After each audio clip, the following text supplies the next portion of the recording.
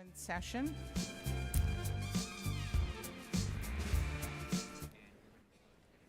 The Girl Scouts and Boy Scouts will now present colors. All please rise.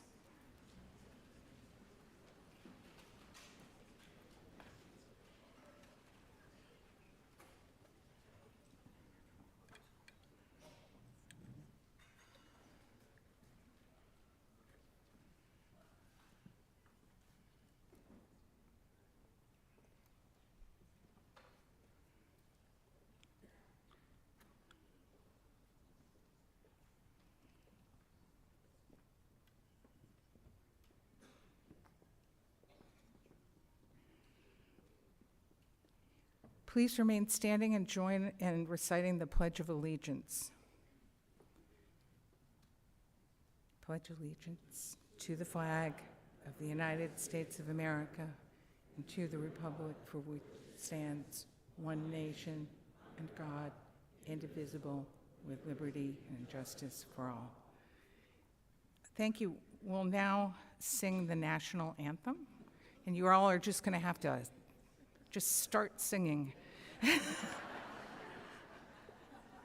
Oh, say, can you see by the dawn's early light what so proudly we hailed at the twilight's last gleaming, whose broad stripes and bright stars through the perilous night o'er the ramparts we watched were so gallantly streaming, and the rocket's red glare, the bombs bursting in air, they proved through the night that our flag was still there.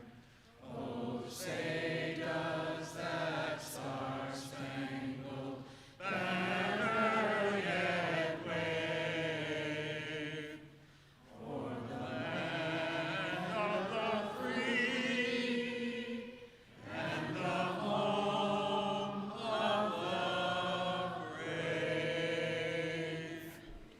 The Girl Scouts will now post the colors.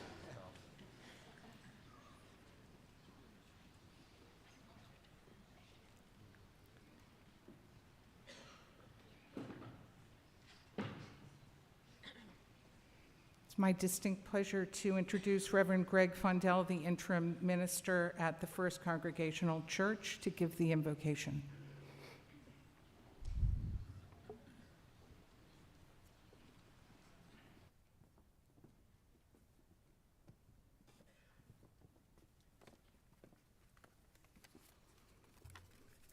Would you please pray with me? God, we thank you for the rich history of this island, for the diverse people who call it home, and for the enduring spirit of Nantucket that unites us. As we come together for this meeting, we ask for your wisdom, guidance, and grace to enlighten our discussions and decisions. May we approach one another with respect, listen with open hearts, and seek to understand different perspectives. May our words be kind, our actions be thoughtful, and our decisions be beneficial to all. Help us to make choices that reflect the shared values of this community, that honor your creation, and that build a hopeful future for the generations that follow us. We ask this, God, for the good of Nantucket and the glory of your name. Amen.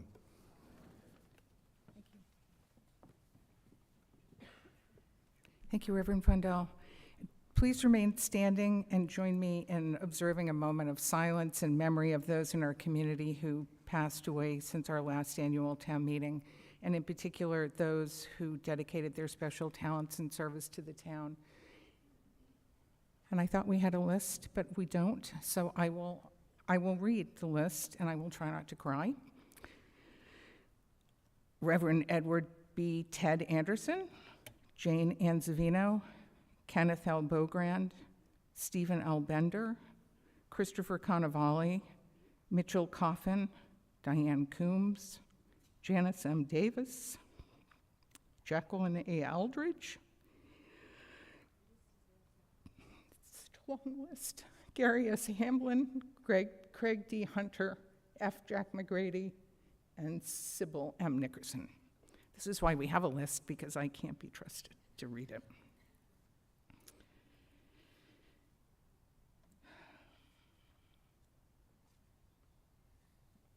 You may be seated.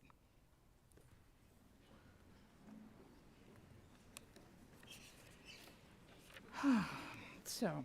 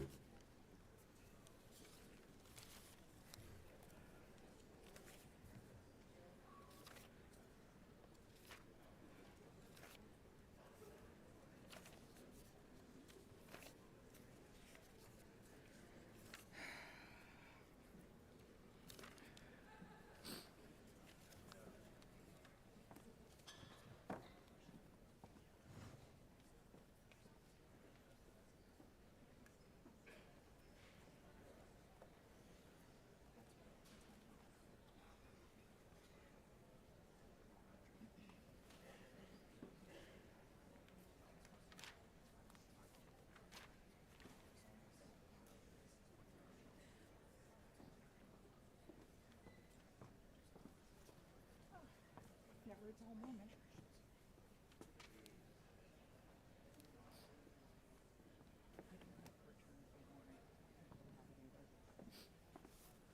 So I would ask for your unanimous consent to waive the reading of the return of the warrant. Thank you very much. As many of you know from past years, the Nantucket Affordable Housing Trust has created the Dr. Howard Dickler Housing Advocacy Award. This annual award honors the memory of Dr. Howard Dickler, who was a dedicated community leader, a town meeting devotee who passed away in 2022, and whose unwavering commitment to housing and economic issues greatly benefited Nantucket. I have the pleasure to announce this year's recipient, Beth Ann Meehan. I don't know if Beth Ann is here, but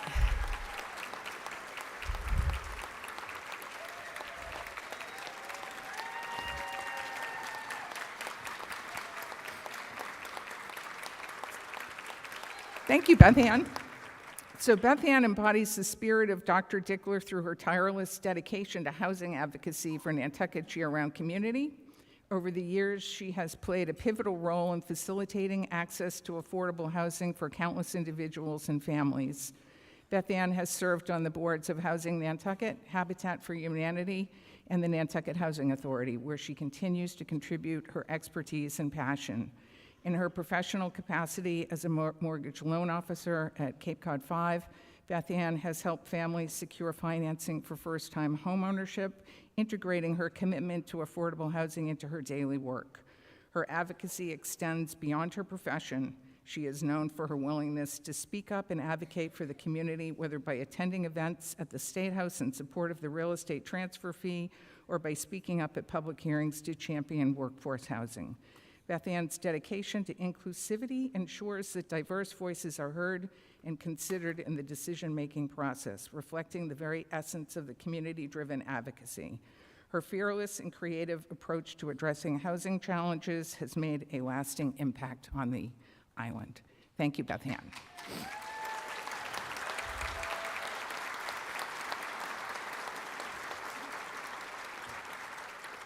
As the recipient of the award, Beth Ann will have the opportunity to direct an honorarium to the housing nonprofit of her choice, further supporting the cause to which she has devoted so much of her time and energy. So, thank you all for coming. I really appreciate your commitment and time and energy. It's very important, and I ask you to remember over the course of the meeting that it's you all as voters who are in control of this meeting much more so than I am. I'm just here to facilitate the process, but you all decide what you vote and how you do it and how you act. We have a number of people down front. I guess I'll start from right to left. in a rare cameo appearance, Madeline Malenfant is back to ring the bell. It's been about a 10-year absence.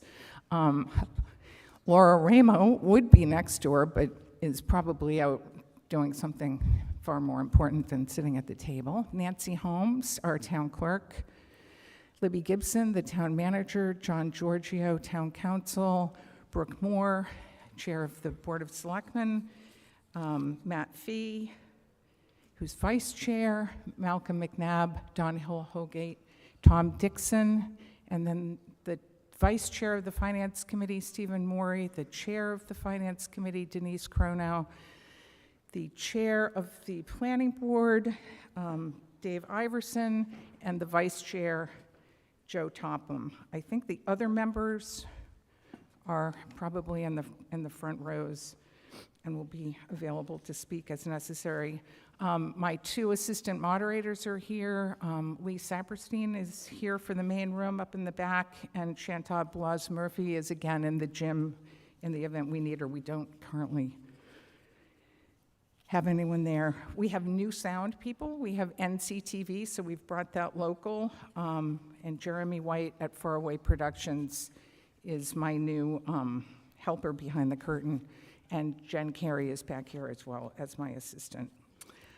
I hope you all got a copy of Nantucket Town Meeting Traditions and Procedures when you came in. Some of them are blue and some of them are white. Doesn't matter, they're all the same. These are the supplemental rules to town meeting time. Town meeting time is the handbook that's sort of like Robert's Rules, but a little bit more user-friendly. And under the town charter, town meeting time is the book that we use for our rules of order. This just came to me yesterday. It's so exciting. The 4th edition, although I'm a little disappointed because it's a soft cover, which I don't know. So I'm going to use it, but it's under protest. We ordinarily adopt Nantucket Town Meeting Traditions and Procedures at the beginning of the meeting because this incorporates our ability to call the articles and do a lot of the sort of more specifically Nantucket things that we do. So if you would, I guess we could do a test vote. Or could you guys do a test vote? Okay. This will be our test vote. You should all have your voting devices, these little things that look like remote controls. You should know it's always 1 is yes and 2 is no. If you think you have an issue with your handset, you can always go to the electronic voting help desk, which is right over here. While the green light is on, voting is open. If you decide that you want to change your vote while the voting is open, you can. At any time when the green light's on, you can change your mind. But once the green light goes off, your vote will be recorded. So, all those in favor of adopting Nantucket Town Meeting Traditions and Procedures as additional rules of the meeting, please indicate by pushing 1 for yes, or no is 2. 2 for no, 1 for yes. And voting is open.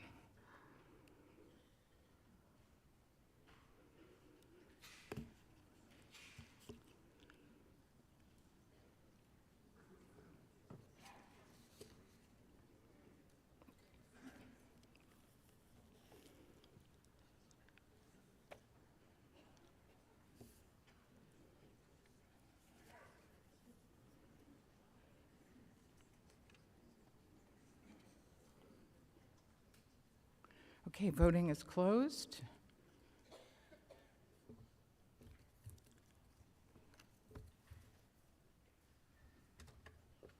Yes, 567, no 20. That motion is adopted.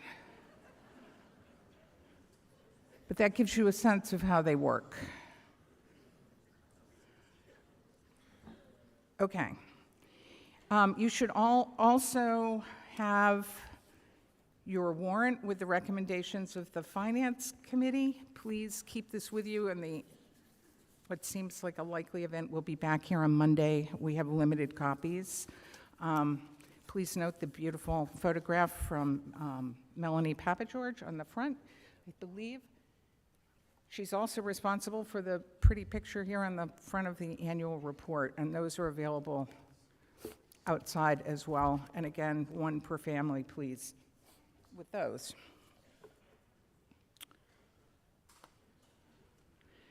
Okay, so just some of the basic rules, particularly for people who haven't been to town meeting before. We have a practice of making formal motions, which means that when you're voting, a yes vote is going to adopt the motion, and a no vote is going to defeat the motion. We try very hard not to do anything like negative motions. So you'll see that all the Finance Committee recommendations, when the recommendation is positive, they're done in the form of a positive motion. And if there is a motion not to adopt or a motion to table, for example, and someone wants to call that article and bring it forward, they're responsible for also providing a positive motion to go along with that. And Town Council and I are available to help with those motions.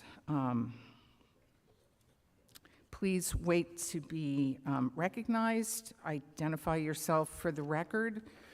Address all comments and questions to me.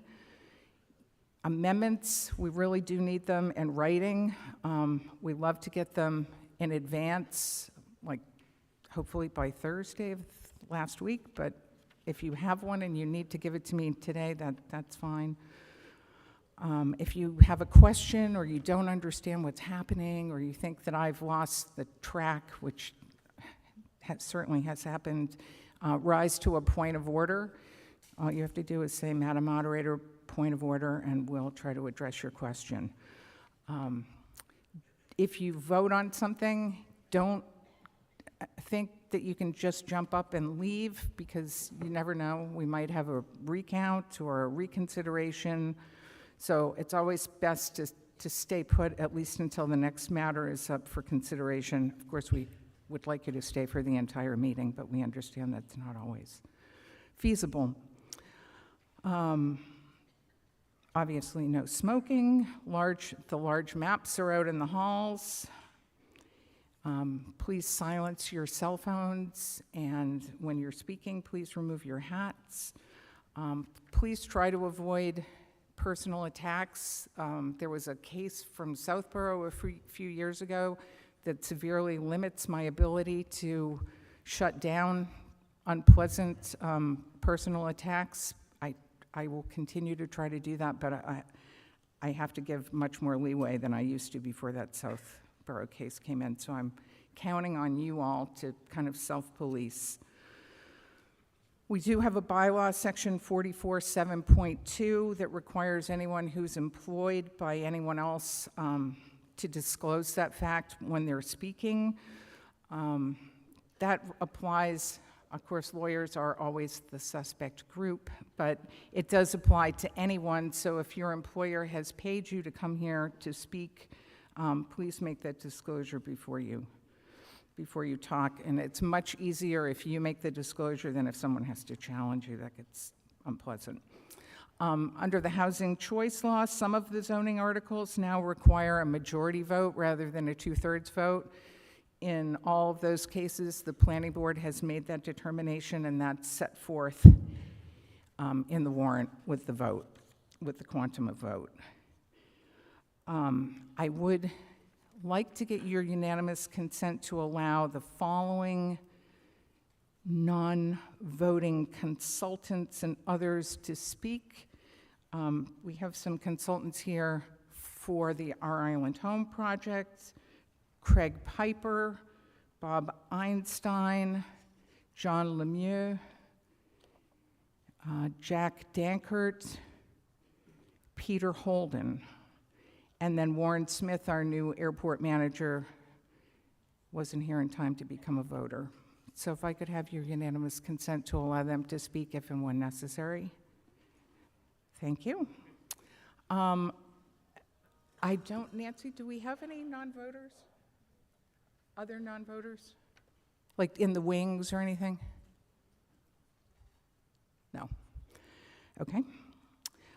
We do have an advisory committee of non-voting taxpayers, and under section 2.6 of Article 3 of the town charter, and there's also a corollary section, I think, in the bylaw, chapter 44, that allows one spokesperson from that non-resident group to speak. This year, they have designated Kathy Baird as their representative, and Kathy is here in the front row as well. We've explained the electronic voting. Please keep these handsets with you, so when we break for lunch, take your handsets with you. Don't go home with them, but don't turn them in when you go out of the room for lunch. Just hang on to them. I'm going to do the technical amendments now. Okay, there are a few tweaks that had to be made to the motions as they appeared in the warrant, and I'm going to read those in now. The first is Article 32, which appears on page 57 of the warrant. We're going to replace the planning board motion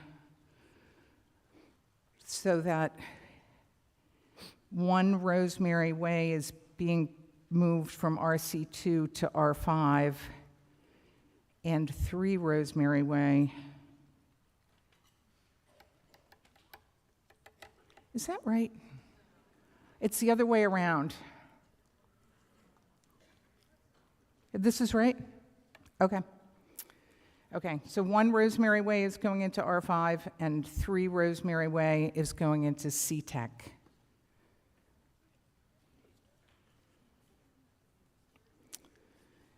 Okay.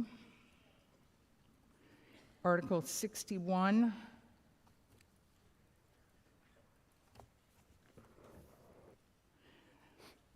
We're replacing the planning board motion with a moved not to adopt.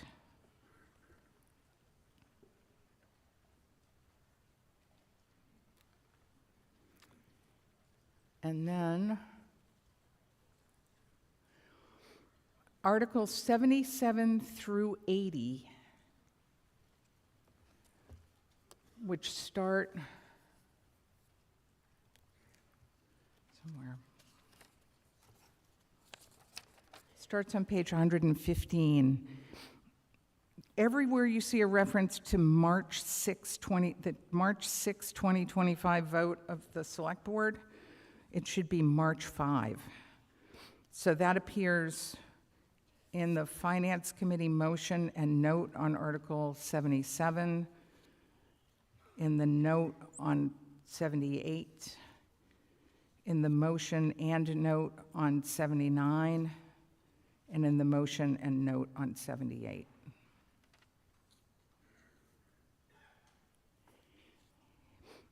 Article 81 on page 118, the Finance Committee's recommendation is changing to take no action on the article.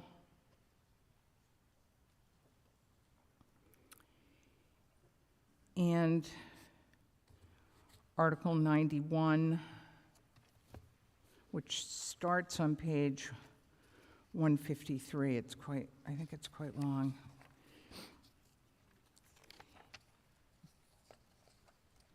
That whole motion is being taken out and being replaced with a take no action.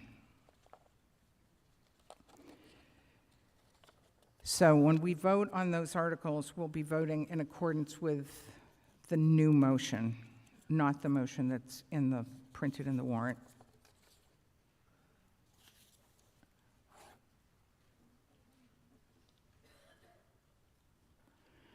Okay, any questions about any of that? All right. So before we get started with calling the articles, I'd like to recognize Brooke Moore, Chair of the Select Board, for the purpose of making some introductory remarks. Brooke? I'm not sure this is I'm going to sit because of the microphone. Okay, thank you. Madam Moderator. Get really close to the microphone. Yep, I should know this by now, right? Good morning and welcome to the 2025 Annual Town Meeting. Thank you for being here and for participating in this vital expression of our community's democracy. Each year, the town meeting serves as a cornerstone of our governance, and this year is no exception, with 104 warrant articles reflecting the hard work of our boards, committees, and residents. Among these, Articles 8 and 10 are two of the most important. These articles present our town's annual operating and capital budgets. Together, they form a financial roadmap for fiscal year 2026 and represent the Select Board's commitment to sustainability, efficient town operations, and a healthy and vibrant community.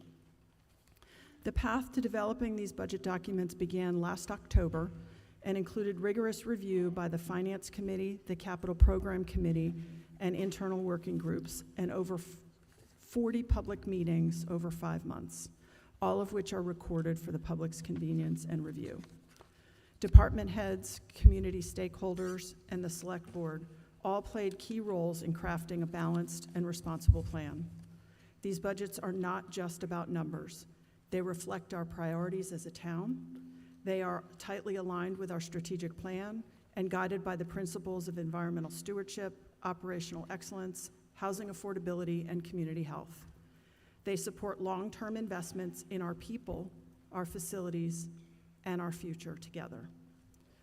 Let me now provide a summary of each article. Article 8 proposes the general fund operating budget for fiscal year 26 in the amount of $140,613,890, which reflects a 7.33% increase over fiscal year 25. This balanced budget continues the town's commitment to fiscal responsibility and effective delivery of core municipal services. The budget was first presented to the Select Board in December and adopted in January after public hearings. It underwent detailed review with Finance and the departments in February. Every expenditure reflects the goal of aligning public service delivery with the needs of residents in support of the Select Board's strategic plan focus areas of efficient and effective town operations, including investments in staffing, compensation reviews, and IT infrastructure, environmental leadership by operationalizing sustainability initiatives and resilience planning, and healthy and vibrant community through community services and outreach. Department heads are available today to answer your questions as we review the articles. Your consideration of this article is a vote for support for the foundational services that keep Nantucket running smoothly and sustainably. Article 10 outlines the funding for the fiscal 26 capital improvement plan, totaling $32,139,146 in projects across the town. These capital investments support critical infrastructure and strategic priorities, including road improvements, vehicle and equipment purchases, and long-term facility planning. The Capital Program Committee reviewed these projects in depth starting last August and presented its recommendations to the Select Board in January. The Finance Committee conducted a follow-up review with department heads in February. Included in the article is a capital exclusion of $1,556,000, which, if approved, would result in a one-time tax impact of $49.68 for an average year-on property with a residential exemption. This funding mechanism ensures that we can meet current capital needs without compromising our financial future. These capital projects directly support strategic plan initiatives, including improving transportation with better multimodal infrastructure, advancing housing and public facilities such as the planning of our island home and employee housing solutions, strengthening environmental resilience through coastal infrastructure and sustainability investments.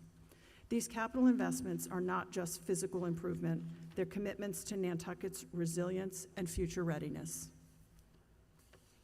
Before we move into the formal debate and voting on these articles, I want to acknowledge the enormous effort that has gone into preparing all of these proposals. The strategic plan, adopted in October 2024 and refreshed annually, has been a guiding force throughout this process. It is grounded in sustainability and shaped by the values of integrity, accountability, and compassion. With over 100 articles in this year's warrant, including 37 zoning articles, 26 citizen-submitted items, and 5 articles contingent on ballot questions, this meeting reflects the vibrant civic engagement of our community. I thank all who have contributed to shaping this budget, and I encourage you to participate fully in the deliberations ahead. Thank you all for being here, for the time you're committing to your community today, and for all of your service to the island. Thanks. Thank you, Ms. Moore. So now what we're going to do is develop our consent agenda by calling the articles. So as you decide whether or not you want to call an article, remember and keep in mind the recommendations of the Finance Committee and the Planning Board. Obviously, as Brooke was just saying, they're a result of a lot of time and effort and hard work on the part of all these elected and appointed town officials, department heads, and employees. So if you agree with the recommendation, then there's no need to call the article. We'll just be voting it in accordance with its recommendation. If, on the other hand, you disagree with the recommendation and want to propose an amendment or a change, then you should call the article for discussion. It's important to call the article now. If you have a question we could potentially answer during the course of the meeting, call the article now and then seek out the answer, and you can always withdraw your call. Once we go through this call, we will vote on all of the uncalled articles, and once that happens, any further opportunity for debate would be lost. I'm going to read them. I'll read them through once, and then I'll go through one final time just to make sure I have everything. When I get to an article that you're interested in, just call out your name, and I'll write it down with the article number. So, oh, and I guess I should say, if you call an article, when it comes up for discussion, you must be here. And if you're not here and no one else wants to take your place, then we'll just throw that article back into the pot and vote it in accordance with its recommendation. So, 1, 2, 3, 3. Tommy Barada, sorry. 4, 5, 6, 7. Gibbs, okay, 7. Toby Brown has called 8, 9. Mr. Gibbs. 10, Mr. Brown. 11. Gibbs, okay. 12. Gibbs. Clear your calendar for Monday. 13. Gibbs. Okay. 14. Gibbs. 15. Okay. 16. 7. Did somebody call 16? Yes? Oh, can I have a name? Campbell Sutton, 16. 17. 18. 19. 20. 21. 22. 23. 24. 25. Toby Brown has called 26. 27. 28. 28, Mr. Barada?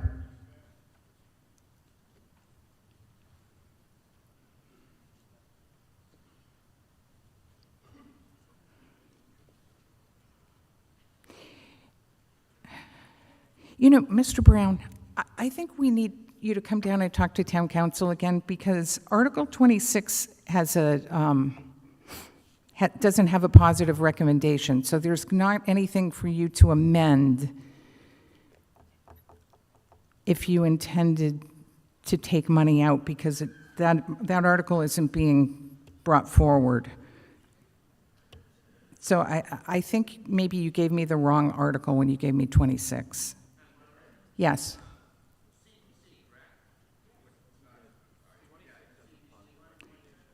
Is 26 is it? Okay. All right, well, I'm probably confused because it is not even 9 o'clock in the morning yet. It's like, yes, you are right, and I am confused. Okay, never mind. So, Mr. Barretta, 28, 29, Mr. Brown, 30. Excuse me? Wade, okay. 31. McIntyre, okay. 32. 33. 34. 35. 36. 37. Dr. Butterworth has called 38. 39, 40, 41, 42, 43.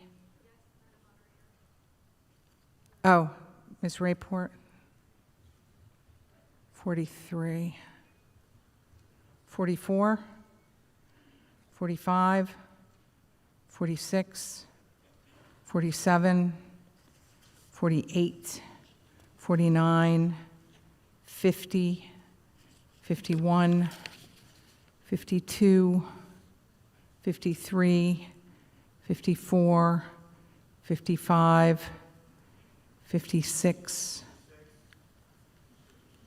Mr. Gibbs. 57, Beth Jakanowski. 58, 59, 60, 61, Mr. Morey. 62, Mr. Williams. 63, 64, 65, Mr. Reed. 66.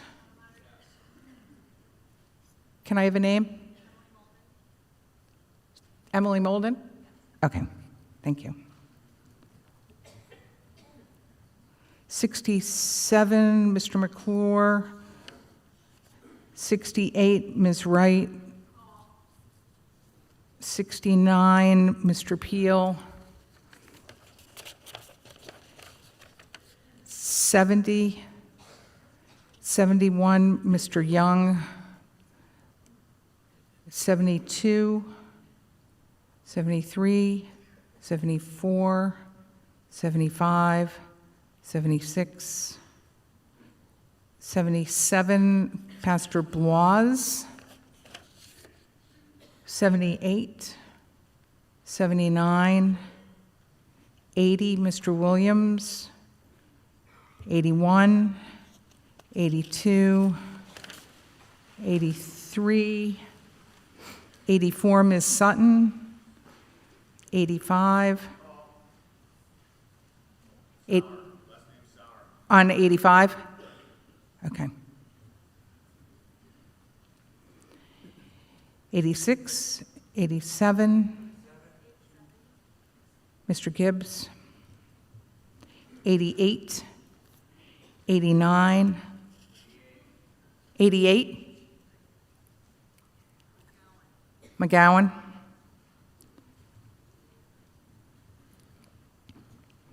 89, 90, 91, 92,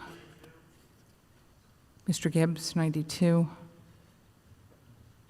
93, 94, 95, 96, 97, 98, 99, 100, Ms. Glowacki. Yeah, Ms. Megan Glowacki's called that. 101. Mr. Welch, 101. Did somebody have a question? Yes? You also missed 85 on the list up there. Okay. Those are uncalled at the moment. Okay. So 100 was Ms. Glowacki. I'm going to go through these again anyway. So 101, Mr. Welch. 102, Mr. Welch. 103, and 104. Okay. So starting again, if any of the if you want to withdraw your call, that's certainly welcome, or if you want to add something, that's welcome as well. So, uncalled, 1, 2. Mr. Barada has called 3. 4, 5, 6, not called. 7, Mr. Gibbs. 8, Mr. Brown. 9, Mr. Gibbs. 10, Mr. Brown. 11, 12, 13, 14, and 15, all called by Mr. Gibbs. 16, Campbell Sutton. 17, uncalled. 18, uncalled. 19, uncalled. 20, 21, 22, 23, 24, 25, all not called. 26, Mr. Brown. 27, not called. 28, Mr. Barada. 29, Mr. Brown. 30, Ms. Wade, I think it was. 31, Ms. McIntyre. 32, not called. 33, not called. 34, 35, 36, 37, not called. 38, Dr. Butterworth. 39, not called. 40, 41, and 42. Yes? Mr. Welch, 42.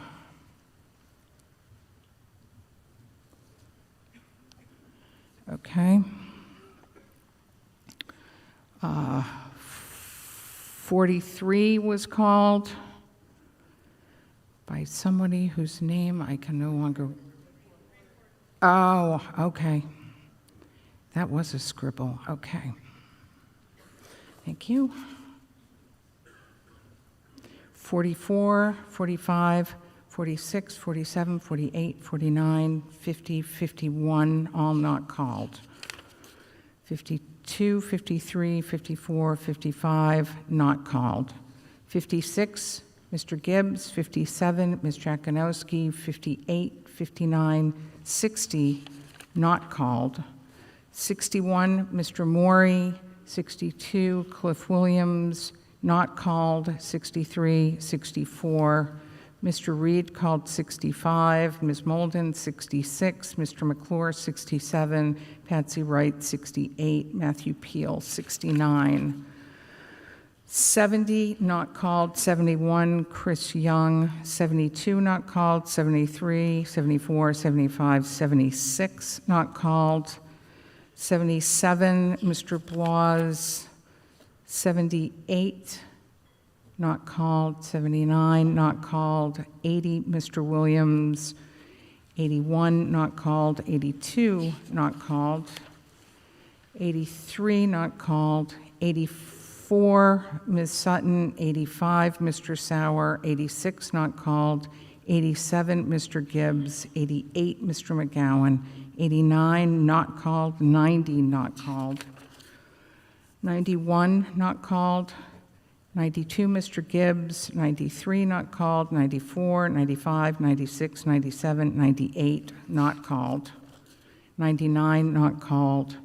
100, Ms. Glowacki. 101 and 102, Mr. Welch. And 103 and 104, not called. Yes. You're calling for, are you going to speak for her as well? Okay. Ms. Lepre, right? Okay. So I'll put you in for Ms. Glowacki on 100. Okay. So we have on the screen all the uncalled articles. Take a look at them. And I'm going to recognize the Chair of the Finance Committee, Denise Curnow, for the purpose of making this motion. Move that the following articles be voted as recommended and/or amended by the Finance Committee, or as recommended and/or amended by the Planning Board, as printed in the Finance Committee report with amendments brought forward during the course of the meeting. 1, 2, 4, 5, 6, 17, 18, 19, 20, 21, 22, 23, 24, 25, 27, 32, 33, 34, 35, 36, 37, 39, 40, 41, 44, 45, 46, 47, 48, 49, 50, 51, 52, 53, 54, 55, 58, 59, 60, 63, 64, 70, 72, 73, 74, 75, 76, 78, 79, 81, 82, 83, 86, 89, 90, 91, 93, 94, 95, 96, 97, 98, 99, 103, and 104. Is that your motion? So moved, Madam Moderator. Is there a second? Second. Motion has been made and seconded. Take your handy-dandy voting thing. It will be 1 for yes, which will adopt this motion. No is 2. It does require a 4/5 vote because of Article 2, the unpaid bills from prior fiscal years. So voting is now open. 1 for yes, 2 for no.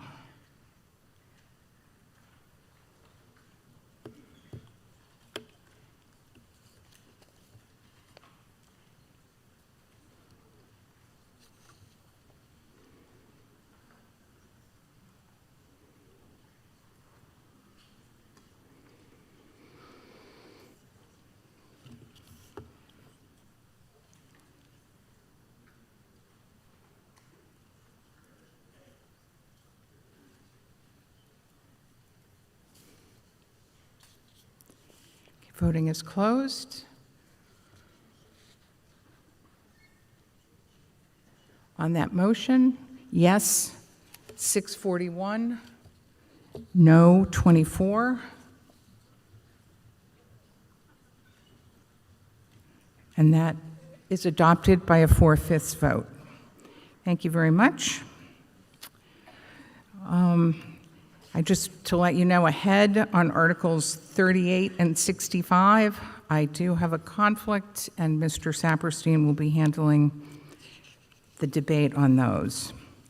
Our first order of business is a non-binding question that appears at the beginning of the warrant.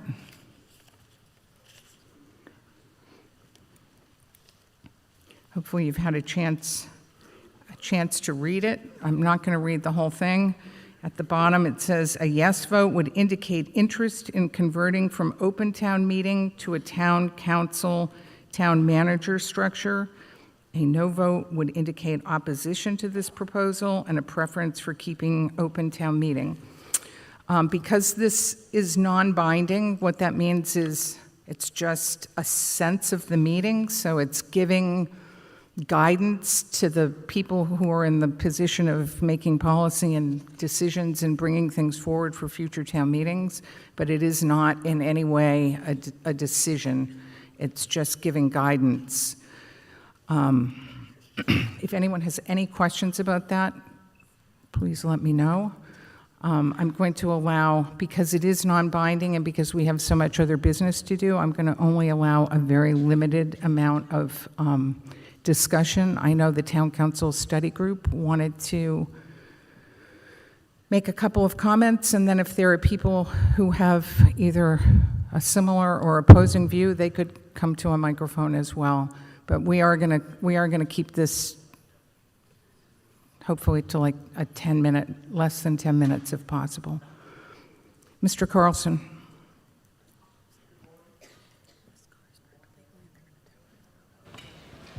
There we go. Sorry about that. I got really loud there really fast. Good morning, everyone. My name is Jeff Carlson. I'm here speaking in my capacity as Vice Chair of the Town Council Study Committee and as a private citizen. Just for a point of history on what brings us here today with a non-binding question. I know we don't have a lot of non-binding questions that come in front of town meeting. The Town Council Study Committee was formed by Article 81 of the 2023 annual town meeting. And one of the deliverables from that article that passed by majority at that time was that a committee to be formed to create a charter to facilitate the conversion to town council. That's what this legislative body put us to task to do, and that's what we've been efforting since the end of 2023 to bring forward, and that's what brings us to this kind of informational and non-binding question today. Is we've been meeting since the end of 2023. We've had 38 public meetings, including 5 public information sessions. We've met with multiple homeowner groups, the Builders Association, other nonprofit groups to kind of talk and gain input from folks about what would be a really meaningful change for the system of government on Nantucket, not just to town meeting itself, but to how the town operates. And as we review this process, the core tenets that we really wanted to reinforce, that we are hearing from the people that we were talking to, were finding ways to increase access to the legislature. You know, we're obviously all here today, just for some really back of the napkin math. We are representing less than 10% of registered voters, and with 20,000 residents on Nantucket from the latest census, thereabouts, even far less of our residents, we're representing them today, is to find ways to increase access to this legislative body, to become part of the process, to help us guide Nantucket in what, laws, budgeting, social needs come forward to do. So increasing citizen access and resident access for all residents, not just voters, but people that are here, our Little League coaches, our school teachers, our landscapers, our fellow workers. Also finding ways to improve access to not just be able to do things like citizen warrant articles, to preserve that right for citizens to come to town council, but for also ways to, be a check and balance on town council through the voters and things that are there. So providing that additional access as well. And as we've moved through, we've kind of made all of these decisions and are there, and we're about ready to unleash the final draft of this draft charter for the town and county for everyone to kind of take in and review. And we thought it was important to come back to the legislative body where it all began and say, we're ready to deliver what you guys demanded upon us to do. But in doing so, we wanted to kind of look and see where the group was still. There's been, since 2023, obviously we're 2 years down the road, there's been a lot of discussion, a lot of public meetings. I know I get to talk about it a lot with folks, just to see where the group stands and to kind of look at it and say, are people still interested in this? So as a kind of a point of process, again, Sarah did a very nice job in saying that this is non-binding, and that is the case. And at some point, there may be a binding in question in front of people, but I think what we're hoping to do today is to assess the group, see where the group stands as legislatures for an interest in reviewing the conversion, but also a commitment to do our job as citizen legislatures to review the proposal, to ask questions, to challenge the things that are inside of it, and say, we think this could be better, we think this should be more, we think this should be less. But it's a real opportunity to make what we want the future of Nantucket to look like, and what the legislative body may be. We certainly would love to have more engagement at our meetings, and for folks to participate. We'll still be there. But we're hopeful that people will show a positive interest today and send a clear message to, our leaders, to our executive branch of government, that this is still a topic that's important and that we want information to be free-flowing between all citizens and, kind of a real honest public discourse and debate to continue until it comes forward at a special town meeting or an annual town meeting for the citizens to vote on. And we're hopefully that people are still interested in. Thank you. Mr. Barber, Thank you, Madam Moderator. if you could state your name for the record, please. Yep, Bo Barber, 7 Kelly Road. Having worked for the town of Nantucket as a firefighter, I can assure you that the town has its own institutional prerogatives.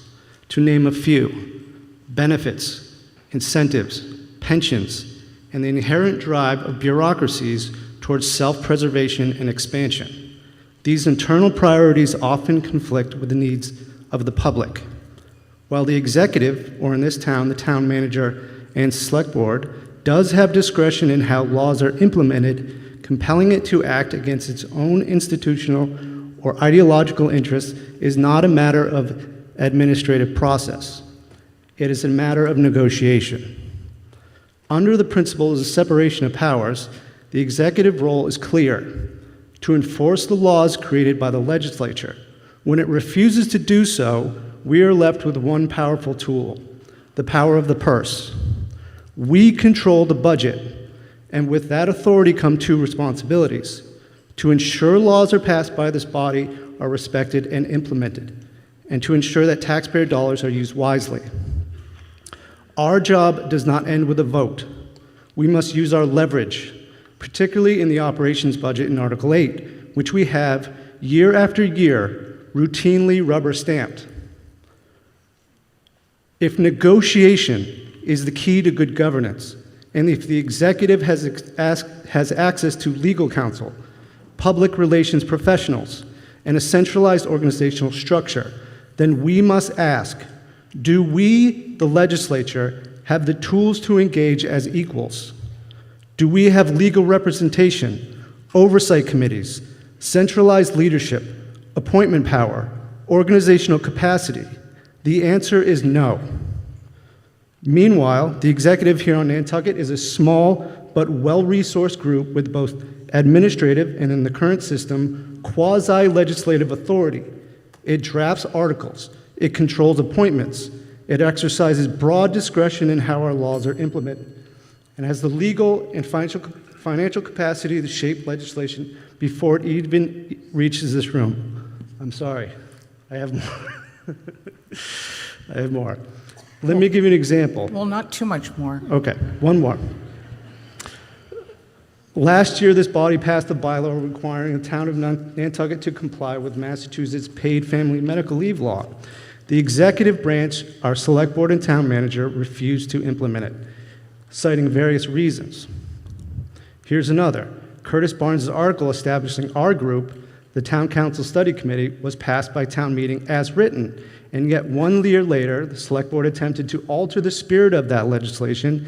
They pressured the committee to broaden its scope and study other forms of government, suggesting that if we did not comply, funding for our consulting fees, over which they presumably control, could be withheld. Okay, I'll skip. If you could wrap up, that would be No great. problem. The people of Nantucket deserve a government that works for them, not around them. That begins with a legislature that is not symbolic, but central, not sidelined, but strong, not ceremonial, but serious. Let's make that happen. Thank you.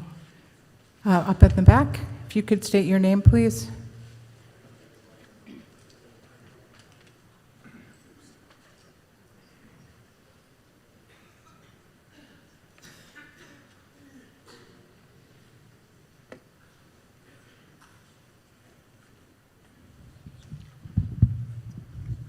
Marshall Keys, 24 North Liberty Street.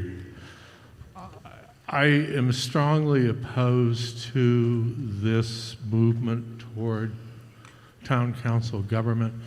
We see our liberties ripped from our hands in the name of efficiency coming from Washington, and I personally am unwilling to give away any of the power that our ancestors fought for 250 years ago. Thank you. Thank you. Yes, go ahead. John Phones, Somerset Road. Town council says you won't lose your vote, but in all actuality, you won't be able to hear right now to vote. You'll have no use for the clickers. a form of government. Town council form of government is a city form of government. In fact, we would be known as the city formerly known as the Town of Nantucket. Because of this city status, any bylaws, zoning change, etc., passed by the town council is accepted by the state and not checked. Efficiency, speed in government is not always good. Town council could call a meeting, and within 48 hours, they could have a meeting, pass something without your knowledge, and send it off to the state. If a bylaw or a zoning change is passed and you want to overturn it, it takes 200 signatures of registered voters to get to be able to bring it back to the town council. And if accepted, it would go on to the new ballot time and would take 20% of registered voters to overturn it. And we only get 23% of voters turnout, so that would be 100%. Outside influence. There's a much greater chance of outside influence to affect the decisions of a town council. A lot harder to sway a bunch of voters at a town meeting. With town council, you will have a lot of good neighbor agreements made. They might just call it something else. Thank you. We'll go over here, and I'm just going to take the people who are currently standing at the mics, and then we're going to have a vote. So the woman in the green, then I'll come back to you, and then back to the gentleman. Hello, Madam Moderator. My name is Lucy Haher. I'd like to express my concern about the process surrounding the proposed change to our form of government. Now, I do appreciate all the work that the committee has done over the past 2 years, and I thank them for that.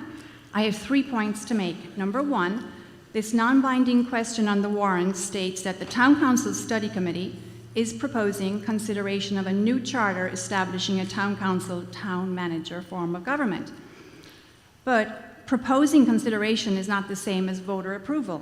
So I have to ask who authorized the committee to move forward with actually drafting a new charter and to spend up to $35,000 doing so before we, the public, have even voted to support this change of government.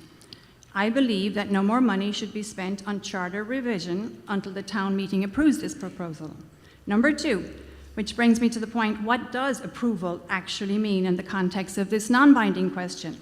There's no clear threshold, no specific percentage defined, so what's the real intention of this non-binding question? And number three, I'm hoping that the taxpayer, thereby the town, do not fund the publicity to promote this change of government to town council between now and the special town meeting in the fall. I hope the select board agrees with these points. Thank you very much. Thank you.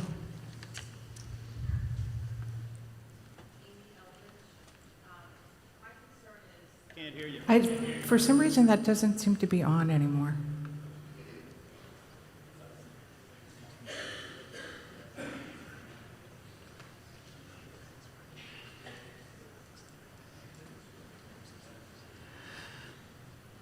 You can go over to the other microphone, yeah, while we sort that one out.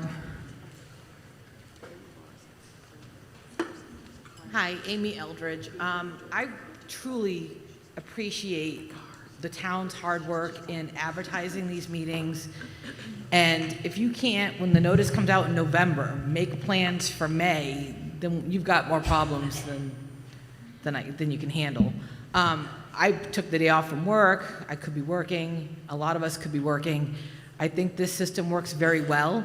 I like being able to come here and speak my mind in front of everybody because some of these meetings happen when we can't attend, but I don't want to lose the option to be able to have this form of government.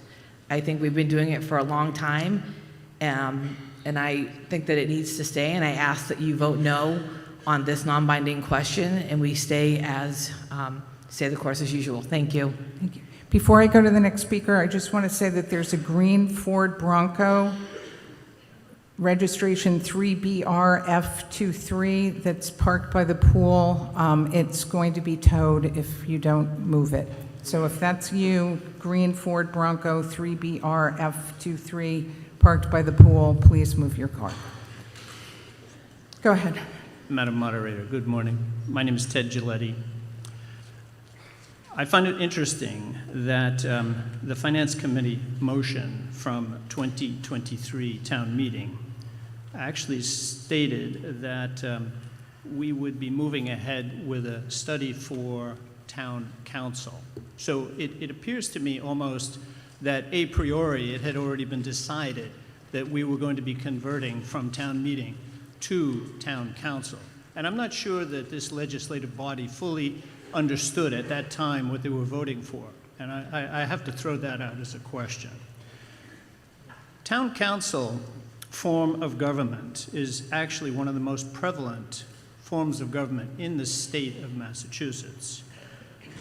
There are 351 cities and towns in Massachusetts, and about 260, my mistake about town council. Town meeting is the most prevalent, and it's about 263 town meeting form of government out of about 351 towns and cities in the state. There are only 13 town council forms of government in our state. An important question which we have not looked at is, there's a supposition that town meeting is needing to be changed, but have we really looked at what are the pros and cons? What are the perceived deficiencies? There's been no analysis, there's been no study, not that I'm aware, and that was a question, in fact, that I raised at one of the town council study committee meetings.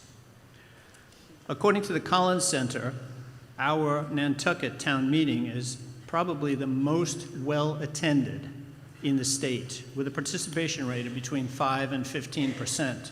And if you put it in perspective, a national election garnered only about 23% of the voting electorate. Thank you. Thank you. And then one final word. George Butterworth.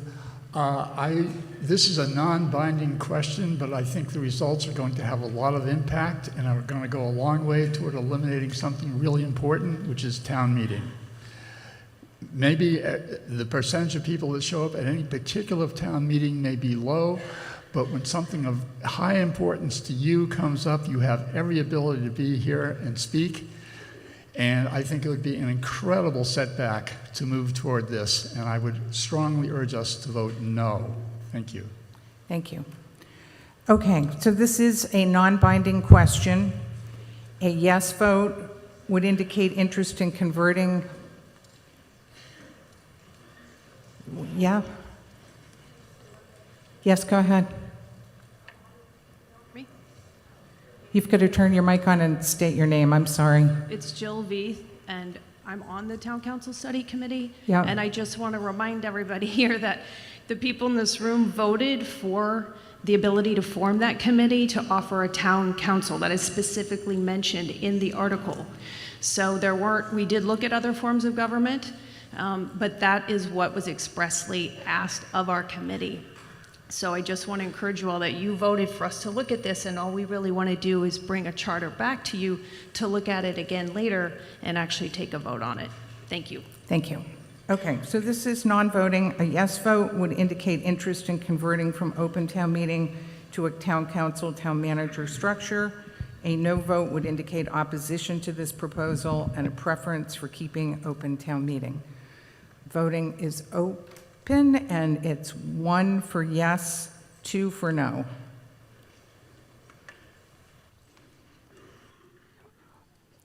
While you're voting, I would ask all of you, plus those in the gym, to just please take a look around at the exits. The fire chief has asked me to make sure that you're all aware of all the exits from the room.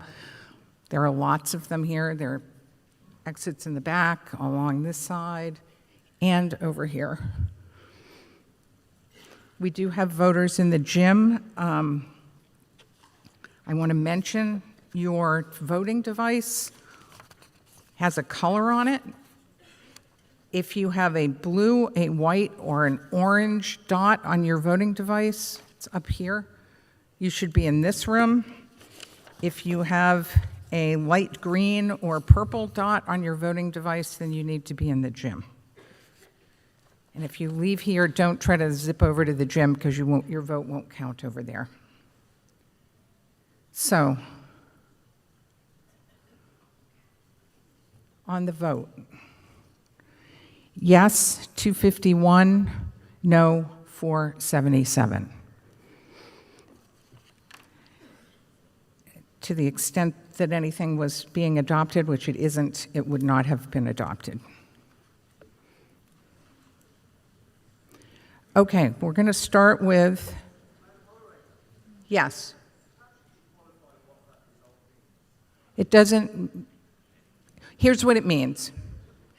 It means that the sense of this body today voting is opposed to the proposal to move from an open town meeting to a town council, town manager structure, and has expressed a preference for keeping open town meeting.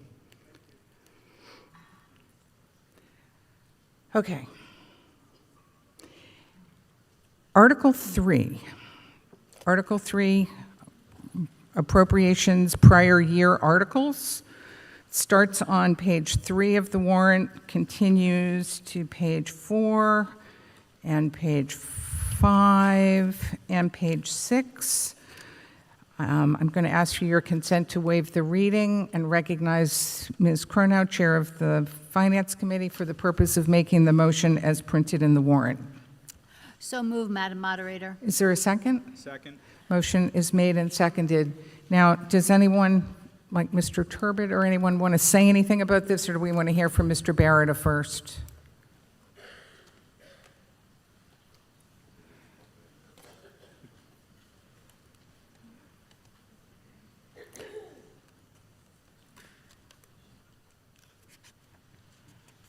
Okay, Mr. Turbot?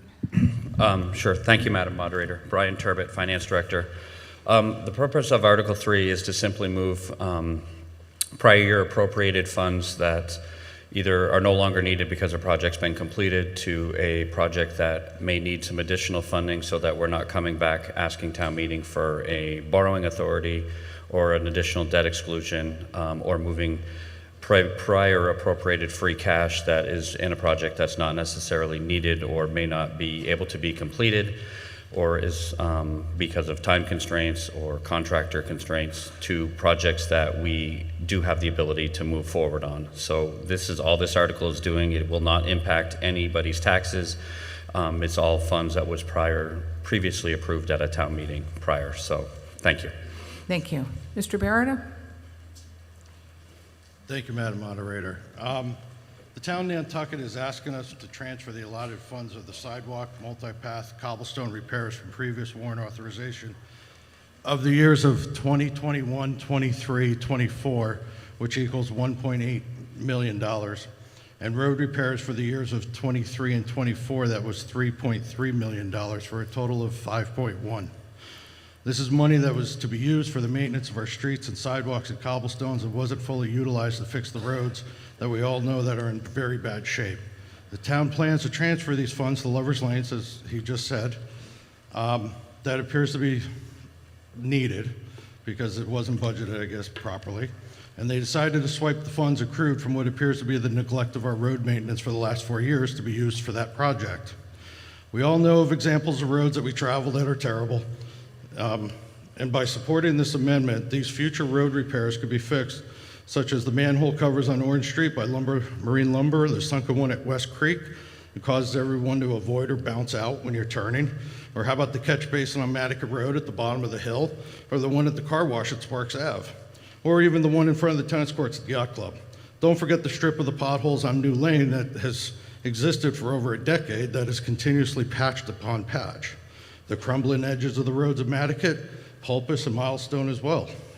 We all know of locations that need to be addressed, and I'm sure the town would love to get a list from everybody in regards. We could grant waivers and have the work done at night, like they do on the mainland, to alleviate traffic in the heavily traveled ways, but we need to start thinking outside the box and start getting these things fixed, and we all know our streets have been heavily neglected. If you look at Prospect Street, we paved that 7 years ago, and it's already rutted, approximately 7 years ago. It's already rutted at the stop signs at either end. We have more slow-moving overweight trucks here than anywhere else in the state. So could we get the town to require a better product that might last longer on the truck routes?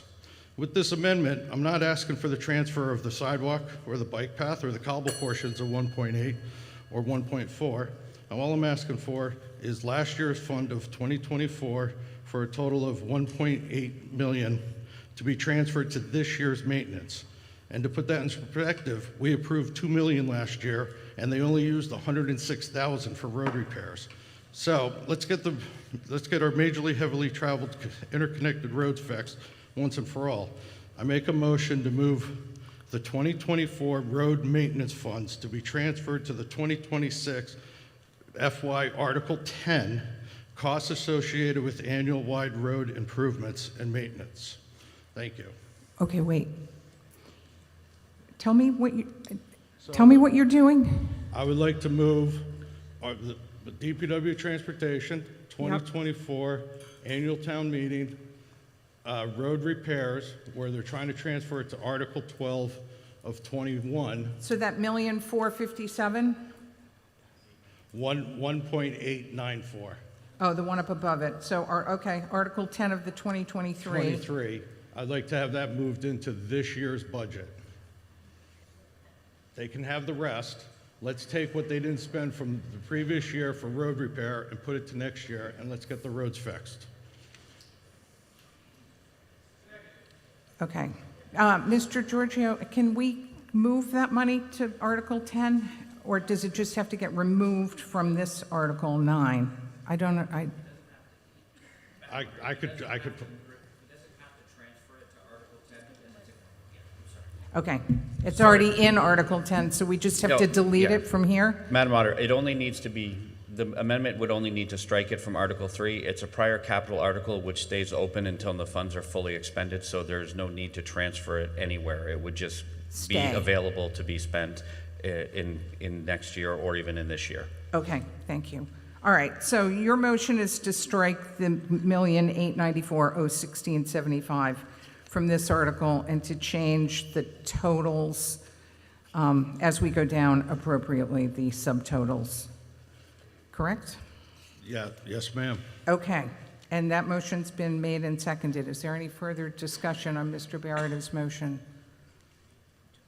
Okay. Seeing, yes.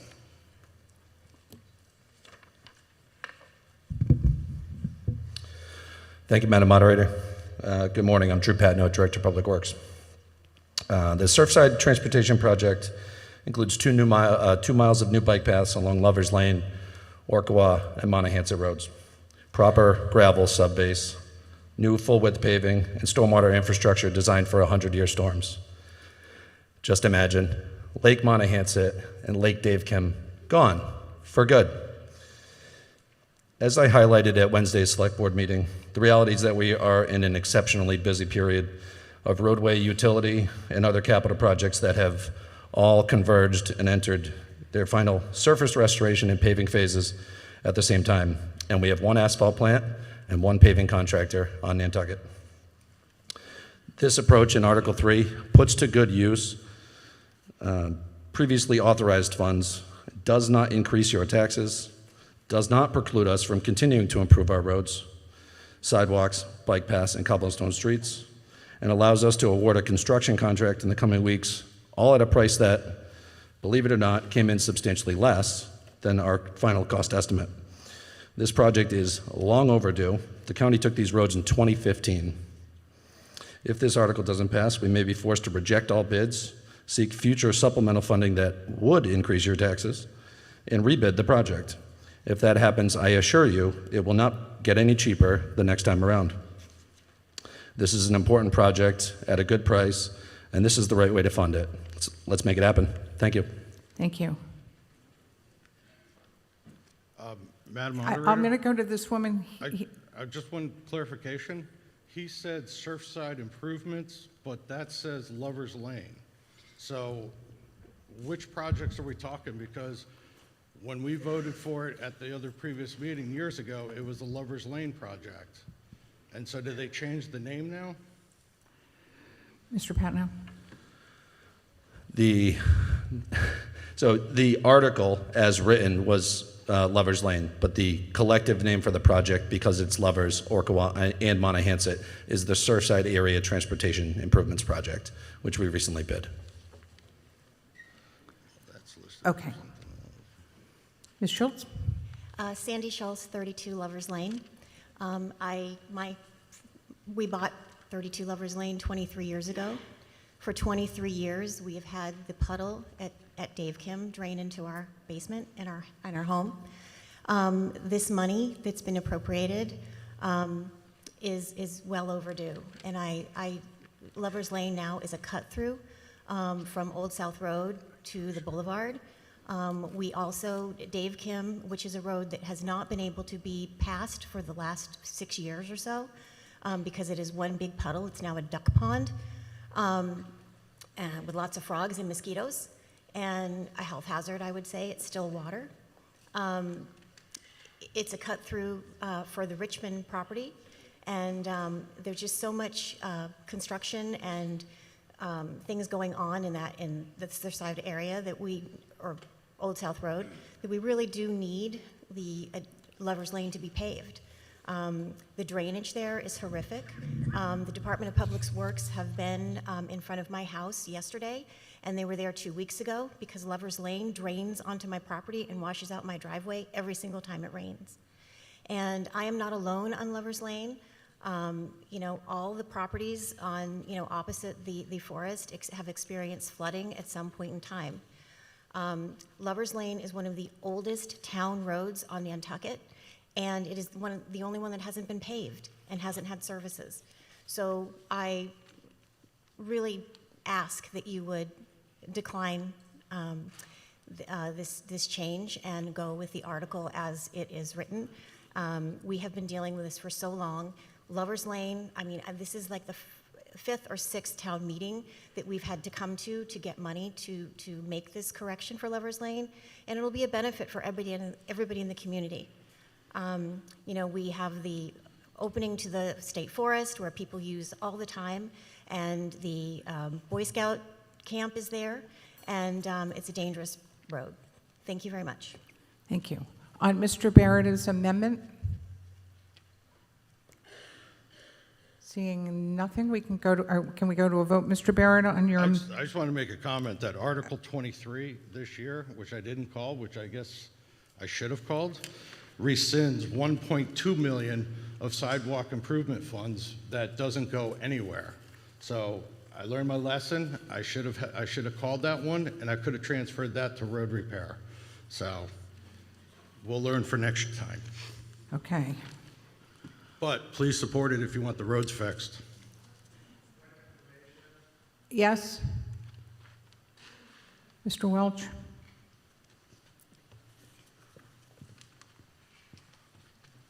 Good evening, jeez.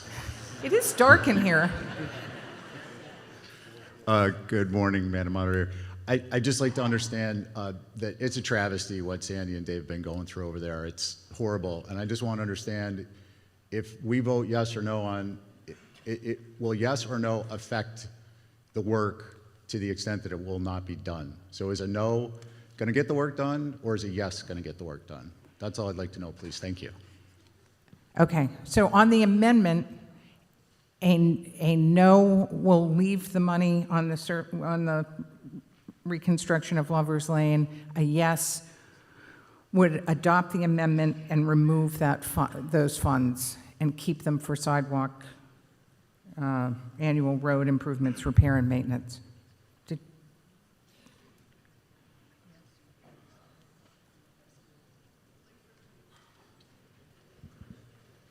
Can you hear me? Here we go.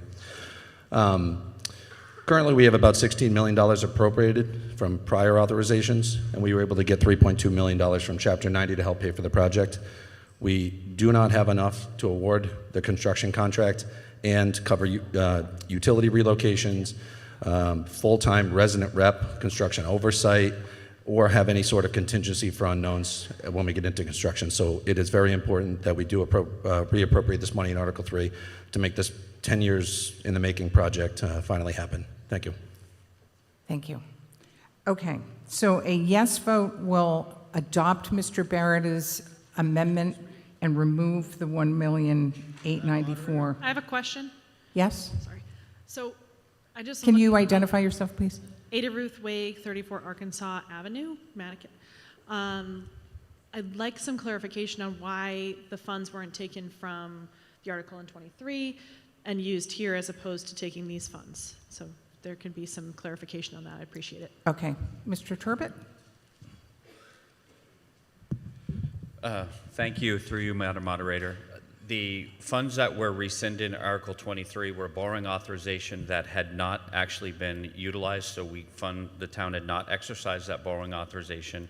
And under the statutes in Mass General Law, you cannot transfer a borrowing authorization that has not been used to another stated purpose. If we had borrowed the funds and had not used them and had them in the town coffers already, we could have transferred them. However, since we had not borrowed them, you cannot transfer a mere authorization for a borrowing to another project. So that is why we rescinded those in that particular article. So they could not have been used for another stated purpose today, regardless.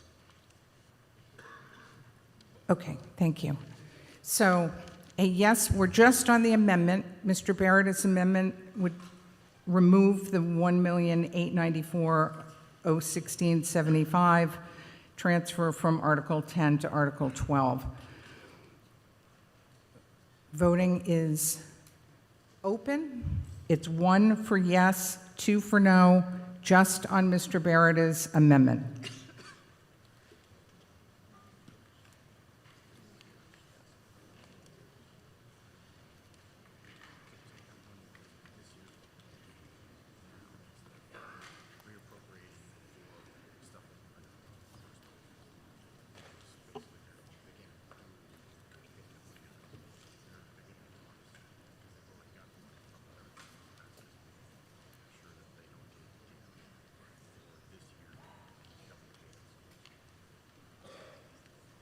Voting is now closed. On Mr. Barrett's amendment, yes, 191, no, 533. That amendment is not adopted. So now we're back to the Finance Committee's motion as printed in the warrant. I see no further discussion, so I think we can go to a vote on Article 3. A yes vote will adopt Article 3 as printed in the warrant. A no vote will defeat that motion. Voting is open. 1 for yes, 2 for no.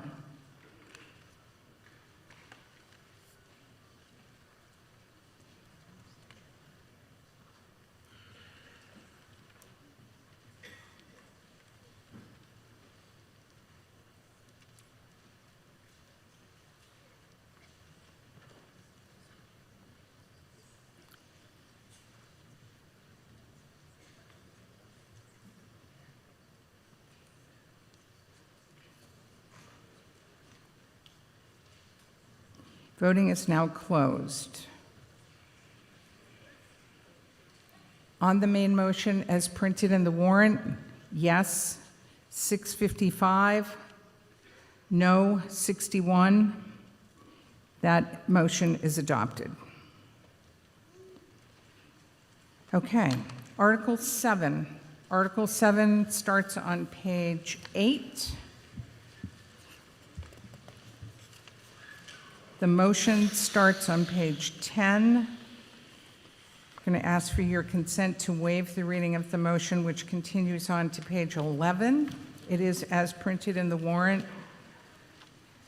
Recognize Ms. Cornell for the purpose of making the Finance Committee's motion. So moved, Madam Moderator. Thank you. Is there a second? Second. Motion is made and seconded. Any comment on this before I go to Mr. Gibbs? No. Okay. Mr. Gibbs. Brooke Gibbs, Clare Drive.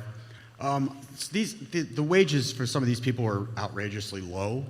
I can't believe that we have LPNs, RNs making $30-something an hour and trying to live on this island. It's crazy. The seasonal health inspectors making $32 an hour, where the regular ones make up to $80 an hour. And I've watched these figures over the last 5 years or so, and they haven't really climbed at all. not even close to the cost of living or cost of living on the island in relation to the normal cost of living. I just think that these, like the EMTs, are only making as much as an election worker on an hourly basis, and I don't understand how somebody who's medically qualified as an EMT should be making just what someone who's working the front desk is making. So I think there needs to be a real reconsideration as to what these people make an hour and what the cost of living here is and how it affects turnover and how it affects everybody's living capacity on the island. Thank you. Yes. Thank you, Madam Moderator. Amanda Perry, HR Director for the Town of Nantucket. The purpose of Article 7 is to establish approved hourly rates for positions that are not covered by collective bargaining agreements, and they're strictly temporary and seasonal positions. So these positions are not covered by benefits as are full-time employees of the Town of Nantucket. Thank you. Okay. Yes.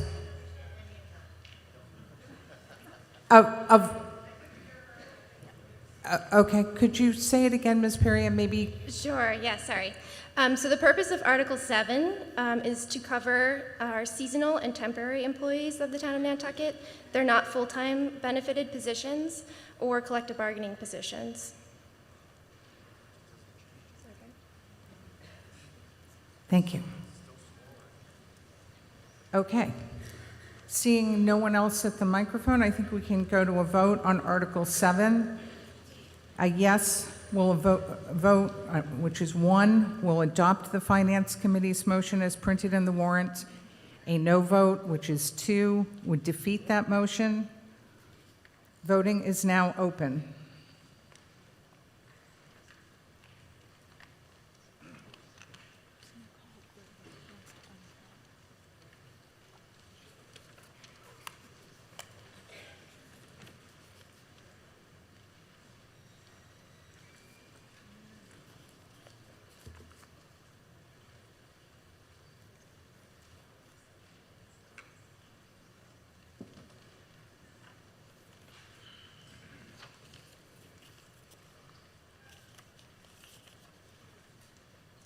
Voting is now closed. On the main motion on Article 7, yes, 664, no, 58. That motion is adopted. Article 8.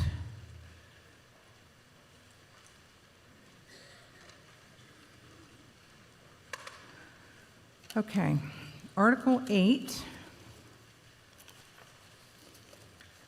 starts on page 12 of the warrant. I'm going to ask for your unanimous consent to waive the reading of the motion that continues all the way to page 14, and I'll recognize Ms. Coronel for the purpose of making the Finance Committee's motion. So moved, Madam Moderator. Is there a second? Second. Motion is made and seconded. Before I go to Mr. Brown for his amendment, is there anyone who wishes to be just heard? Mr. Gibb? Yeah, I'll just go right ahead. Okay. I just think this is squander. I mean, $130-something million. And if you look closely at any of a number of these things, there's no line items. There's no explanation for what the expenses are. There's no explanation as to what they cost. There's no explanation to anything other than just blanketly telling you the cost associated with one great big aspect of our local government. So I think that the way this is presented to us every year and through all these amendments and all these spendings at airport and dump and sewer and water and all this other stuff, there's no line items to explain to us what these things actually are costing on the front end and what we're actually getting charged for on the back end. So I really think that this entire thing is, you know, with a background in economics, I think this is embarrassing because it shows us nothing. It's basically just, you know, boilerplating us through a $130 million budget. Okay? Okay, thank you. So Mr. Brown has an amendment he wants to propose. And his amendment is to strike from Article 8 the 6 million, the 7, is that what we're doing? We're striking that whole 7 million? Okay. The $7,790,094 and adjusting the subtotals accordingly. So he's reducing the operating budget of the Nantucket Housing Authority from $7,468,368 to $639,305, and adjusting the other totals in the article accordingly. Is that your motion? Yes, Madam Moderator. Okay. Is there a second? Motion is made and seconded. Mr. Brown? Yes, good morning. Thank you very much. So I've called this article, I've also have a few other articles that I've got some amendments, but they are all attached to affordable housing, so they're all going to kind of intertwine, so you won't have to hear my whole spiel so much at every single one. So, so basically, what I'm just trying to do is, I am all for affordable housing. I really think we have to focus on building economically, cottage-type houses. Anybody who's in the construction business knows that the more dormers you make, the more roof lines, you add the carports, it just adds to cost. Perfect example, Wiggles Way. It's a disaster. I don't blame any one person. Everybody is doing what they're trying to do. Everybody has good visions. It's not like one person's like this bad or one committee. What I'm trying to do is I want to rescind this money. As I understand from a couple weeks ago at one of the select board meetings when Mr. Williams asked how much money, where everything was being spent, the Affordable Housing Trust, under that answer they gave him, is sitting on $54 million, $54,646,973. Big numbers that I've never had to deal with in my life before. So I'm not saying take away affordable housing. I'd love to start seeing locals more, creating housing for locals, smaller units, more affordable. Let's start seeing some progress. Perfect example, Monomoy Village. Somebody actually brought that up to me the other day, driving by Monomoy Village. There's a good amount of houses in there. You barely even know it's there. It's a nice little compact area, affordable, nice square buildings. So all I'm asking with this is let's remove that, slow things down. We're going to be having another town meeting probably in the fall. They'll probably come back, and then the following, et cetera, et cetera. So that is all I'm asking. Let's remove it. Let's just start slowing things down and getting things done so we can see the accountability of what's actually going on. Once again, I go back to Wiggles Way. If that's how they're all going to continue to go, I mean, we might as well just give up on that one. And once again, it's no blame on anybody's whatever, but it's, you know, it's just the way it is. So I'm asking if you support this amendment. Doesn't mean we're going to get rid of affordable housing. We're just going to start being a little more accountability for everything, and then let the people in charge have to kind of show us the results. And I thank you very much. Thank you. Yes, up in the back. Jeff Booms, I'd like you to vote down this amendment. The Nantucket Housing Office does a great job, as well as our other housing. We all know that housing is a major issue for everybody on the island, for employers. We really need to do deed-restricted housing. Houses, people can't afford them here. We need to keep pushing forward with deed-restricting housing. We've got all this money in the Nantucket Housing Trust.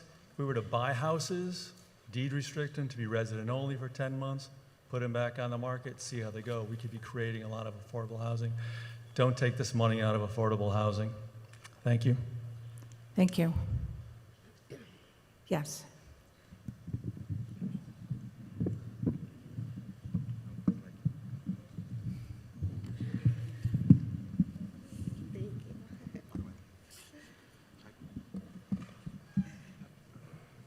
Thank you.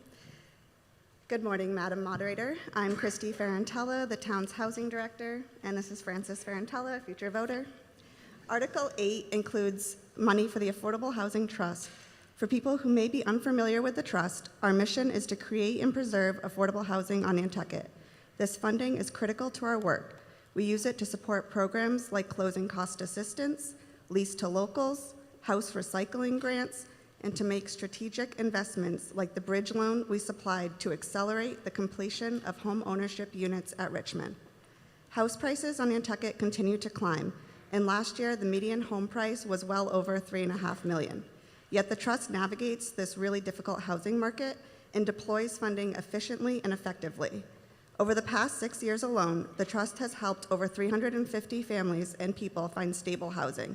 We've kept us in safe harbor and prevented 40Bs. We've done this through not just construction, but by converting short-term rentals into full-time year-round use and conserving already existing year-round housing.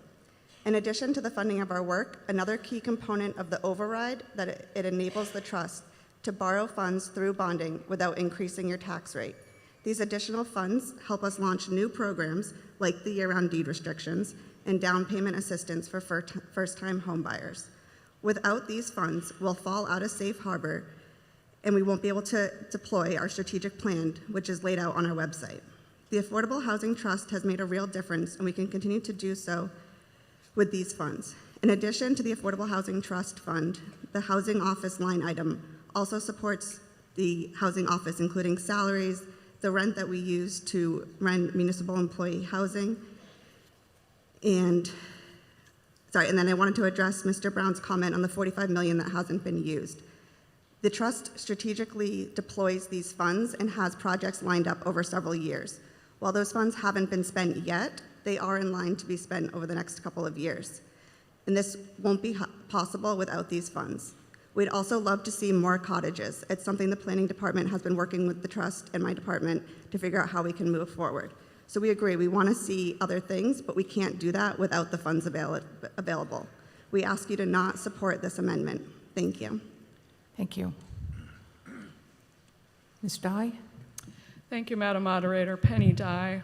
I'm the Vice Chair of the Affordable Housing Trust, and I just want to point out that since 2019, with the very generous funding that this community has allocated, we've created 322 units that are preserved for affordability in perpetuity. You don't see these all the time. They're not in your face. I also want to point out, I have to push back a little bit on Wiggles Way. This was a project that has come in price-wise, very competitively per square foot compared to other projects, especially those that are done by the town, which is subject to the procurement or the fair wage law. Thank you very much. Thank you. Mr. Saperstein?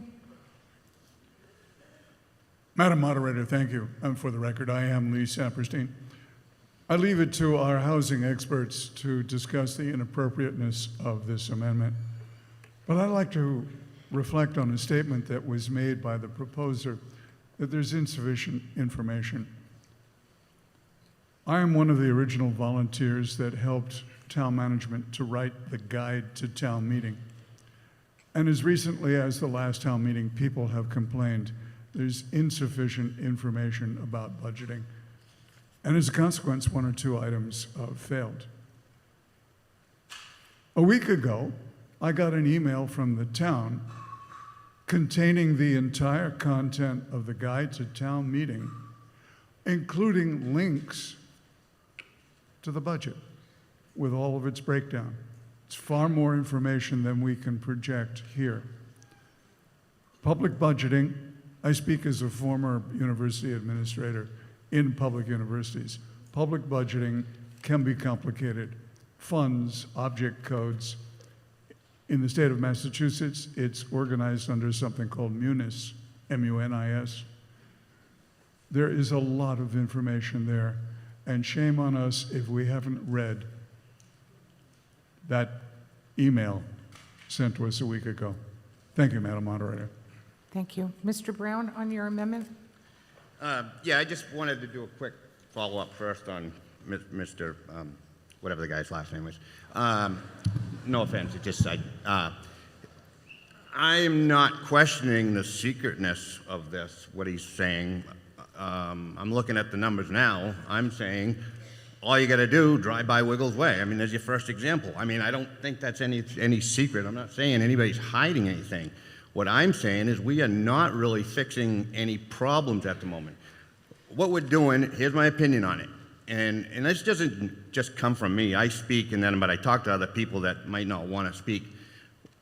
We are, a lot of times, bringing people from the mainland to fill up affordable housing. And that's really not what we should be doing. We should be doing our best to keep locals here. And all I'm saying is let's slow things down and let's start making things more affordable, how we can do it. And back to I just wanted to correct a number. Ms. Ferrantella said 45 million. The number is 54 million. So that's actually $10 million more, or 9 million, that's a lot.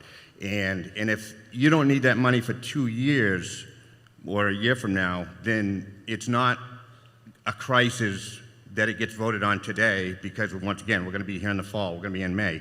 So this money is not going to just close everything down. All I'm saying is let's just slow things down and start getting things built more economically. And to Ms. Dye's defense, from what I can see, I'm not really seeing how Wiggles Way, it's been over $22 million, is really cost effective, and once again, they're not even done yet.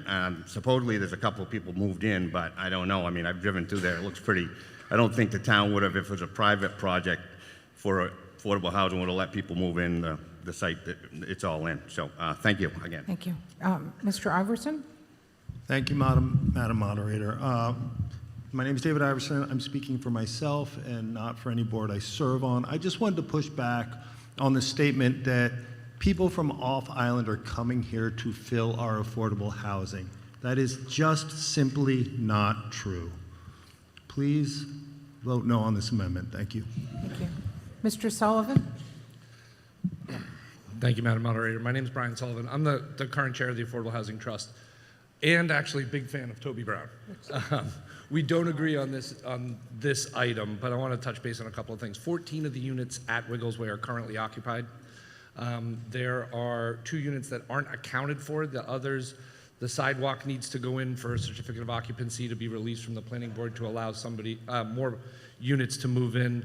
That project is expensive. There are 22 kitchens.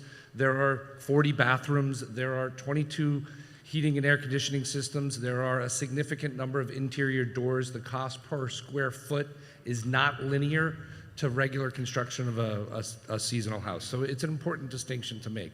I'm thrilled that Toby brought up Monomoy Village. Monomoy Village is a concept that the Planning Board and Affordable Housing Trust is trying to move forward.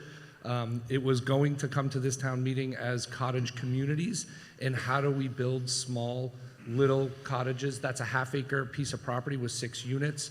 Hopefully we see that coming back in the near future.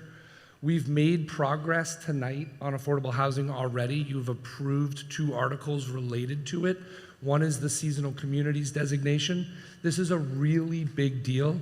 So the Governor's Affordable Homes Act had a seasonal communities designation. Now it will allow communities like Nantucket, which was put into it immediately, which has more non-resident taxpayers than resident taxpayers, to be able to move their affordable housing groups to municipal housing groups. This will allow us to work with this $6.5 million on municipal housing and not just affordable housing. So this is a big deal for us moving forward. We can guarantee more housing for people that we need in the community, and everything doesn't have to go to lottery, that there's a fear that people from off island will come in, which they haven't been, as Mr. Iverson just said. I'm running out of time. Yes. I hope that you reject Mr. Brown's proposal here and the additional ones tonight. Continue to support affordable housing.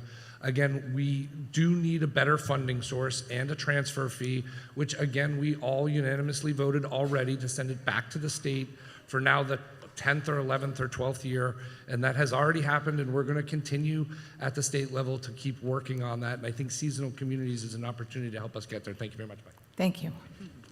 Yes. Hello, Christy Kickham. Just very briefly, in this department, If you don't allow for reserves, then you lose opportunity. So. Thank you. So on Mr. Dixon. Thank you, Madam Moderator. I just want to comment, Sully and Penny and several of my colleagues, I'm a select board rep on the Affordable Housing Trust. Affordable housing is extremely complicated. Since the pandemic, the supply chains, getting modular pieces on and off Nantucket, construction crews, 30B procurement, everything in municipal is more expensive. There are several layers of complication that make it very difficult for us, and it's very difficult to make that narrative and that pitch and let everybody know. I wish we had more people come to the Affordable Housing Trust. Our meetings are every 2 weeks on Tuesday. Please do come talk to us. This funding is absolutely crucial. This would defund affordable housing for us because, as Sully said, we have no funding stream until we get a transfer fee or some other funding stream. Thanks to the generosity of the taxpayers in Nantucket.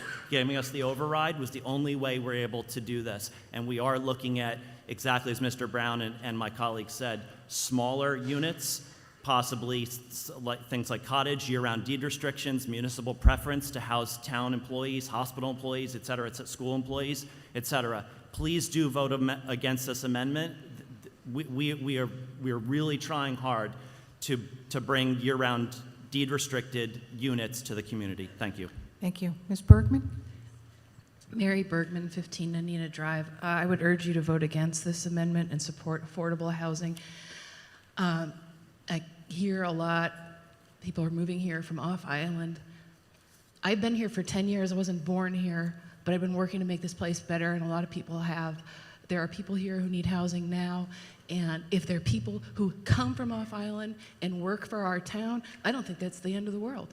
But there are people who need housing today, so please vote down this amendment. Please support affordable housing on Nantucket. Thank you. Thank you. I think we're ready for a vote on Mr. Brown's amendment. A yes vote would adopt Mr. Brown's amendment and would strike those funds from the Nantucket Housing Office. If I said authority earlier, I misspoke. A no vote, which is 2, would defeat that amendment. Voting is now open. Yes is 1, 2 is no, just on Mr. Brown's amendment.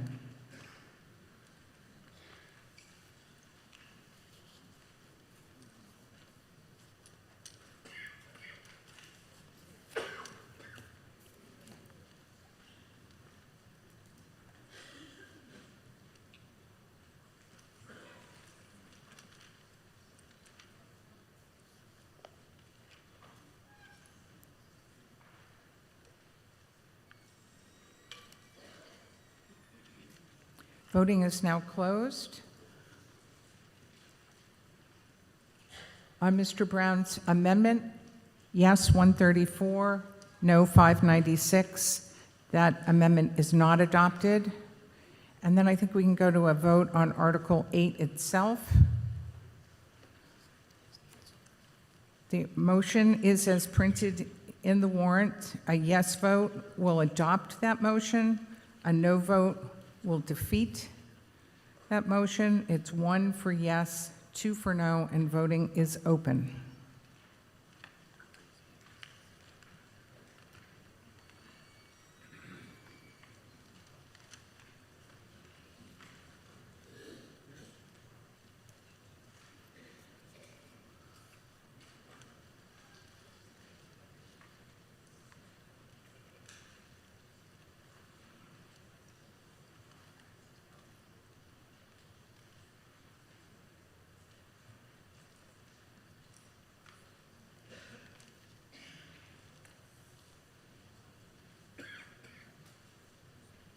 Voting is now closed. Yes, 630. No, 97. Article 8, as moved by the Finance Committee and printed in the warrant, is adopted. Article 9. Article 9 starts on page 14. The motion is on page 15. I'm going to ask for your consent to waive the reading and recognize Ms. Cornell for the purpose of making the motion as printed in the warrant. So moved, Madam Moderator. Is there a second? Second. Motion is made and seconded. Mr. Gibb? Yes. I'd just like to have the article amended to remove the Martha's Vineyard Community Services for $19,000 for Nantucket. And I don't think we have anything to do with their community services. And I'm kind of curious as to what the sharing kindness is for $5,000. That's free. Yeah, I'm gonna, oh, Ms. Williams? Can I, before I go to you, Ms. Williams, so Mr. Gibb, your motion is to remove the 19,000 for Martha's Vineyard Community Services and Correct. reduce the total amount by that 19,000? Yes, ma'am. Okay, is there a second to that? Okay, that motion is made and seconded. So now we're on Mr. Gibbs' proposed amendment. Ms. Williams? These allocations were made primarily through the Contract Review Committee, and I have Jericho, who's our staff person, is here as well. I'm on contract review, and we have hearings, and we have long deliberations as to who gets the grant. Now, and specifically, the Martha's Vineyard Community Services services several disabled individuals on Nantucket. It just happens to be called the Martha's Vineyard Community Service, but it does a very good service to the people that need help on Nantucket. And they've been on Nantucket for several years, if not decades. So I am asking you to vote down this amendment, just because it says Martha's Vineyard, and none of us wear purple in here, which is what they wear. It doesn't mean that they don't provide extensive services on Nantucket. And a lot of that cost is their commuting to Nantucket at least once a month to service these disabled individuals, and many of them are children. So I'm asking you to vote this down. Can you explain what the 5,000 for sharing kindness is? For which one? Sharing kindness, second to the last. Linda, I can sort that out. I have Jericho explain that. That was Okay. a new recipient this year. Okay. If you would like to go ahead, Mr. It's Mealy, I think. Just want to get my notes correctly. So the sharing kindness application is for a variety of support groups to, oh, I'm sorry. My name is Jericho Mealy, Director of Human Services for the Town of Nantucket. The sharing kindness group is a encounter group that does peer therapy for a variety of behavioral health issues around loss and wellness and perseverance afterwards. Thank you. Yes. Good morning, everyone. I'm Veronica Bolchik, Arkansas Avenue. I am the chair of Council for Human Services and also the chair of Contract Review Committee, but I'm also speaking as a private citizen. On Martha's Vineyard Community Services, that less than $20,000 supports children and adults with special needs on the island. Our school system only can do so much. They provide specialized therapy, support for families and for the individuals. They've been on the island for many years. We've joked that we should probably have a sub-thing that it is Nantucket, not Martha's Vineyard, but the main organization, they come over here and provide these services. Without that, it would cause a big gap in services for very needy individuals. On Sharing Kindness, it's one of our new organizations, and they are providing grief support primarily for people who have suffered loss through individuals, family members that have died by suicide and tragic situations. You know, we know that our island is a wonderful paradise, but there's an underbelly, and we need to support all of our people on the island. Mental health services, all of what you're looking up there is providing vital needs from Meals on Wheels to the food pantry to housing support, fuel support, to mental health services, on and on. So I hope that everyone will support this warrant. Thank you. Thank you. So on Mr. Gibbs' amendment to delete 19,000, I think we can go to a vote on that. It will be 1 for yes, 2 for no, just on the amendment. Voting is now open.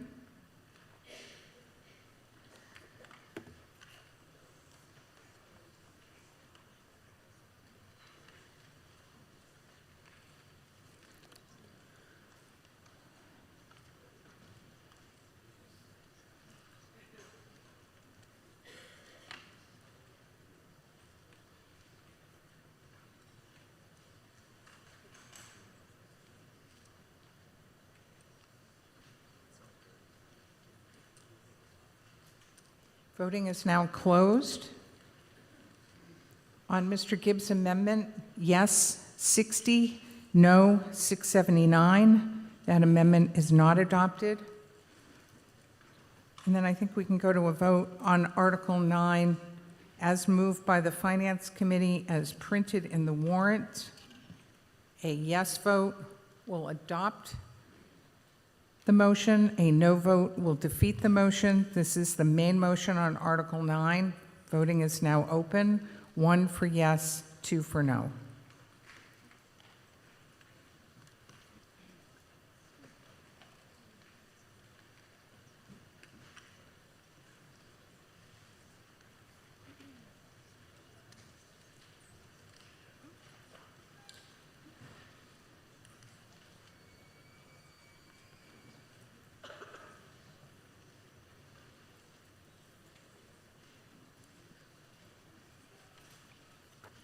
Voting is now closed.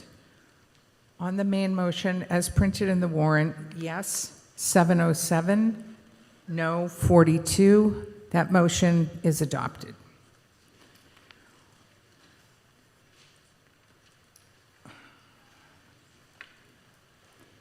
Okay. Article 10. Let's see, Article 10 starts on page 15, continues page 16, 17, 18,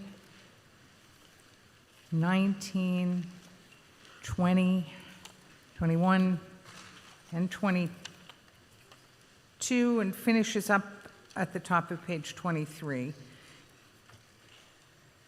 I'm not going to read that, thank you. And I will recognize Ms. Corno for the purpose of making the motion, and it is as printed in the warrant. So moved, Madam Moderator. Is there a second? Second. Motion is made and seconded. Now, I do have an amendment from Mr. Brown. I guess I'll go right to that. Mr. Brown's motion is to strike from Article 10 the authorization for the acquisition by the Select Board of the parcel of land with the buildings at 9 Goldfinch Drive and remove the $2 million and adjust the totals appropriately. And let me tell you where that is, assuming that I can find it.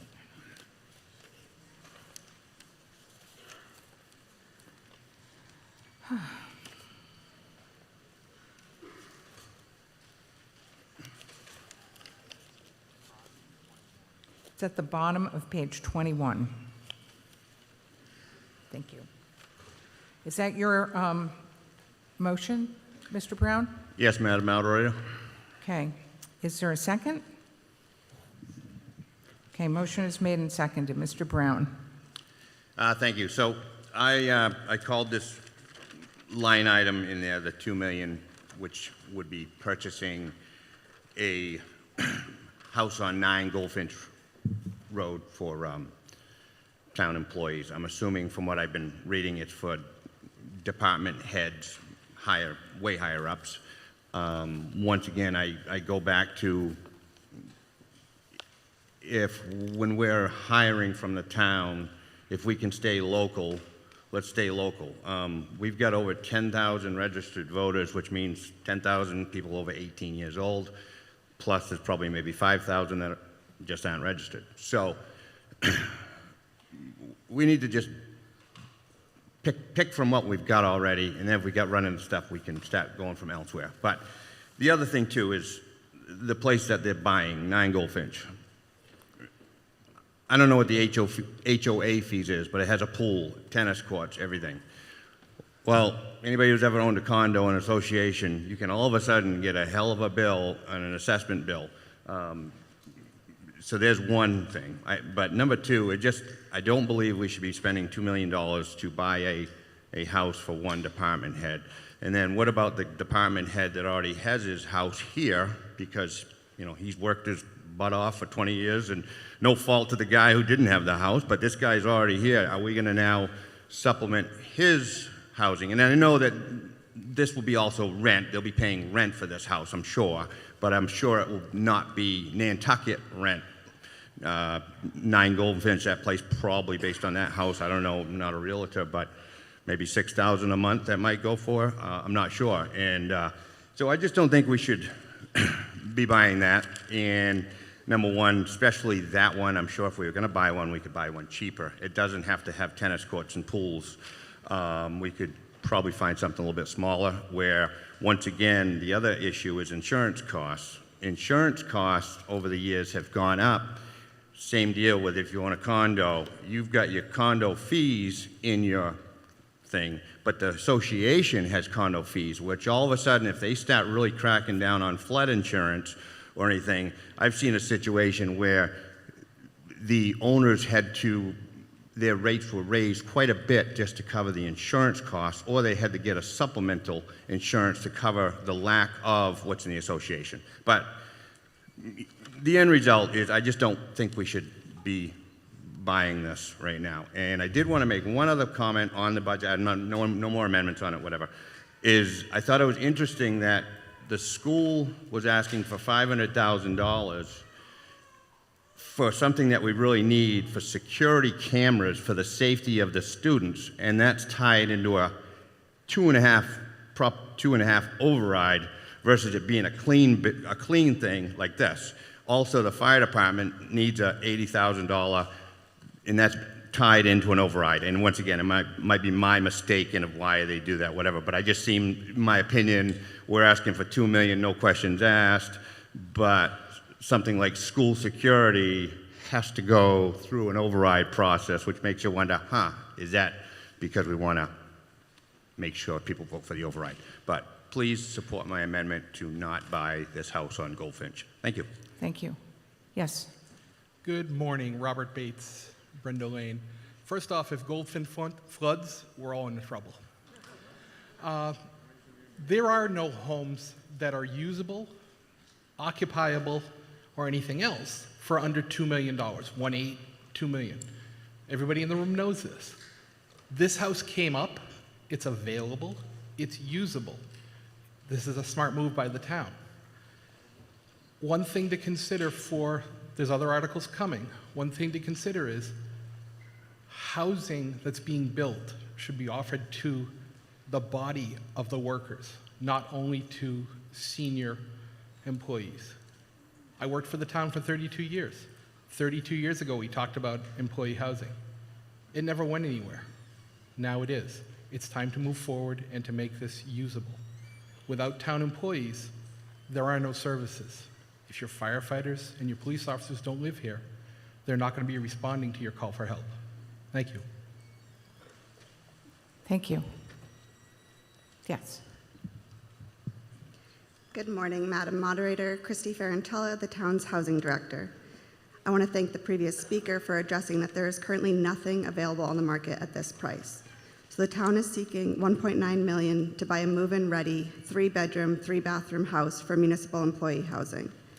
Currently, the housing office rents homes for municipal housing, and rent provides quick and immediate access, but it's neither a strategic nor financially long-term solution. Current rental rates for a 3-bedroom home range from $5,500 to $7,500 per month. Owning employee housing allows us to provide consistent housing options for town staff, reducing turnover caused by housing insecurity. By buying, we lock in these costs and prevent ourselves from rising rents or the inability to renew a lease.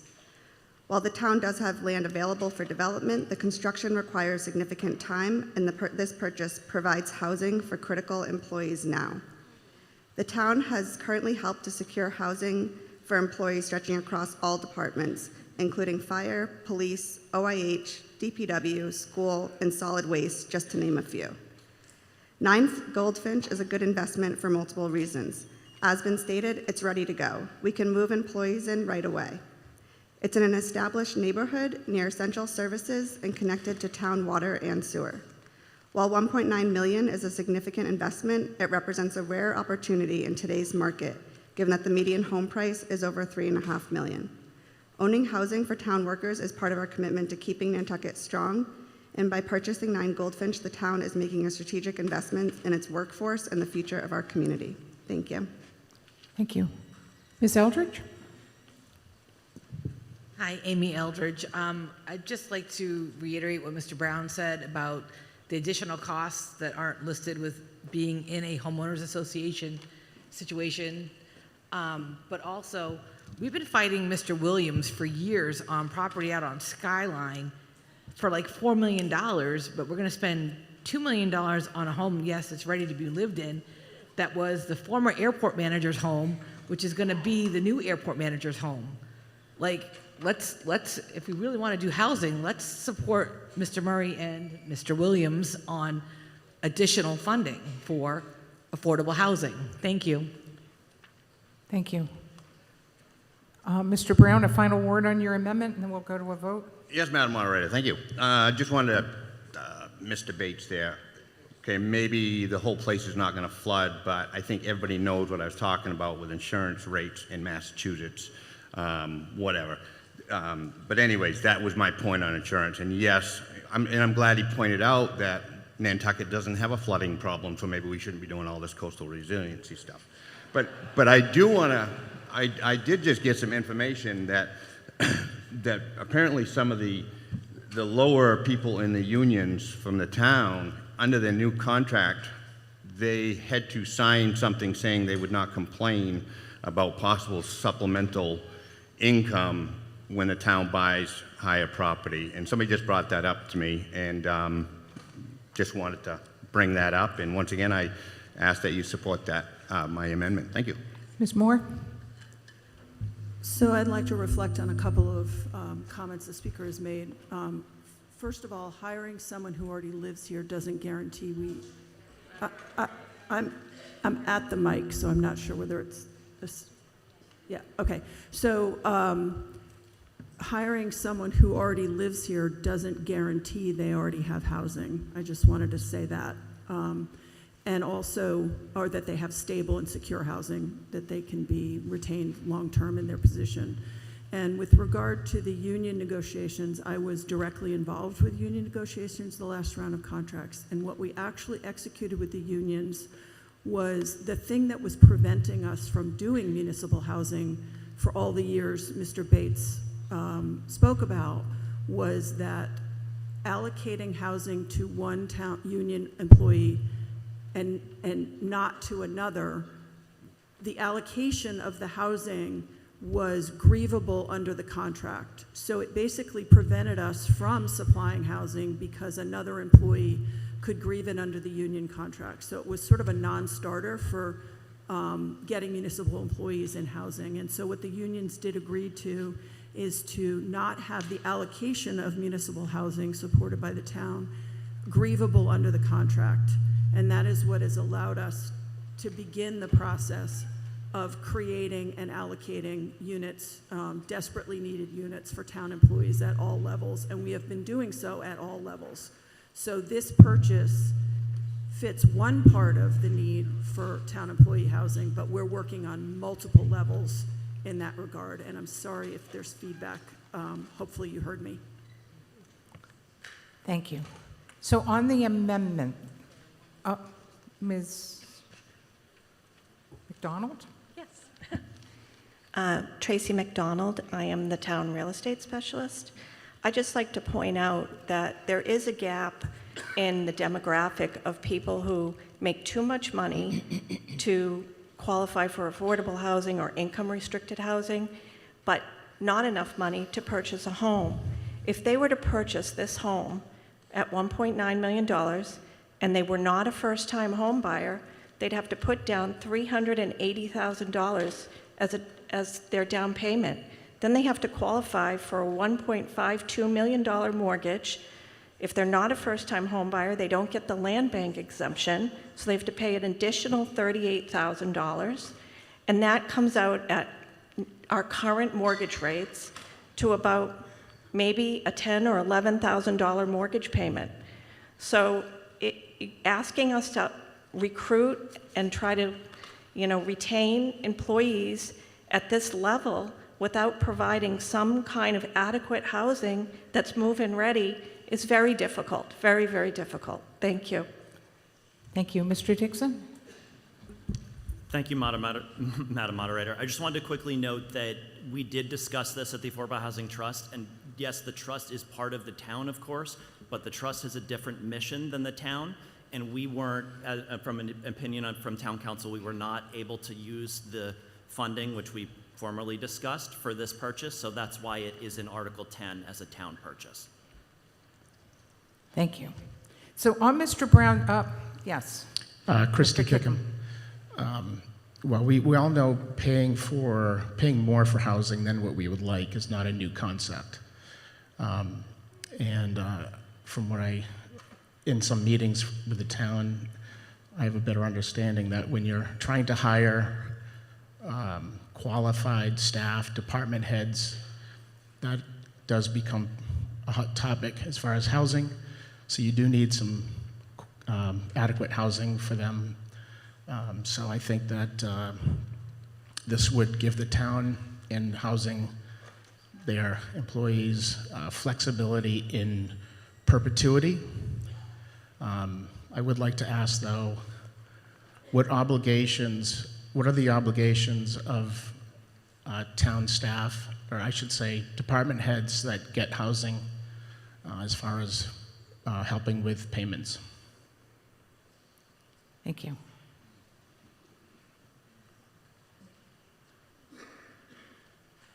Ms. Gibson? Thank you. Good morning. Libby Gibson, Town Manager. That is done on a case-by-case basis. We do not have one consistent policy. It is something we've been extensively discussing. We're working on it. It is complicated, to say the least. Thank you. So we're going to go to a vote on Mr. Brown's proposed amendment to delete the $2 million for the acquisition of the property at 9 Goldfinch Drive. A yes vote will adopt the amendment. A no vote will defeat the amendment. On the amendment only, it's 1 for yes, 2 for no, and voting is open.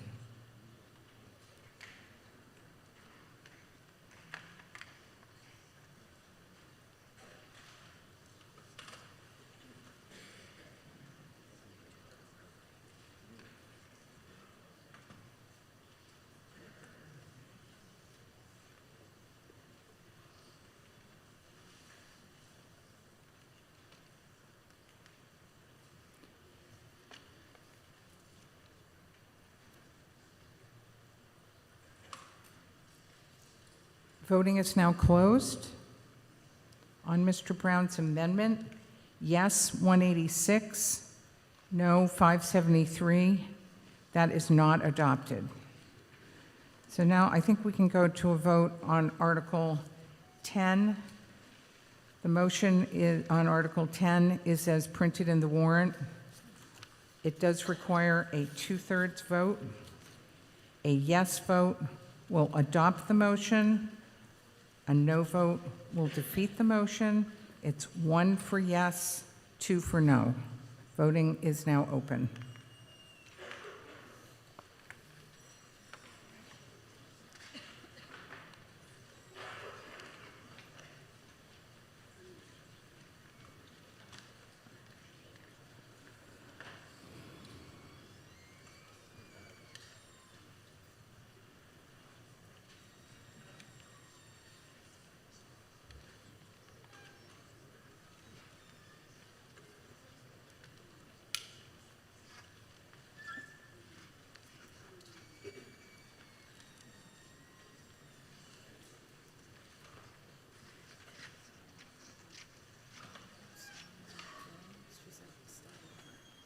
What do you mean? She's calling.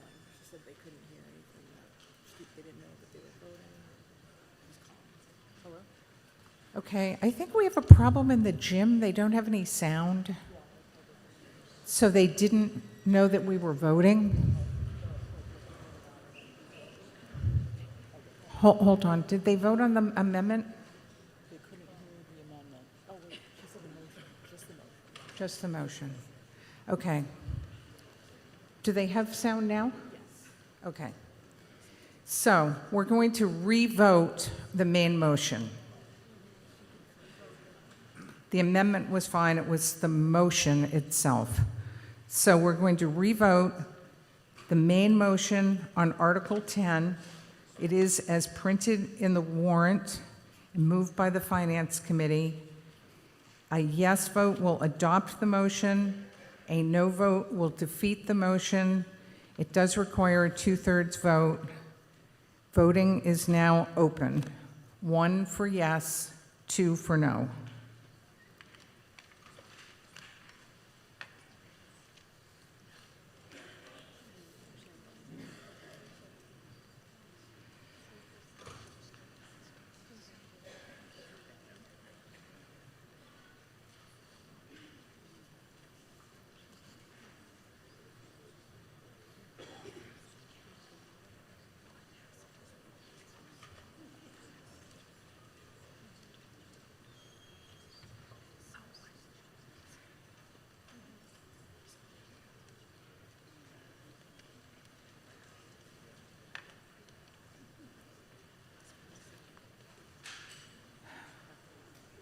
Voting is now closed. On the main motion on Article 10, yes, 624, no, 122. That is adopted by a 2/3 vote.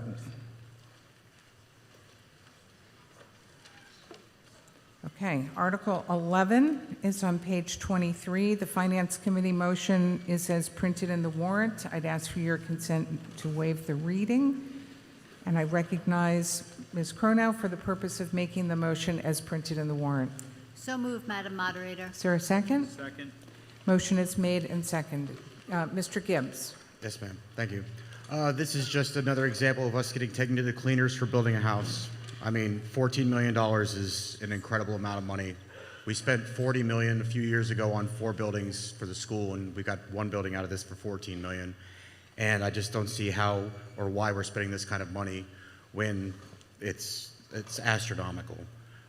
That pretty much goes for all of the things we're trying to build this year, Public Works and Our Island Home. It's like the numbers are irrational, and we're not really considering what we're doing here. We're just voting yes and spending money that we may not have next year because the economy is in such tentative situation. So I really hope you guys consider what you're spending money on when you're just voting these in and letting them go by as nothing, and it's going to add up, and we're going to be paying for this for a very long time, and it's not going to go away, and it's really just, it's concerning that we are spending $14 million on town employee housing. It's probably seasonal as well. Thank you. Ms. Farentella. Good morning again, Madam Moderator. Christy Farentella, the town's housing director. Article 11 is asking to approve borrowing $14 million to design, permit, and build new housing for town employees on 3 lots at Waite Drive. This project would create 9 new homes, a mix of single-family houses and duplexes with up to 25 bedrooms, as showcased on the screen.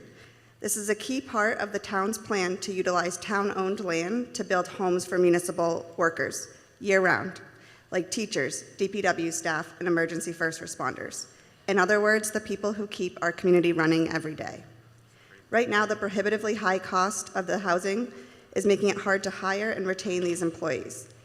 Because people simply cannot afford to live here, some essential positions remain unfilled, stretching crucial departments thin and placing undue pressure on the services our community depends on. Supporting this article is a long-term investment in the people the community depends on.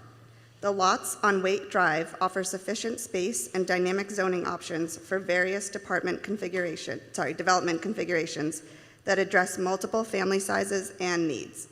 Centralizing housing at Waite Drive also enables the town to manage a single site more efficiently.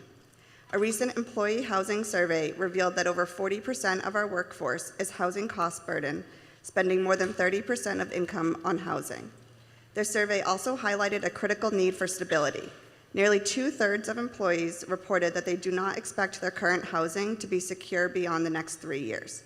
Alarmingly, close to 40% indicated that they are in urgent need of housing, meaning they'll need to find another accommodation within the next year. The survey also provided valuable insights into the type of housing most needed, showing strong demand for 2- and 3-bedroom units to accommodate individuals, couples, and families, which has been integrated into this plan. The Housing Department currently oversees just over 40 units, and with 25 of them being rented from private homeowners.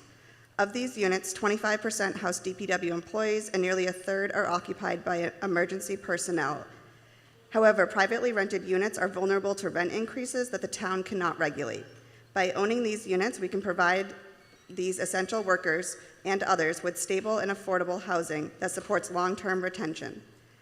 To close, this article is a strategic long-term solution. By building, owning, and managing our housing for municipal employees, the town can ensure its workforce remains stable and efficient. Thank you. Thank you.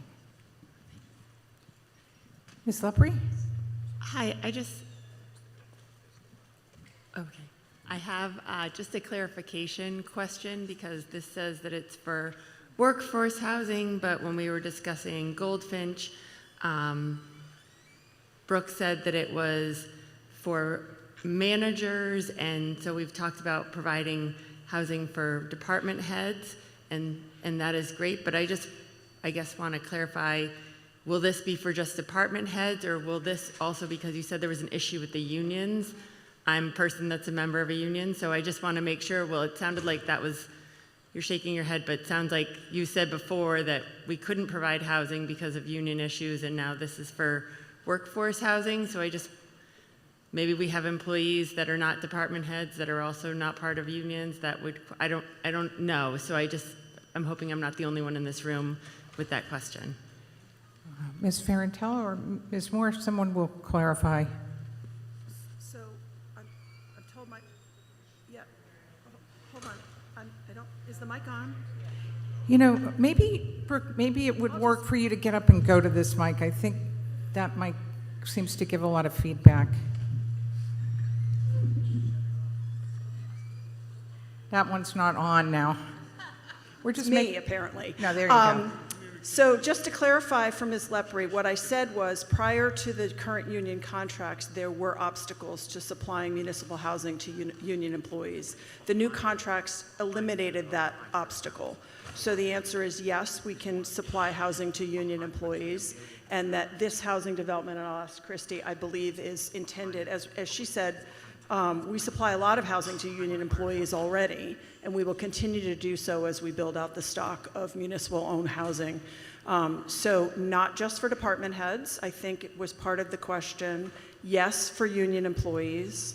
And so I think I answered all Ms. Lepre's questions or clarified. So hopefully that helped. And then Christy, did you have anything to add? Did I get it? Okay, great. Thanks, everybody. Thank you. Mr. DaCosta. Good morning, Madam Moderator. Robert DaCosta. I have a question about this. $14 million for approval by the Board of Selectmen for design, engineering, and permitting. That's great. We'll design it, we'll permit it. What's going to be the cost? Because that's not the $14 million. It's not going to build it for $14 million. I'd like to see some hard numbers. We went through this with the Island Home. It's 100, then it's 125.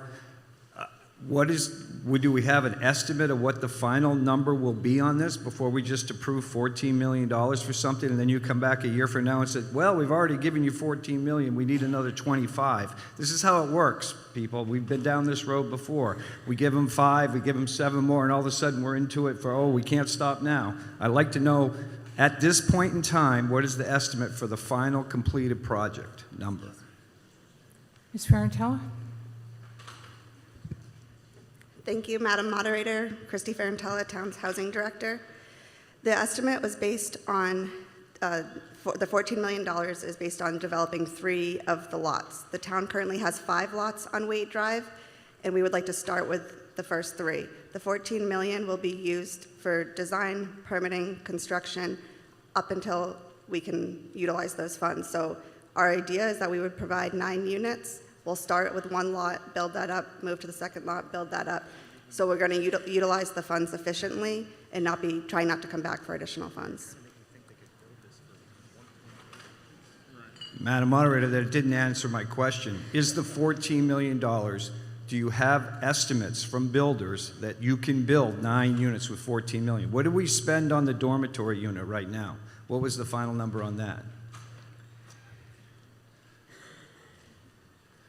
Mr. Turbot, are you going to? Through you, Madam Moderator. The dormitory construction was just under $10 million for the construction itself. The total project was a little under 12 when you calculated in the OPM and design and everything for that. So, and I would point out with this project for $14 million, the design and OPM, we are going to be building on a modular basis as well. So we believe that the $14 million will be able to get 1, if not 2 lots completely constructed based on current modular construction costs that we have seen.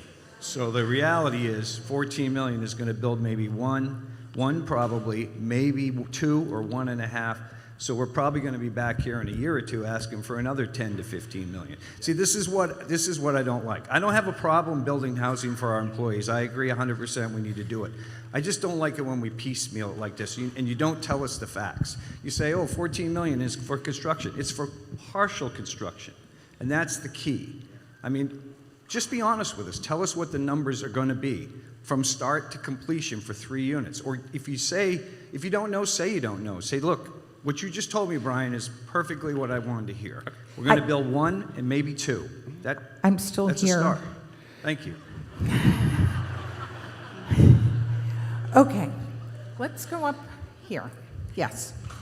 Hello. That was loud. Hi, Haley Nelson. I would just like to say, there's been a lot of frustration about let's slow things down. Let's not put more funding in so that we can build what we already have. We already have Waite Drive. We've been sitting on Waite Drive. We're ready to build Waite Drive. If we don't build Waite Drive now, we're going to have to come back in 5 years and it's going to be $30 million because we waited. So let's get this moving. For folks who are saying, let's build on what we have. We have this. Let's develop it, please. Thank you. Thank you. Up the other microphone. Kathy Ward, I just have a question, and I don't know who to address it to, Madam Moderator, but if it's true that we're going to put all this... Just get a little closer to the microphone. Okay, sorry. So my question is, we're putting this money forward, we're building these housing, which we all know we need, but to smooth that, doesn't some of the rent or money that the employees or whomever's living in there come back to the town to help pay and defray the cost of this? So eventually it comes back so we can use it to do more? Is that correct? And I don't know who to address the question to. Thank you. Mr. Turbot? Thank you, through you, Madam Moderator.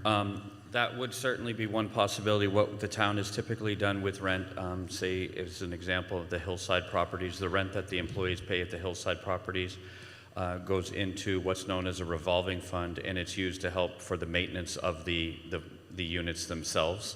That is not, I think that's a policy discussion about where the rent would go, whether it would help defray the debt service on this, or whether we would put it into a revolving fund to help offset the maintenance cost of the housing units. But it certainly would be something that could be used to help defray the debt service cost once they were constructed and employees were in the units. Thank you. Thank you. And the gentleman behind you? Yes, my name is Frank Hanlon. I do work for the fire department. I was not on the negotiation committee for this contract coming into effect in July.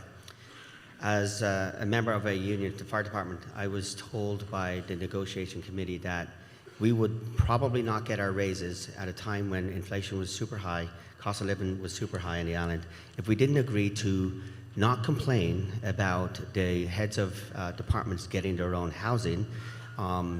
So that's what was explained to me, and why we voted yes to not complain or to grieve. I mean, before we said yes to this contract now, there was the ability to grieve one town employee getting housing over another town employee.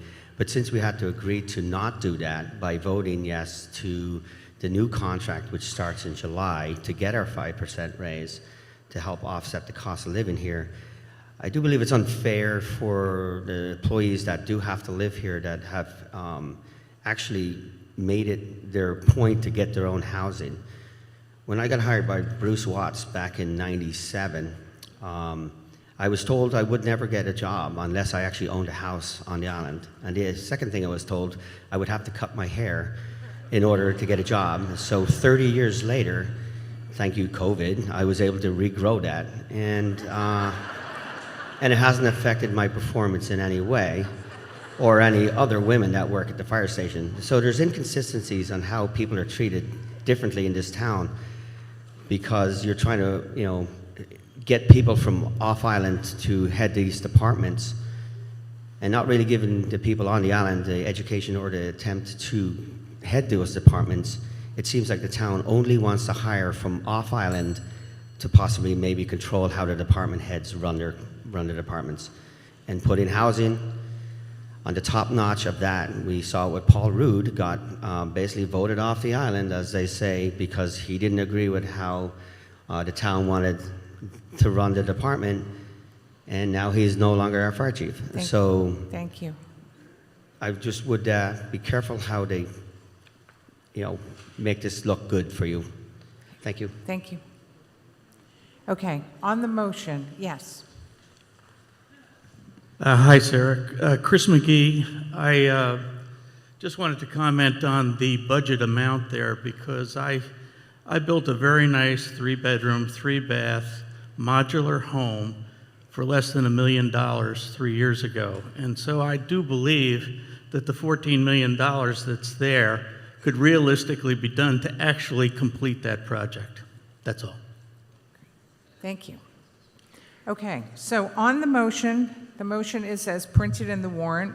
A yes vote will adopt the motion as printed in the warrant and made by the Finance Committee. A no vote will defeat that motion. It's yes is 1, no is 2. Voting is now open.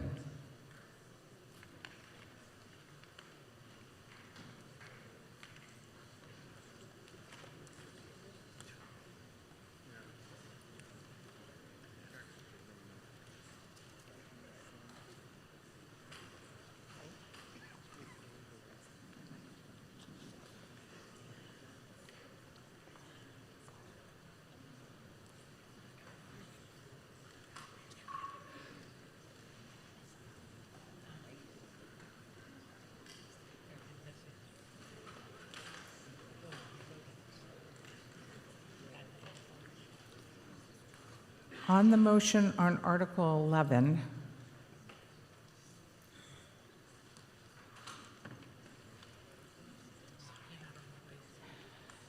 sorry, math is involved.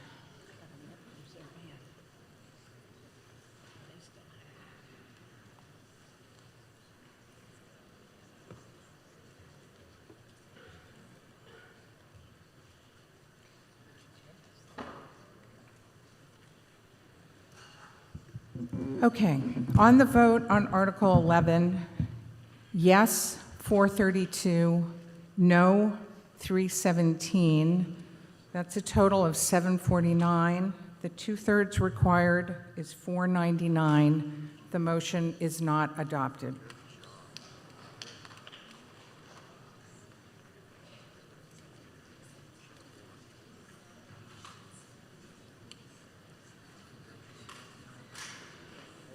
Okay.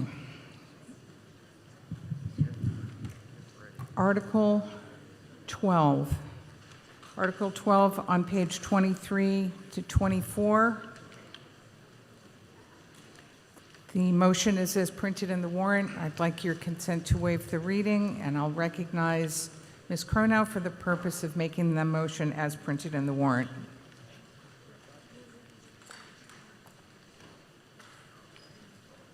Ms. Crono? So moved, Ms. Crono? Hello? Mr. Mori? So moved, Madam Moderator. Thank you. Is there a second? Second. Thank you very much. Mr. Gibbs, I think. Yes, ma'am. This $1.2 million is basically going to the design and improvements of the design new public works facility, which is on a board outside, completely finished and lined out with all the rooms established and all the, it's already been designed. So why are we wasting $1.2 million on redesigning something that's already been designed that's going across here for $60 million? We don't need to redesign something that's on a placard out there that's trying to get us to pass when we've already spent the money. Yes, go ahead. Drew Patno, Director of Public Works. I want to start by discussing our Department of Public Works.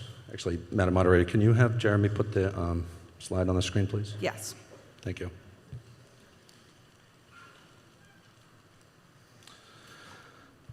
I want to start by discussing our Department of Public Works. We operate, maintain, and improve the town's critical assets and provide public services, including, but definitely not limited to, those shown on the screen behind me. We assist nearly every other town department's day-to-day operations in one way or another, and coordinate regularly on emergency response, everything from motor vehicle accidents to fires, and of course, storm events. We also tend to be the catch-all for things that aren't traditionally the responsibility of another department. If you're sitting in the gym right now, our staff set up those chairs yesterday at 3:30. They'll be back at 8 a.m. tomorrow to pick them up.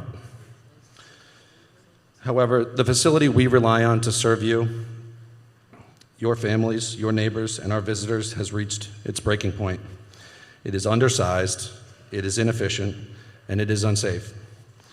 We work every day supported by a facility that is simply no longer up to the task, and it takes a toll on our vehicles, our equipment, and our staff. This isn't a matter of preference, it's a matter of necessity. Today, I'm asking you to consider funding the final design for a new DPW facility. We have hundreds of miles of roads and bike paths, dozens of municipal buildings, and acres of parks, playing fields, and other properties to maintain. We manage solid waste and recycling, repair our roads, maintain streetlights, and employ housing units, respond to snow events and emergencies, and do it all out of a facility that is considered substandard by any measure. A new facility is not a luxury. It's the foundation supporting a department that helps make Nantucket run smoothly. We are working on designing a centrally located, code-compliant, energy and operationally efficient and sustainable DPW facility to serve this community for decades to come. Every dollar spent on this project translates to tangible cost savings. Extended vehicle and equipment lifespans, lower maintenance and repair costs, reliability, and the energy and operational efficiency day in and day out that would allow us to get more done and your tax dollars to go further. At this point, we don't know exactly what the construction cost would be, but if we don't fund the final design, we'll never know the actual cost of this facility or the true benefits of it. This is an investment in the services that make this island livable, beautiful, and functional, and ensures that we can continue delivering these essential services that you depend on every single day. And because of that, I ask for your support. Thank you. Thank you. Ms. Eldridge? Hi, Amy Eldridge. I'm going to be beating a dead horse again.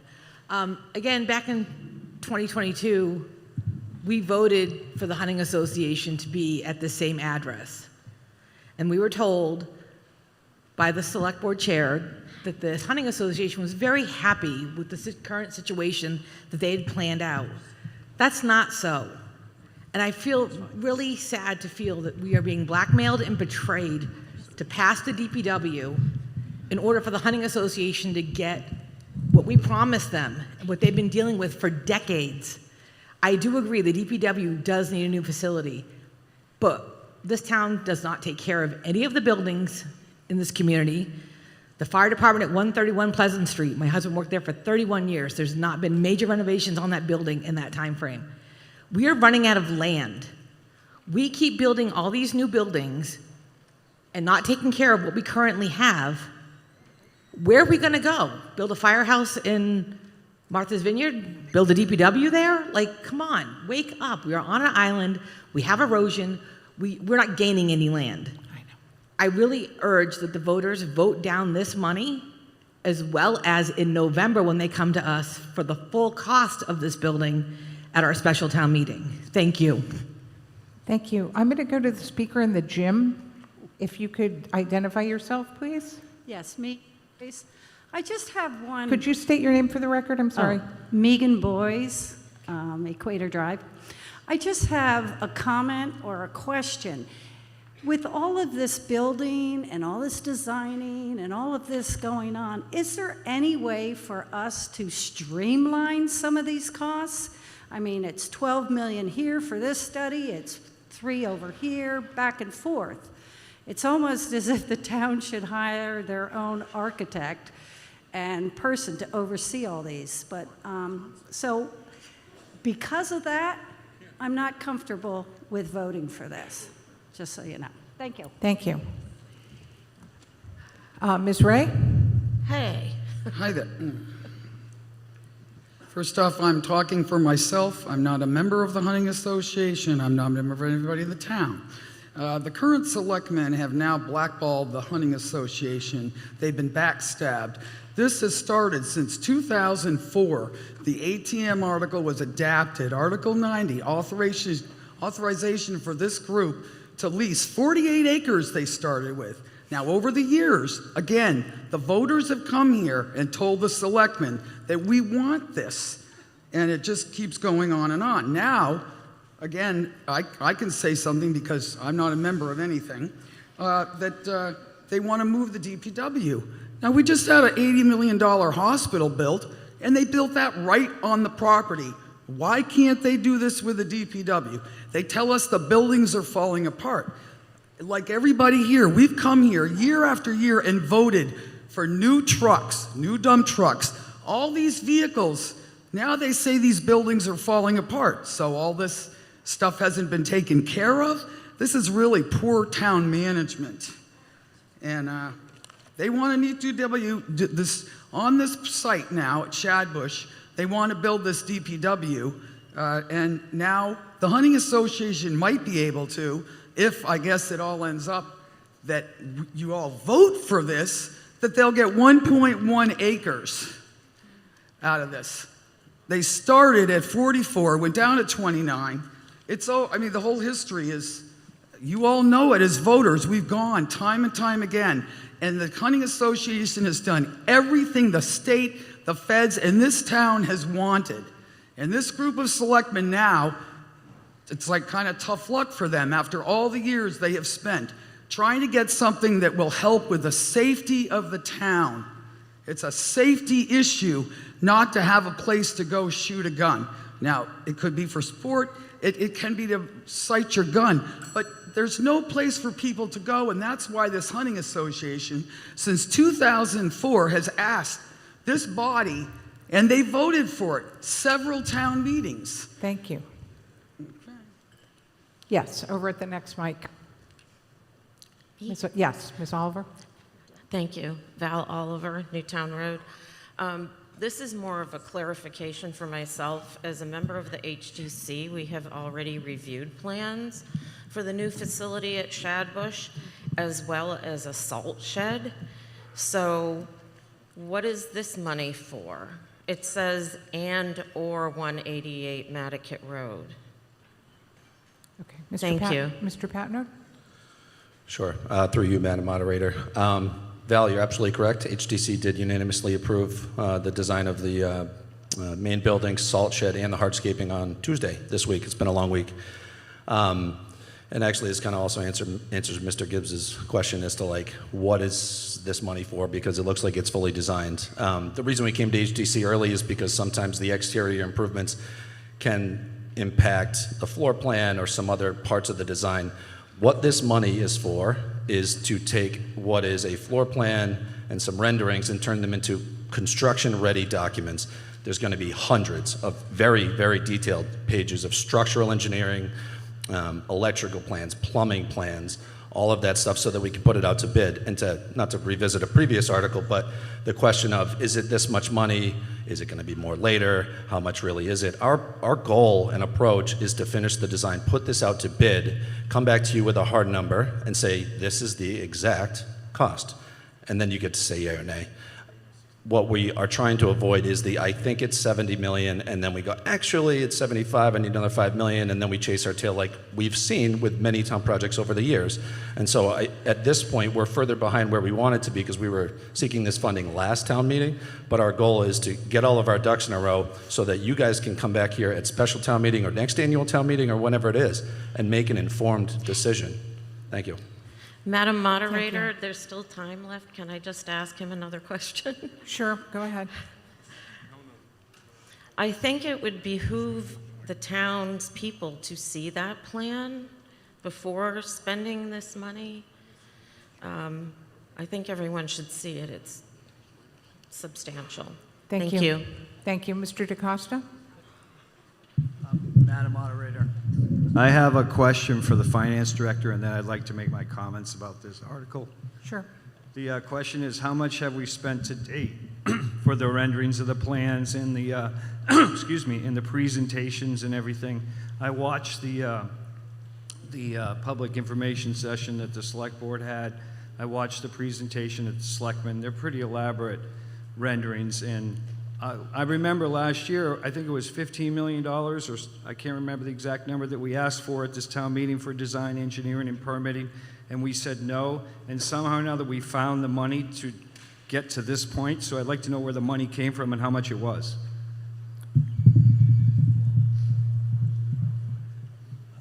If you need a minute, you can look it up, and I'll make my comments while you're... No, we can go to Mr. Patnode. No, I'm happy to answer your question. So last year, we were in the middle of schematic design, which is one phase of design. Then we moved into design development, and this funding is for construction document development. So at the time, we were projecting out what our costs would be through bidding, again, to get to the point where we come back with a hard number you can make a decision on. And we had money for design development at that time. What we didn't have, and what we still don't have, is money for development of construction documents. So there was $2.4 million appropriated previously. To date, either actual dollars expended or encumbered through including our current contract with our OPM and with our designer, $2 million has been spent. But the 400 or 300,000 and change that's left is not enough to get us to the finish line to put this out to bid and inform this body about, you know, the actual construction costs and soft costs, et cetera. Thank you. Mr. DaCosta?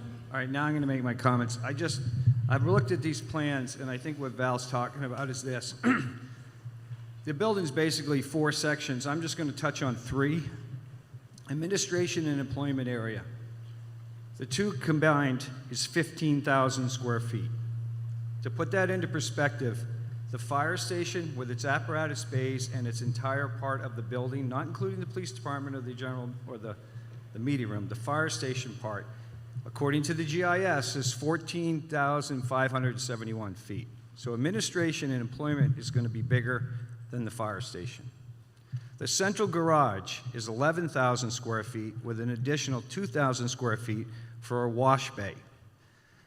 We all have been to Don Allen Ford, right?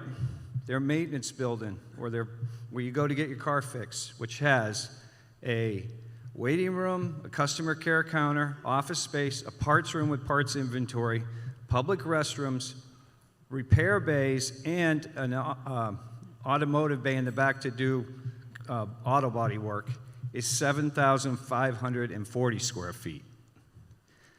This is the one that really gets me. The vehicle storage, inside storage for all the trucks, 29,000 square feet. The hospital is 30,000 square feet. Now, Don, what are these, all these businesses? Wrap up, Mr. DaCosta, that would be great. I'm going to finish up one thing, Sarah, because I had to wait. They took part of my time. So, Toscana, Miles Reese, Strang, Victor, all of the heavy construction companies on this island, none of them have inside storage for their vehicles. All of their maintenance buildings average between 7,000 and 8,500 square feet. Do we really need this much space for the DPW? This is a monstrous complex. Now, I'm not saying you don't need buildings. I know what your system looks like out there, but I still believe you can do it for a fraction of what this is on the site that you have and leave Shad Bush alone. Thank you. Yes, the woman up in the back? Yes. Whoops, your mic isn't on, I don't think. Gonna fix me? Or Brooke, you gonna fix me? Okay. Okay, thank you. Brenda Johnson, 16 Meadowview Drive. My question is really sort of a clarification. It seems to me that I've been at a presentation for the DPW, and a couple of the things strike me. The Nantucket I grew up in certainly is not the one I'm living in right now, as far as the roads, the traffic, etc. And it seems to me that to keep everything the same as it has been doesn't really make sense this is not about the hunting association. This is about location for the DPW. It seems to me that when I go to the dump on the weekends, I can barely get to the dump or the beach or wherever in under half an hour. And it seems to me if Drew's team is assisting in emergencies, then that's sort of a barrier to getting through to the different parts of the island that he would need to respond to with his trucks, etc. So that's one concern for location. The other concern has to do with truck maintenance. When I have my car over in the Cape, I have to replace things every few years because of the sand and the salt water. And it seems to me that if you went out to the airport and looked at their trucks that are undercover, they all sort of look brand new. But if you look at the trucks that Drew's got out at the DPW, not so much, if they're working because of the same conditions. And I wonder if that's part of making the decision as to why he needs so many things undercover. When I listened to the presentation that he did, I was shocked at how many focus areas that the DPW has with the limited amount of staff that he has. So I'm just wondering if we can get some of those questions answered, specifically location and undercover. Thank you. Go ahead, Mr. Patno. Through you, Madam Moderator. Brenda, I think you make some fantastic points. Nantucket in 1976 is a far, far, far cry from today's Nantucket. Our department has grown, yet our facility has minimally grown. We are at the point where the site itself is maximized, absolutely maximized out. In 2015, this body appropriated $250,000 for the design of a new storage garage. There was no place to put that on the site without sacrificing, or we couldn't at the time put a garage on without sacrificing useful outdoor space. We do need a lot of outdoor space. Sand and gravel and crushed stone that we use to maintain gravel roads, brick, curbing, sidewalks, cobblestones, you name it. There's a lot of stuff we have that takes up a lot of space and does live outside. As far as the vehicles and their maintenance and repair costs are exorbitant. Make no mistake about it, you pay for this every single day. The difference is that we should be putting our money towards a solution rather than dumping money into the problem. I think that the point about how big some other facilities are on island or who does or doesn't have indoor space, I can't speak to any of the facts of what was put forth, but I can tell you the land bank has indoor space for vehicles and equipment, and so does the airport. And I was incredibly jealous. I went to the airport. They have a front-end loader that is as old as me. I'm not kidding. We just replaced in Article 10 a front-end loader for, I think, $275,000. If you're sick of putting money into new vehicles, so are we. It's exhausting. We go through a capital program, capital process, and we come here and seek to appropriate money to replace these vehicles, and then it's a lot of work. At Wednesday's select board meeting, we had like 5 or 6 new vehicles that we finally got around to getting under contract. It's exhausting. And meanwhile, these vehicles are out of service. We put a lot of money into repairing them, and then we're not using them to snowplow in the winter and do other things to serve this community. So I think it is imperative that we get our vehicles inside. As far as the size of the building, last thing real quick. Our current indoor space is 21,000 square feet. It is time that that grows by 50% to 30,000 square feet. The other 30,000 square feet is to get extremely costly and very, very, very important equipment and vehicles out of the elements indoors. So again, we can be more reliable and serve this community. Thank you. Thank you. Up in the back? Mr. Holgate? Yes, this is Steve Holgate, current president of the Nantucket Hunting Association, and I'm speaking on behalf of the Nantucket Hunting Association. Just wanted to clarify and make sure everybody understands where we came from, where we went, how we got here. We were approached by the town, and they did break the news to us that they wanted to put the DPW on this site and reduce our project site down to 1.1. We were not thrilled. We weren't happy. But we listened, and we went months and months of meeting with the town, negotiating and coming up with a solution. That solution is doable. There are some benefits to the Hunting Association. Unfortunately, it still is a burden on you folks, the taxpayers, but some of our construction costs for the range that we would have had to burden is now part of the DPW project. So the road construction, the road improvements right up to the range site, the installation of utilities right up to the range site, the endangered species permitting, which can be very timely and expensive, will be covered by the DPW project. So that helps us greatly. We also have the town support now. I think they were more neutral in the past. We've had groups of homeowners on the island that have fought this project pretty aggressively, and they've been quoted in the media as saying they will continue to sue if we're going to have outdoor shooting. So who knows how long it would take for us to build this shooting range as previously designed. So for this reason, we polled our members with all these facts, and we did get a survey result back where the majority of our members were in support of this joint project. I just wanted to let the voters realize that. Thank you. Thank you. Okay. Yes, one more comment, and then we're going to go to a vote. All right. David Bernard, Hummock Pond Road. Through subcontractors, I've been involved with the construction of DPW projects for garages, facilities on the mainland. A lot of them don't have enclosed buildings. If they're worried about the trucks getting cold in the winter, block heaters do a pretty good job. Also, I haven't heard anything about competitive bidding, bid bonds, completion bonds, and payment bonds to subcontractors, which seems to be a problem out here.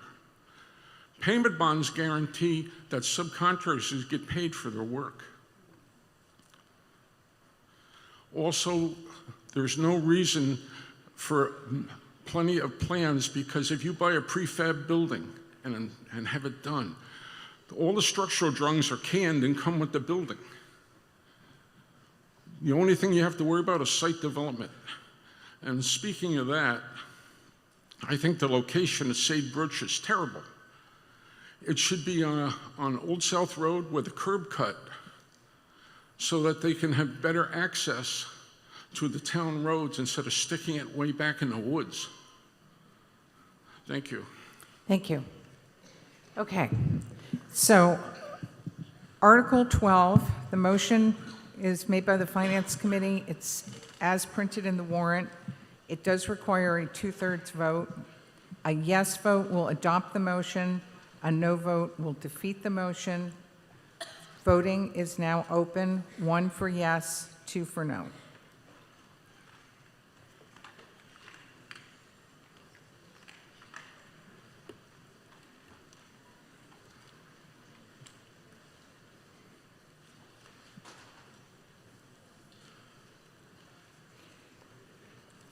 So when we're done with Article 12, we're going to take up Article 13, and then when we're done with Article 13, we're going to have a half-an-hour break for lunch, and then we'll come back and pick up with Article 14.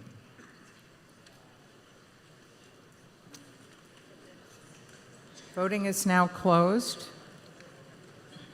Yes, 368. No, 370. The motion is not adopted. Article 13. Article 13 appears on page 24 of the warrant.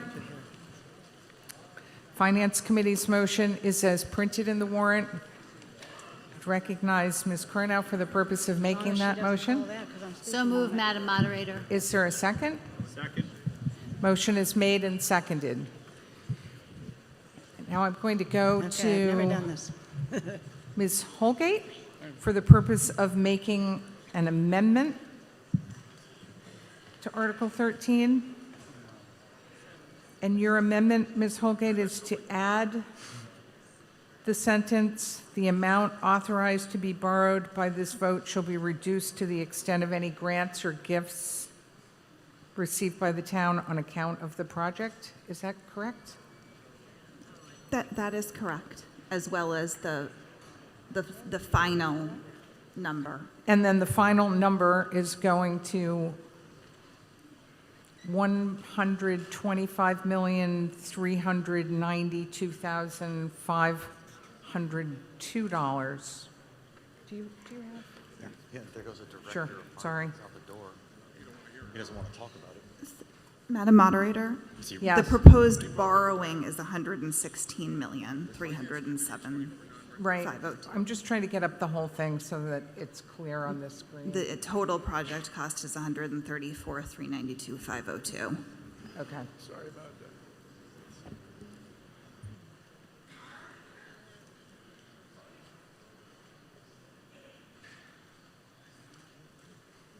Is that right?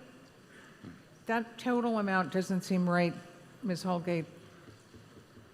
That total amount, which is what I have, is the $125,392,502. Is that not right? Not for the borrowing, Madam Moderator.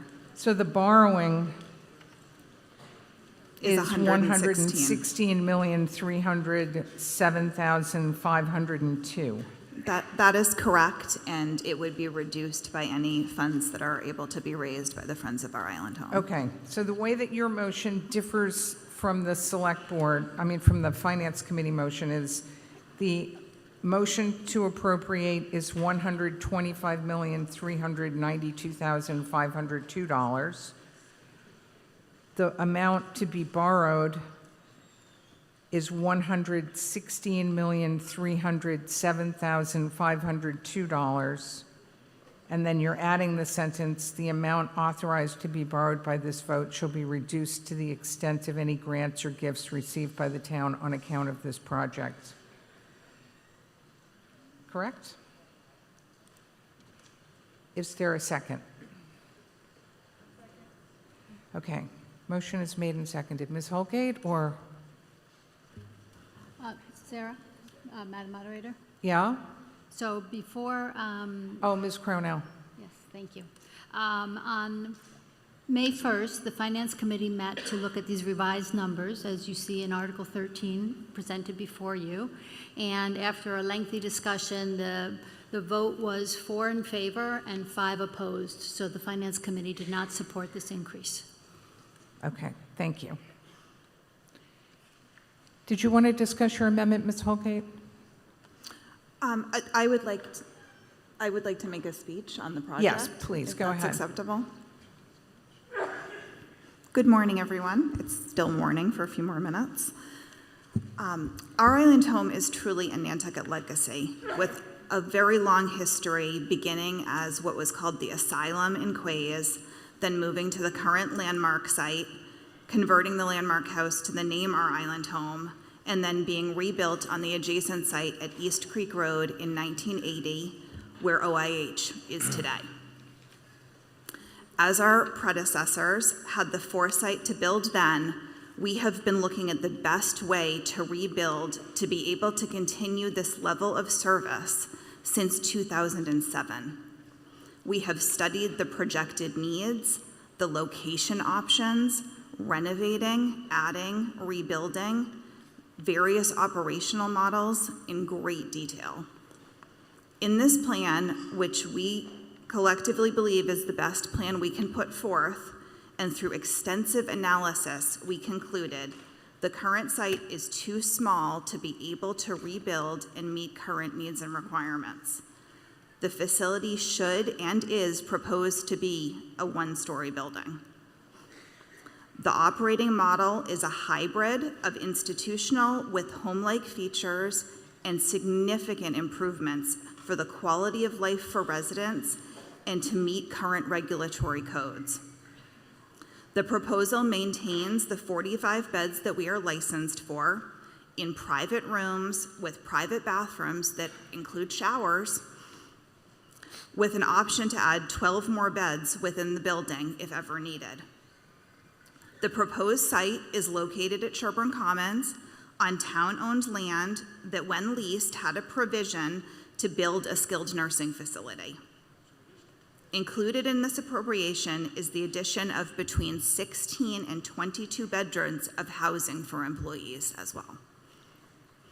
During the 2 years of construction, the current facility will be maintained, and the residents will move to the new facility when completed in the fall of 2027.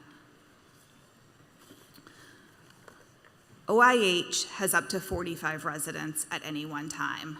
They can be long-term residents, short-term rehabilitation post-surgery patients, hospice level, and even respite stays. OIH also employs approximately 60 people. The impact of OIH goes far beyond its 45 residents, with their families, their friends, and the broader community who have been touched by the people who reside there and who have worked at OIH over the years. When a person or loved one needs the level of care that OIH can provide, it is not a choice, but a necessity. If we do not have it here, it will require separation of 30 miles or far more, and the hurdles and expense of travel for loved ones to visit. Home care is an option for very few that are in need of round-the-clock skilled nursing care. It is a complement type of service, not a substitution for what this provides. Some ask, why are we staying in this business at all? I go back to the legacy and culture of Nantucket, where we have a long history of taking care of our own. We as the Select Board have continued down this path with the community indicating its support. First, with the $5 million operating override approved in 2021 to subsidize the ongoing operations. Second, with the $8.5 million approved for design and bidding services in 2022, which has brought us here. The cost that we have brought forward is not an estimate, but a final bid. We used a procurement process called Construction Manager at Risk, which commits the contractor to a firm number. This is the real number. It took some time to get here, but it is not going up if we approve this now. At best, the cost goes down because there are contingencies built in. There is also, as we mentioned, an organized effort through the Friends of Our Island Home to raise donation funds. What happens to the current site is ultimately up to all of you. However, we have been studying the feasibility of it becoming the new Saltmarsh Senior Center, with the inclusion of possible options for community meeting space and function space. Whatever we pursue going forward will require town meeting support. The one thing we can guarantee is that there are no plans to sell the site to a private entity. The site in itself is an island legacy that should offer a benefit to the community as a whole. In conclusion, we know this is a big ask, and there is a lot to consider. We have a team of people here to address design, construction, operational, and financial details, and answer any and all questions you may have. Thank you very much. Thank you. Mr. Gibb? Well, all right, thank you.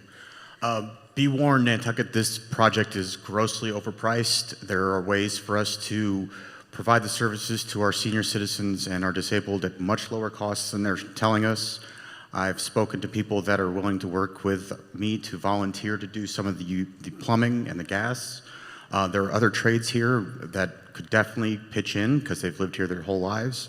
And also, if you could please put up the back of the financials for the proposal. The very last line at the bottom says they're going to take money from the Our Island Home, $7.5 million, and then $1 million and $1.5 million from the sewer department and other departments. So you're not actually, this price is $135. It's not $125 or $116. It's $135, and it's going to go up from there.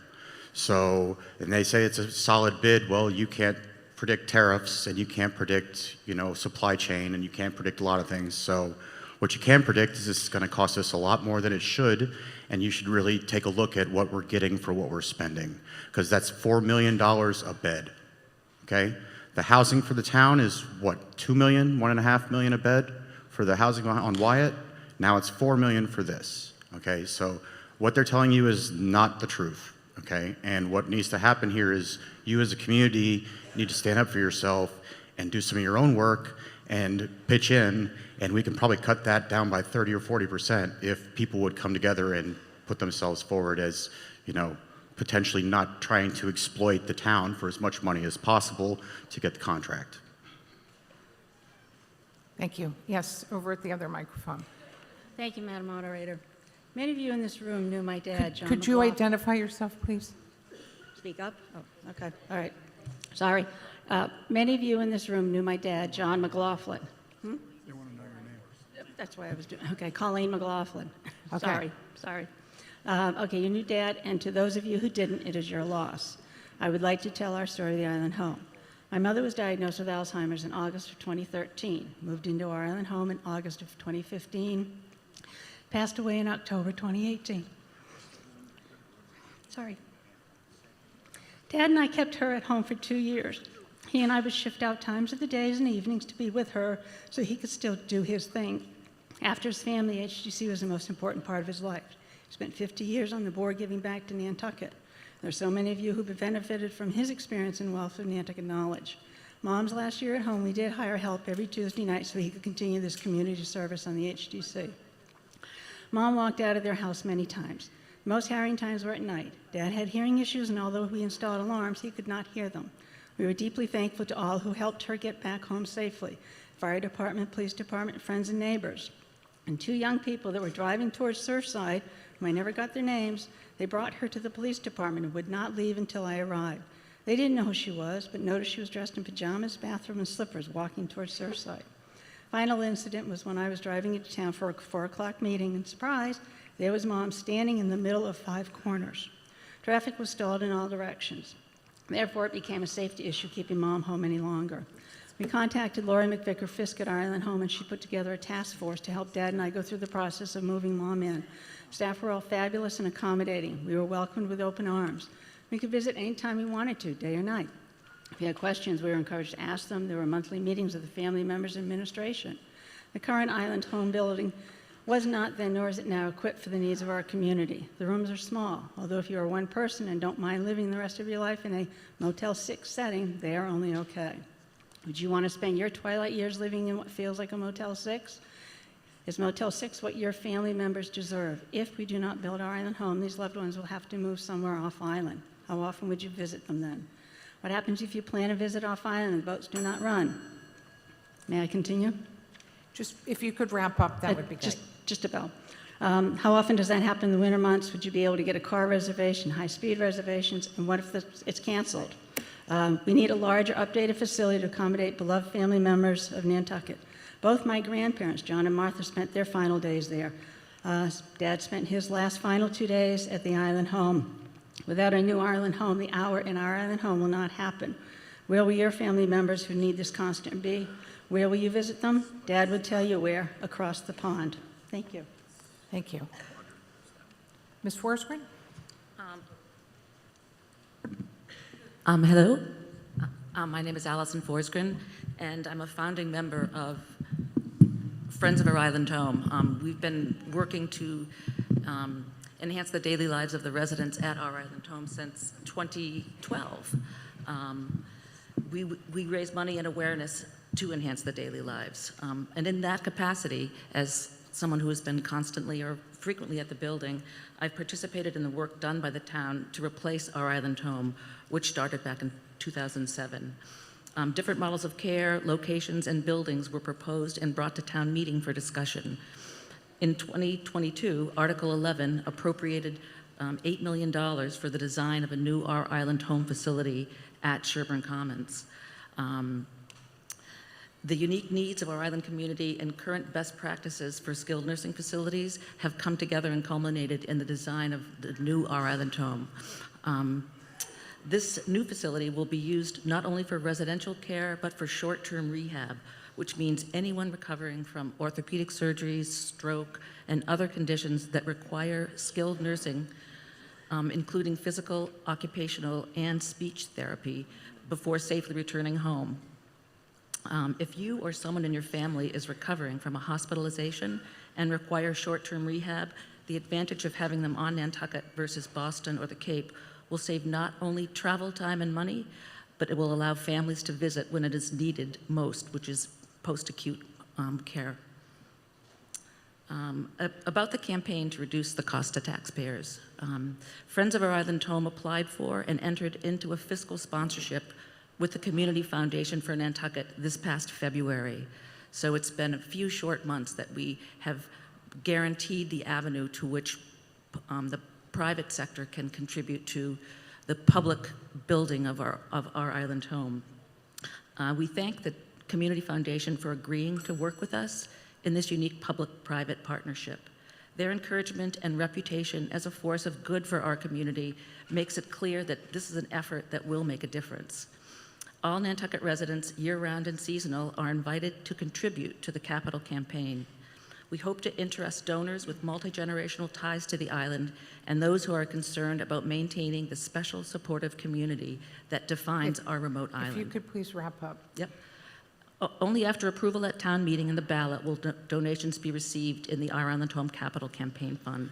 We have received unsolicited commitments, but ultimately a campaign fund manager will work with all of us to encourage those able and willing to support this vital link to the continuum of care on Nantucket.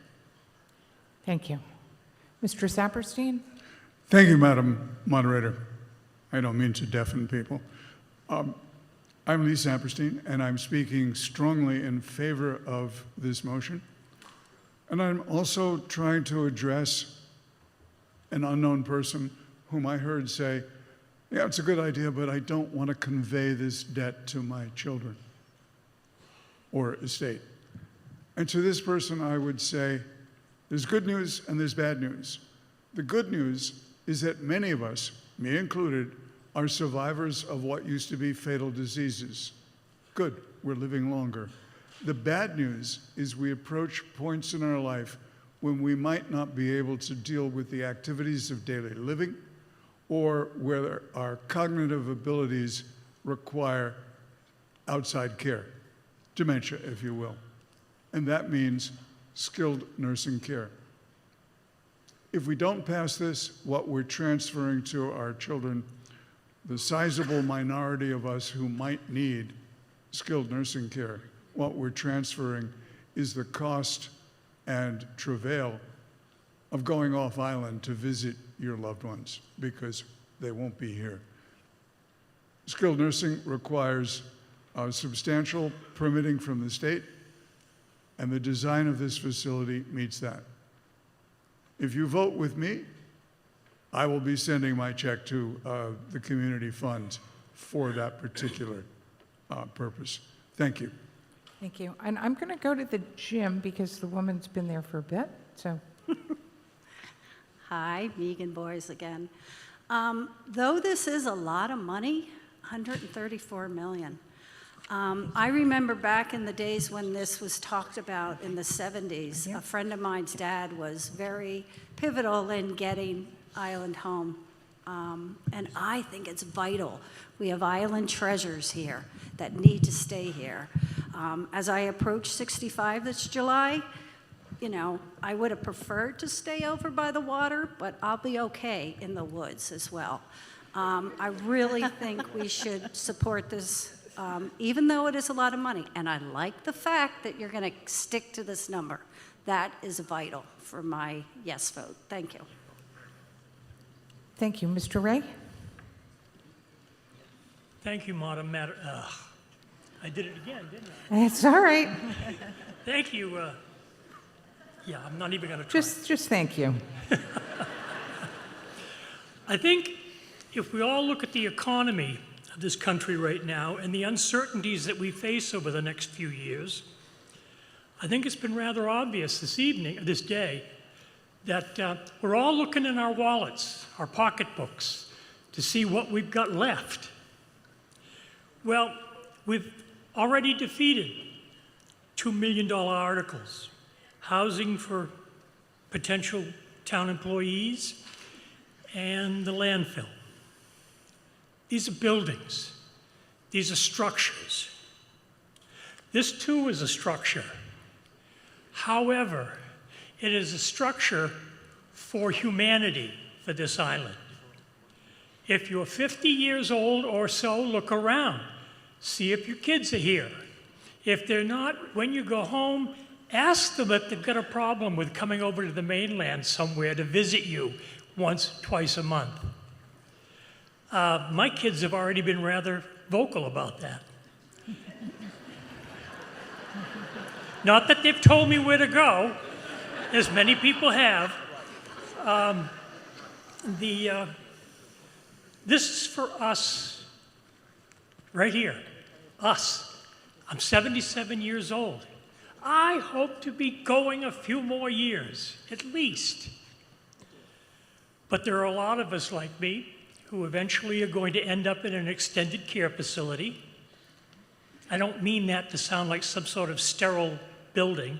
It's very much like what we have now, but it's not quite as obsolete. This is, again, for the people of Nantucket, for the folks who live here year-round, for the folks who may want to come here just to be here for those last few years.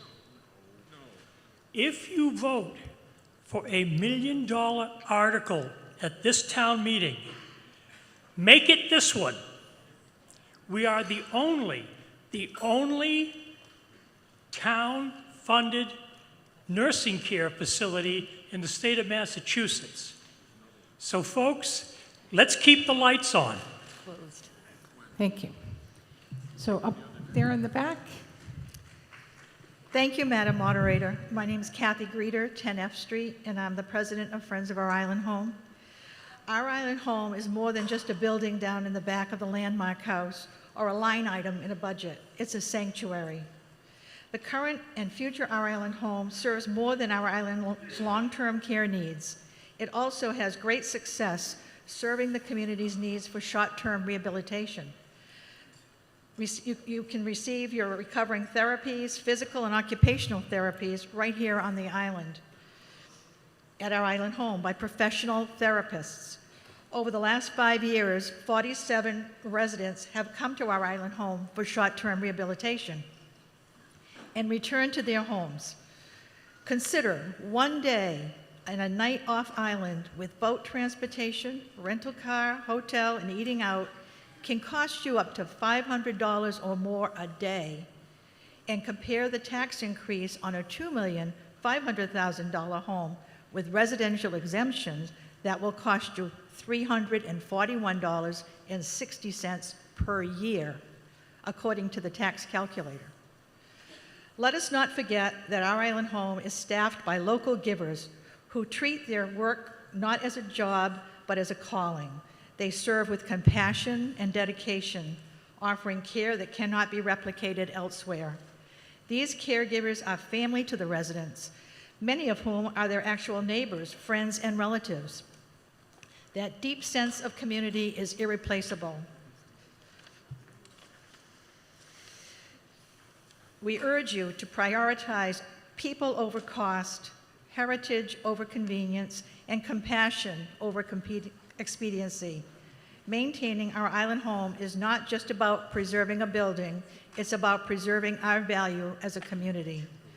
Let us honor the legacy of those who came before us by assuring that Our Island Home remains their home and ours for generations to come. Remember, Nantucket takes care of its own. Please vote yes and keep Our Island Home on Nantucket. Thank you. Thank you. Ms. Eldridge? Hi, Amy Eldridge. I appreciate everybody's positivity with the Island Home. I will say my grandmother was a resident there from January of 2020 till her passing in June of 2023. And I will say I have had some serious issues with the care that was given at Our Island Home. Not by everybody. 80% of the staff there is great. But I want to see the Island Home, if they're going to give them this building, to bring back the S in the word skilled, because The way I was treated in the 30 minutes after the demise of my grandmother at our island home was horrific. I had meetings with 3 people at the island home, literally 11 a.m. the next day, and I feel like nothing was taken care of, nothing was fixed, and if we're gonna give them a $126 million building, we could give them the Taj Mahal, but until the skill and the care gets upgraded there are people making plans for their family members not to go there. My 27-year-old daughter has already promised my husband and I, we will not see the indoor of that facility. And we're looking at that for my father-in-law as well. We gotta bring back the skilled care and make it appropriate, because the building doesn't mean anything if people aren't gonna go there. Thank you. Thank you. Yes, down here? Peter Schaefer. Thank you, Madam Moderator. I'm speaking as a private citizen. Just very quickly, one thing, 35 years ago, actually 37 years ago, I bought a house on this island, and I've been living here full-time for 7 years. One thing that was always impressed me about Nantucket is we never failed our children. Anything that came up regarding children in town meeting got passed. Let's not fail our seniors. Thank you. The woman in the gym.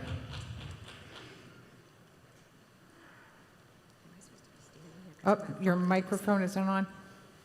We're Sorry. good? There. Oh, okay. That's good. Hi, my name is Emma Young, and I am a proponent of this project. I hope to spend the rest of my life on this island, and that will likely mean that I will end up in needing a nursing facility. And I might be young and beautiful now, but eventually I will want a lovely place to live. So I hope that you will vote for the future of the next generation. I understand this is a huge cost now, but like we've seen for years, these projects will only continue to go up in cost the longer we wait. So if we keep pushing this off, which we have been doing for the past several years, it's just gonna keep getting more and more expensive. So I think we should bite the bullet now and pay for this for the next generation of people who are gonna need to live there. Thank you. Thank you. Yes. I'm Brenda Johnson, 16 Meadowview Drive. For those of you who know me, I would say know and love me. For the last 50 years, I've worked at the hospital as a nurse in every capacity. I ran home care for 20 years. My specialty is geriatrics, so I can really tell you how to get old now. I also happen to work at the Island Home as a nurse. My grandfather was one of the people on the building committee in 1980 that built the present Island Home down at the, wherever it is, and it has 22,000 square feet. What I want to bring you back to is healthcare has changed dramatically in the many years that I've been doing it. When I first started working at the hospital in '75, I used to have to get up when the physicians came into the nurses' station so that they could have my seat. So clearly we have come a long way. But equally as important, the care that you would have gotten received at a nursing home would have been institutional care. And institutional care, for those of you who don't know, it's usually care where the residents are receiving all the care from the nurses' aides and the nurses evaluate, et cetera. But very little was expected for them to be independent in their activities of daily living. And nowadays, fast forward in 2010, Governor Patrick decided that all acute care hospitals in the state had to have patient and family advisory councils because the trend in healthcare has been towards patient and family-centered care. And that goes for skilled nursing facilities too. And that means that residents should have the ability to be as independent as possible. And when I was before you 3 years ago and I told you about my friend at the Island Home, I asked him to show me how he got into his room and into the bathroom and into his bedroom. And clearly he couldn't go in a wheelchair and be independent and close the bathroom door and/or get out and get to bed because the room was too small. Codes for building a nursing home are not the same as building your house. Just like building the hospital was not the same as building your house, sorry. And so we have to have a bigger facility. This present one is 62,000 square feet, and it is very well thought out, and it meets the needs of all the residents and future residents there. It also affords the nurses and the therapists the ability to take care of patients in the way, residents the way they're supposed to. I'm excited for the nursing home. They have a great administrative staff. They're only getting better. They've brought skilled back into the skilled nursing of the facility, and for $367 a year, that's comparable to 52 cups of coffee. And I think that we could do that for our seniors. Plus, insurance doesn't pay for the whole thing, so we need to support it. Thank you. Thank you. Over at the other mic. Frank Hanlon, not talking for the fire department since I do work there. I stood up here maybe 10 years ago and brought to the point that this was voted down to be moved to Sherburne Commons 3 separate times. And I asked the town to actually listen to what the people wanted. And they wanted the building to be kept where it is. And a few years after that, everything settled down. Don famously said in the paper, I think the idea of moving the home has changed. And that came when the town meeting was split between here and the gym. And there were several people that were not able to speak to that at that time. So I think the shift from the town to move it happened before we even had a chance to really consider where it was. And yes, they did a lot of work. They did their due diligence. But to keep it where it was would have been the better option for me. I said I wanted to end up there. I probably won't now. For $134 million, you guys can take that money, or half it, put it in an account, put the old people, family members, into a 5-star place off island. Pay for a private jet or airplane to actually go visit anytime you want with the amount of money that you're going to be making on interest on $50 million. And that's something you haven't looked into. We are the only place in the state that still runs an island home through the town. Why is that? Is it because we can offer better care? I don't think so. I don't think it's, and actually to speak to Amy Eldridge's point, as somebody that does go into that facility, there have been several times where there's not enough nursing staff on 24 hours a day. There's not enough aides 24 hours a day. They don't get paid enough 24 hours a day. We've had to go look for people when we have people in need that need to go to the hospital. We had to go search for a nurse or nurse's aide to find out where our patient was, to then bring him to the hospital because they had fallen and nobody had noticed. The patient called 911. I'm in help. I need help. Thank you. So are you saying that you're going to staff this facility the way it needs to be staffed, above the standards that we have now? I'm not saying the nursing and the aides at the island home now are not great people and skilled. If We you could just need wrap more of up, them. that would be great. We need more help in the island home. If you're going to move it, spend this money, then make sure it's staffed correctly. Thank you. Thank you. Ms. Longacre in the gym?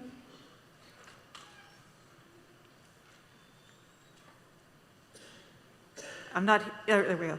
Hi, Mary Longacre. I want to speak about what you're leaving your children.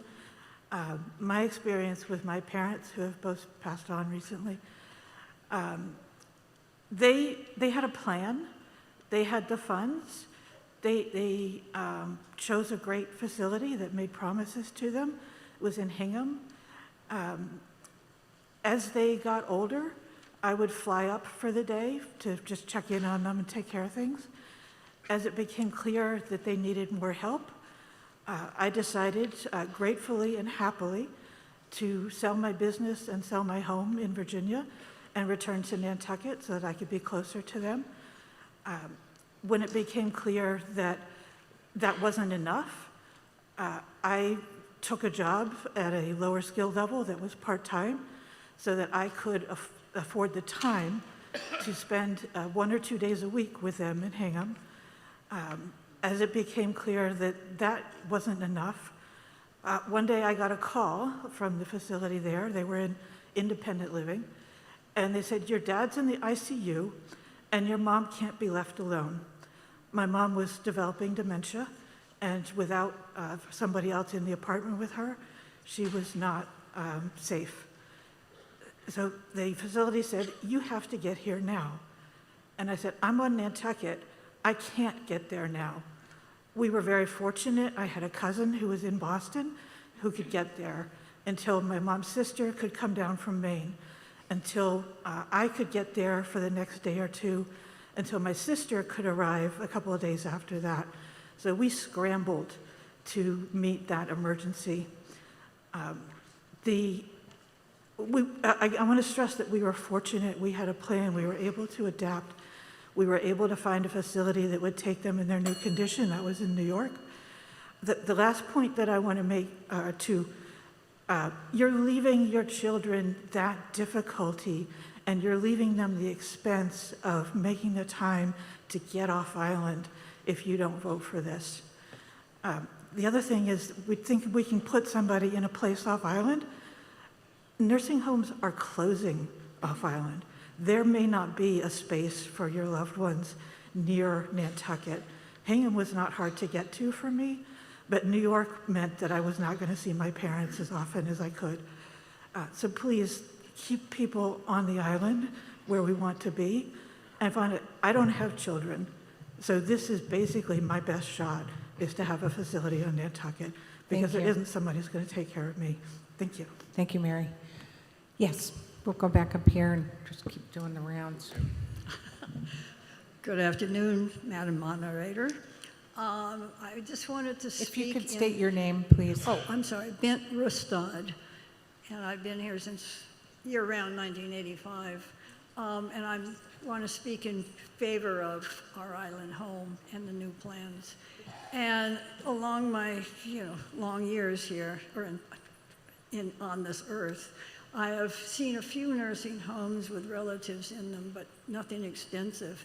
And it wasn't until 5 years ago that my husband got a very serious illness of, diffuse large B-cell lymphoma. And it's taken this island, the doctors, the nurses, the clinics, Mass General, they have saved his life. But he came back to Nantucket after a nursing, after a facility rehab, and after an extensive stay up in Mass General in a wheelchair. And I was skeptical about our island home, but it was the absolute perfect place for him. They have the OT and the PT. He was able to have the freedom to wheel himself around, the whole facility, get out. He'd get up early in the morning and get his coffee and go watch the steamship leave in the morning. And the OT and the PT got him on his feet so that he walked out, not only just on a walker, but with a cane a month later. I have high respects for, the staff, and I know there's shortages, and I know that that's why they've also included residential, housing, on this new plans, because we all need new, more housing for our specialties. So I just really, it's been a really stressful 5 years of going back and forth to Mass General and juggling everything. And just to be able to have him here and to be able to have support from his friends here, his community, and he would be here if he could have this morning. So thank you. I thank you very much, and I hope you will vote for this facility. Thank you, Ms. Benz. Good afternoon. I thought it was going to be good morning. These are terrible alternatives that we face. Cost. And when you look around the room, there are many people here who may have the need for a facility like our island home. I was struck I don't know if it was last week or the week before, by the editorial in the Inquirer and Mirror that suggested that we give the time to the Friends of Our Island Home to do whatever they can to raise money to offset the cost to the taxpayers. I think that is a very constructive approach to resolving one of these issues if someone can figure out how to do it. But the cost, of course, is an issue for many, but the stories are terrible. I hate to do it, but I think we should call the question. You don't get to call the question after you've talked. That's kind of the rule. Sorry.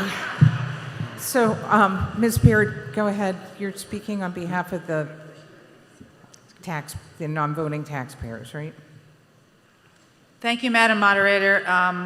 And town meeting voters, I am Kathy Baird, and I'm the Secretary of the Advisory Committee of Non-Voting Taxpayers, a committee appointed by the town manager to advise on matters of concern to non-voting taxpayers.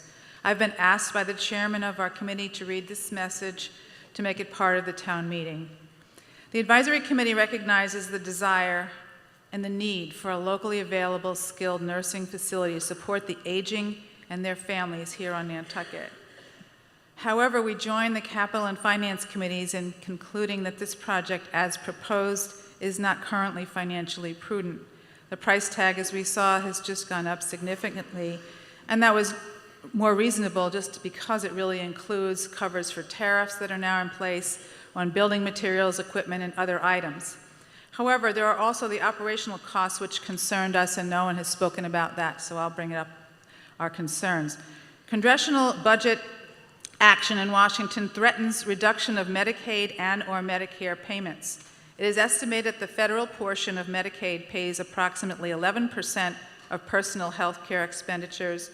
Medicare pays 23.2%. Any cuts to these programs by Congress will adversely affect payments to our island home in the future, and the losses will end up in larger local property tax bills, which the taxpayers holding the bill. Nantucket depends on municipal bond tax exemption to attract investors with low interest rates. The proposed congressional elimination or reduction of the exemption will raise the cost of our island home's proposal and Nantucket's other debt-hungry capital projects that are funded by the Nantucket's issuing bonds.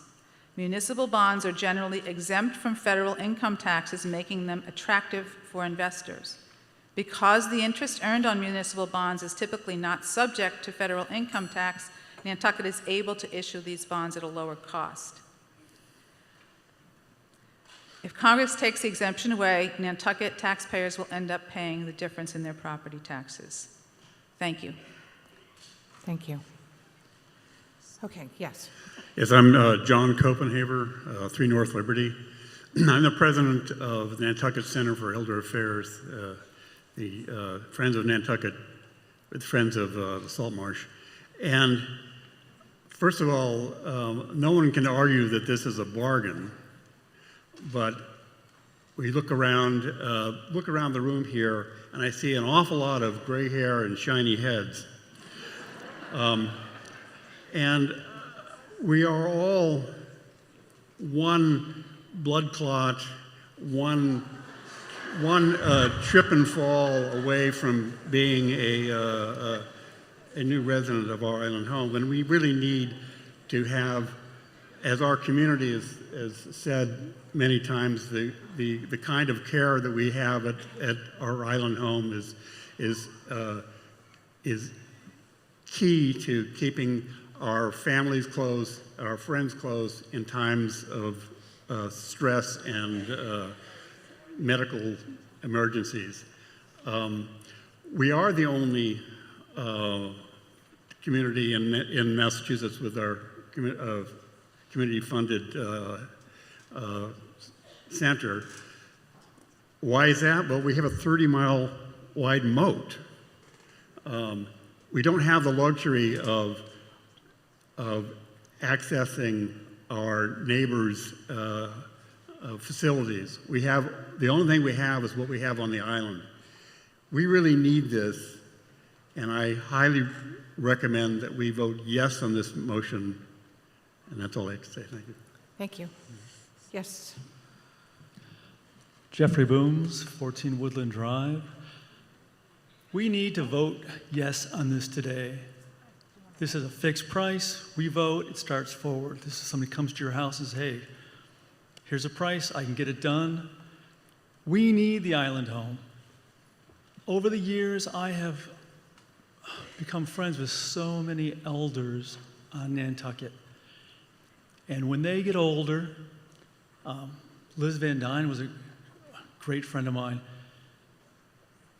They can't take care of themselves. They go to the island home, and their friends go to visit.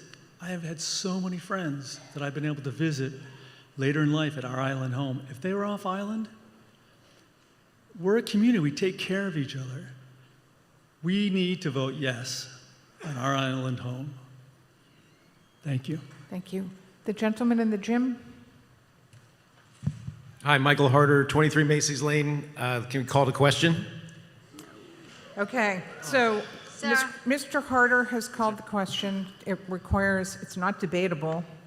The point is, if you're done talking, you vote yes on the motion to move the question. It does require a 2/3 vote. If you want to keep talking, you vote no, and then we'll go back to the debate.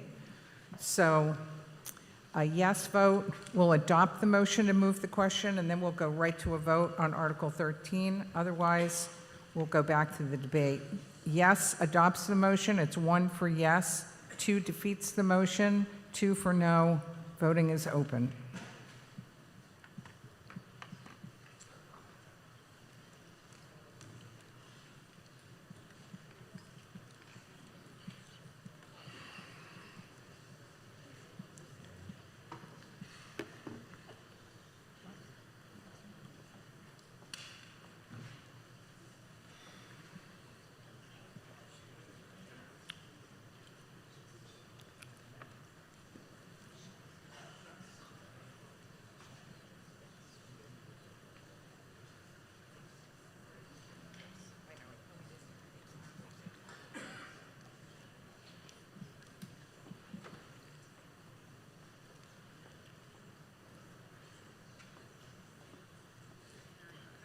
Voting is now closed.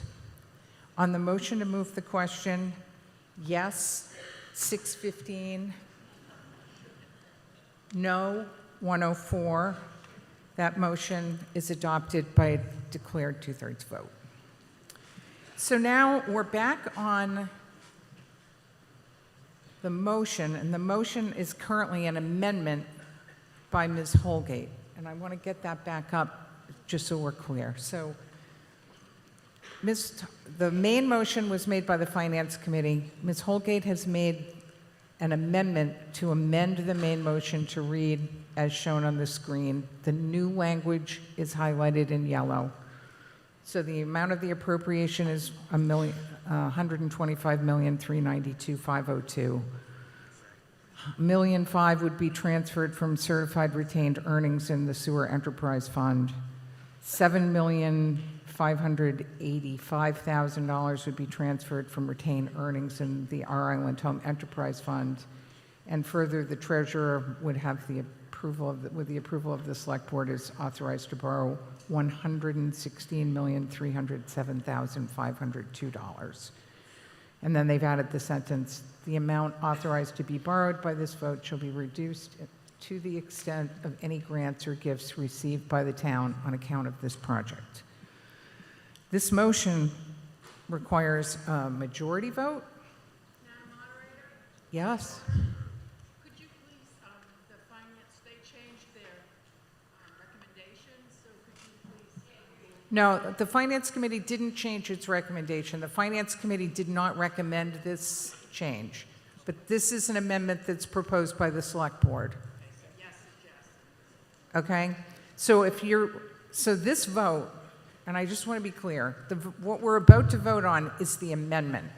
Once the amendment is voted, then we'd be on the main motion as amended by Ms. Holgate's amendment. We could potentially debate that. It's not affected by the motion to move the question. The motion to move the question just ended debate on Ms. Holgate's amendment. Okay? So we're going to vote on Ms. Holgate's amendment. Takes a majority vote. Yep, point of order.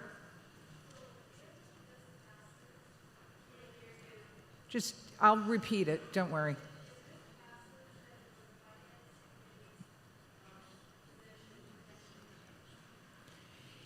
So the question that's been asked is, if this amendment passes, will the Finance Committee's recommendation change?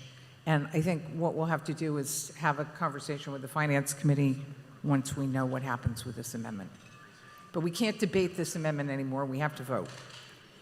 So we're voting just on the amendment. It requires a majority vote. Yes? Yeah? If I might clarify for the voters, please, if we don't pass this amendment, the motion, and then we vote in favor of the original motion, we will not be able to execute the contract that we have because there will not be enough money to execute that contract. So voting no on the amendment doesn't mean we get to do our island home for less money. It means we don't get to execute the contract that's on the table for the price that it is. So if I may state that another way, if you don't want our island home, please allow the amendment to happen and then vote no on the main motion. If you want our island home, we must pass the amendment or we can't execute the contract that's on the table. And if that doesn't make sense to anyone, please ask a question now so we can further clarify. Madam Moderator? Yeah. Sure. So here's what she's saying. So we have an amendment that was proposed by Ms. Holgate. If this amendment passes, then we'll be voting on the main motion. If it's defeated, we'll go back to the Finance Committee's main motion, but that main motion of the Finance Committee doesn't provide enough money for the Select Board to enter into the contract that's currently before it. So defeating this amendment is essentially defeating the entire article because the project can't go forward on the basis of the Finance Committee's recommendation. The Finance Committee voted against this amendment, that's correct. Another point of order? Yes? For me? Because it's an amendment. An amendment to a main motion takes a majority.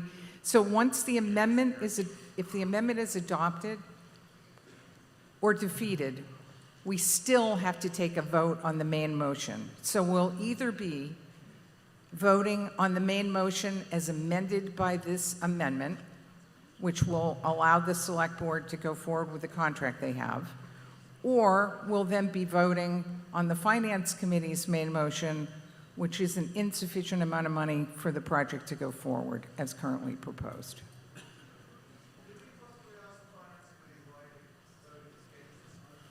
No, because the question's been called, so we have to take a vote. Okay, so a yes vote will adopt this amendment, a no vote will defeat this amendment. It takes a majority vote. Don't fall for it. Voting is now open. It's 1 for yes, 2 for no. Don't fall for it. She's changing it up at the last second.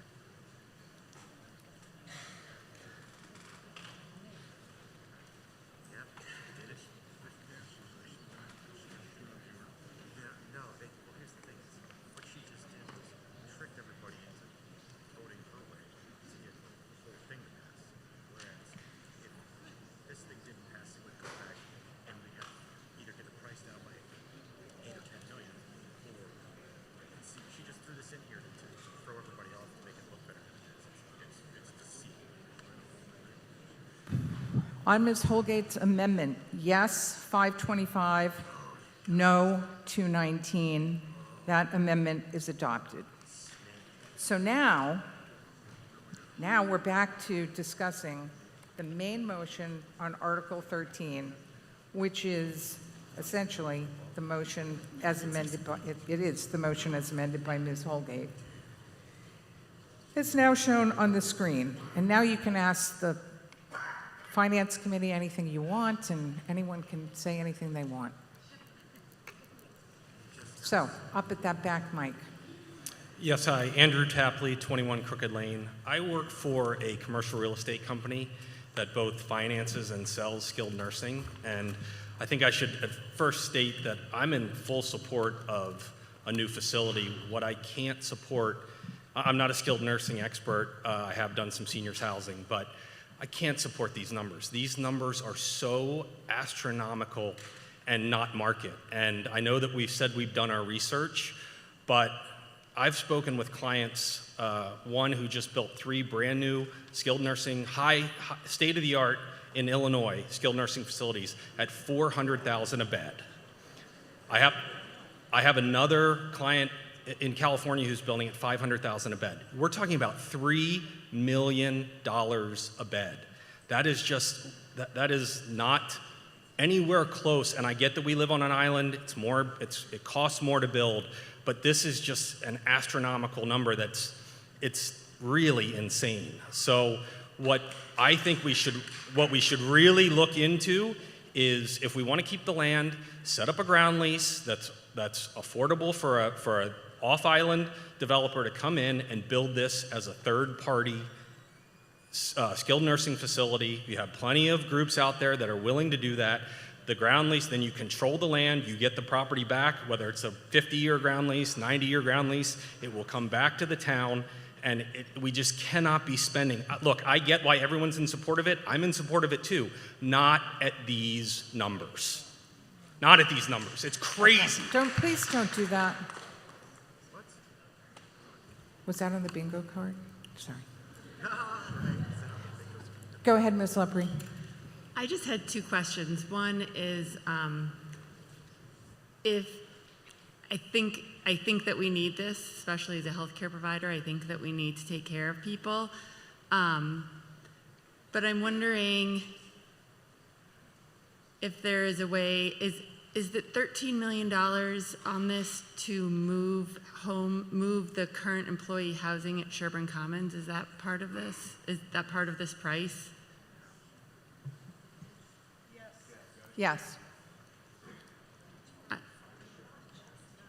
And the other is, for me at least, and I'm wondering if there is a way that the select board would want to say something about the fact that the land where the current island home is would remain the town land. I know that it's being, have been told that the Salt Marshes Center is going to go there, and then I think that Ms. Holgate said something like that we want to keep it, and I guess, is there a deed restriction or a way that you all could guarantee that that land will be town land forever, and that we won't go, oh, well, we have overrides and we're going to sell it to the highest bidder? I just want to make sure that that land is always going to be, if we're going to agree to this, like, can that land always be town land where the current island home is? Ms. Holgate? Am I speaking to the land? Yes. We would need a vote of town meeting to dispose of the land. I said that in the opening, that we don't have any intention to do that, but it is all ultimately up to you in the future. And right now, we are studying the feasibility of putting the Salt Marsh Senior Center there. Ms. Crono? Thank you, Madam Moderator. A couple data points for folks as you consider this vote. So our current debt is $174 million. So when you add the $116 million of debt that this will incur, we'll be up to $290 million of debt. In 2025, you're actually going to be asked to approve more than $200 million in overrides. Now, based on the votes this morning, I'm less confident that it's going to be that big of a number, because the $14 million is out, and I obviously have some concerns. Okay. I have some concerns about the DPW number. But in outlying years, there's a potential $435 million of overrides that will be required to address critical projects, such as Steamboat Wharf Resilience at $120 million, new middle school, $85 million, new senior center, $39.5 million, central municipal building, $56 million. So when you're voting for this today, please understand what's coming down the pike, and that you'll be voting for those things too. So I just want to make sure everybody understands it in context, that it isn't just this one item. Thank you. Thank you. Mr. Miller? Thank you, Madam Moderator. Just 2 observations as we wrestle with this very complex issue. Number one, I would like to strenuously object to the speakers who question the quality of care at the island home. It's extraordinary. My mother, who is now 103, has been there for 2 years. I'm down there 4 or 5 times a week. They could not possibly be taking better care of her than they do. They treat her more like family than I would treat her as family on a bad day. And I thank my lucky stars that they are there. Secondly, if there's any doubt in your minds about who's in the island home now, you might be surprised if you took a stroll down the halls how many of the people you would recognize. It's not a bunch of old people. It's really us now.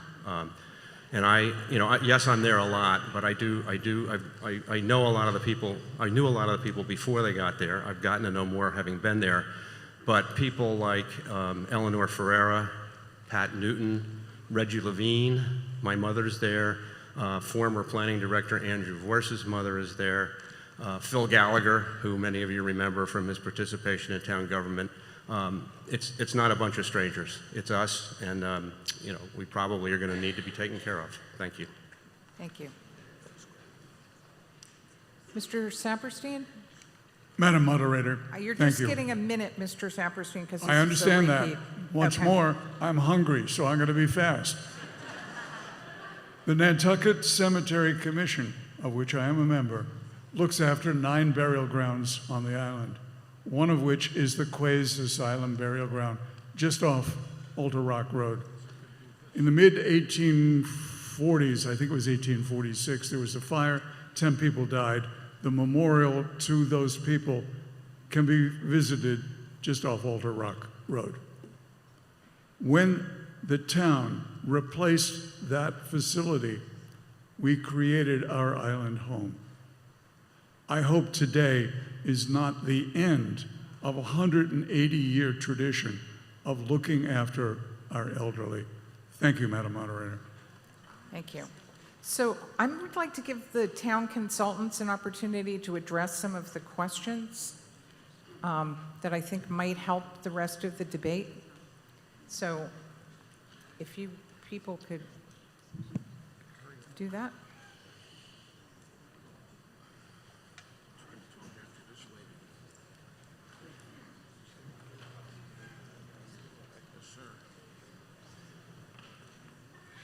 Good afternoon, John Lemieux from Vertex. We're the owner's project manager for the project, and just a couple of notes on to address some of the comments about cost. We agree this is a high cost, but just to be clear, this was competitively bid. We had 119 subcontractor bids across 33 categories of work to look at this project. Jack Danker from Consigli is here today for any questions you may have for him. He would be the actual builder of the project. Was competitively bid with an approval today, with an approval at the ballot. We would move ahead with signing what's called a guaranteed maximum price amendment to Consigli's contract, where we would lock that in. Some of the earlier comments, yes, that budget has over $10 million in contingencies, 4.5 for tariffs, which again was something that came in really late in the game, as well as $5.5 million worth of a general construction contingency. All of that is Nantucket money. We only borrow it if we need it. In addition, there are allowances within Consigli's budget that if they're not spent, they come back. Unlike the private side of the marketplace, there is no cost savings, incentive. If Consigli saves $1, it's Nantucket's dollar. It's not half theirs and half the town's. It's all Nantucket's money. And then lastly, I think the biggest difference between the you've got two big differences in Nantucket here when we talk about comps off island.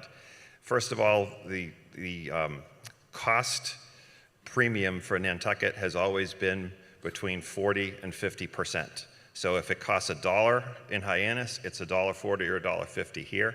And this project has to be done prevailing wage. So be careful when you're doing comps to private facilities. Those private facilities don't have to pay their electricians over $100 an hour, their plumbers over $100 an hour. It's all required by the state to go by prevailing wage, licensed, and the trade contractors have to be licensed by the Massachusetts Department of Capital Asset Management. So there's a lot of requirements that fall into this project that that don't have to be dealt with in the private market. Thank you. Yes, go ahead. Thank you, Madam Moderator. Bob Eisenstein from EF Senior Care, been invited by the town to address. Just picking up on some of the comments that John made. First of all, just to talk about the bed situation, the cost per bed, what we really have to look at, because we are also a private developer off island, is the number of residents that we're treating over the course of the life of the facility. And we did an analysis. We've actually cared for 800 and close to 890 people over the course of you know, the home being open.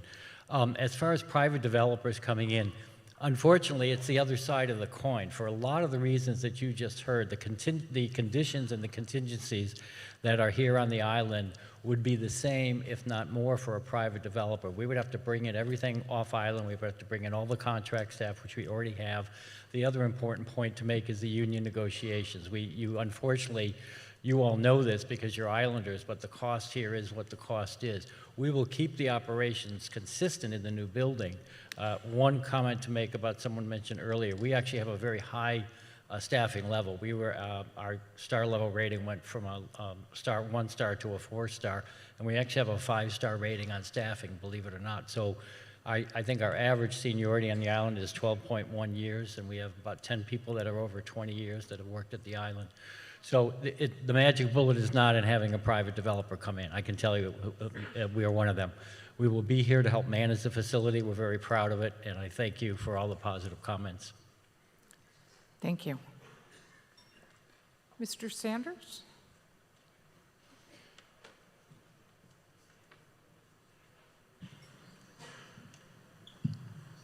Thank you, Madam Moderator. Grant Sanders.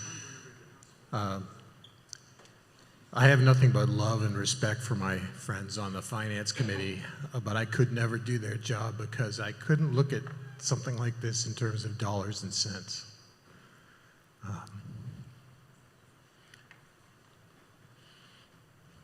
I'm sorry. I volunteer once in a while to play guitar at our island home. And what I see there are people trying to live the ends of their lives in dignity. So when we talk about $3 million or $4 million per bed, I think that's a small price to pay for dignity. Please vote yes. Thank you. Back up and Diana Graves.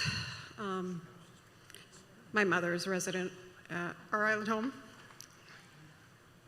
She has lived in, this will be her 3rd nursing home once we moved off because of she's also deaf, so we communicate with sign language.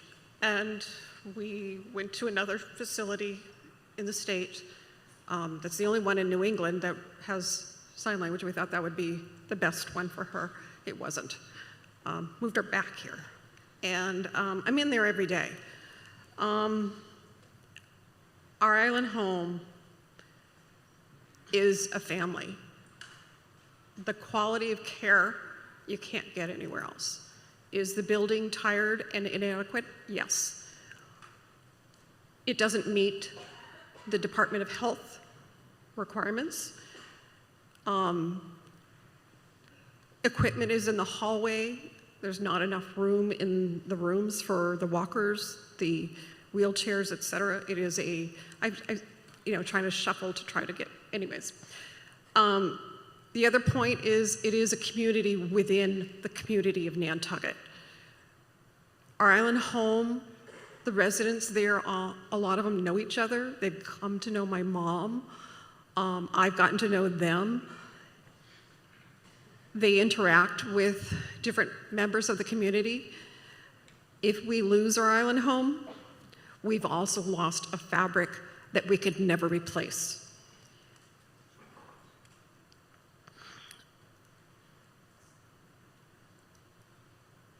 I've heard a quote that a measure of civilization is how it takes care of its vulnerable.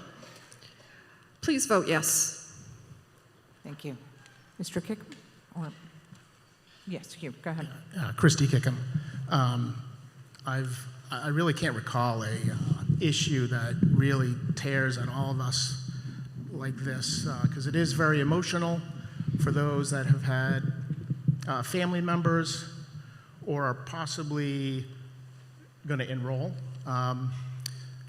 as opposed to those community members that have no connection, physical connection. Obviously, there's the component of taking care of the elderly, but we got to keep in mind there are community members that have a disconnection from it, and I think I'd like to respect their thoughts as well. But I've heard a few times tonight about people coming here to spend their last few years. I would be very much in favor of this if I knew that every full-on, long-time local family was going to, have end of care there. Keep in mind, I've also heard, I would like to maybe end life there, but we're talking 45 beds. That's the first 3 rows here in this middle section. There's a good chance some of you will not get a bed. You might, but it's not guaranteed. So I also want to address, I know I've also heard fixed costs. These are maybe the building's fixed costs, but the effort to proceed is not a fixed cost because we are looking at multi-million dollars of debt every year. Not that it's not worth it, but we have to keep that in mind for future generations that are going to manage our government. And we really should look at and see how are we going to leave them better equipped to make decisions for the town and its people. Thank you. Yes, up at the... Ada Ruth Waig, 34 Arkansas Avenue. Many of you knew my late mother, Catherine Flanagan Stover. She was majorly opposed to moving our island home. That's as loud as I go.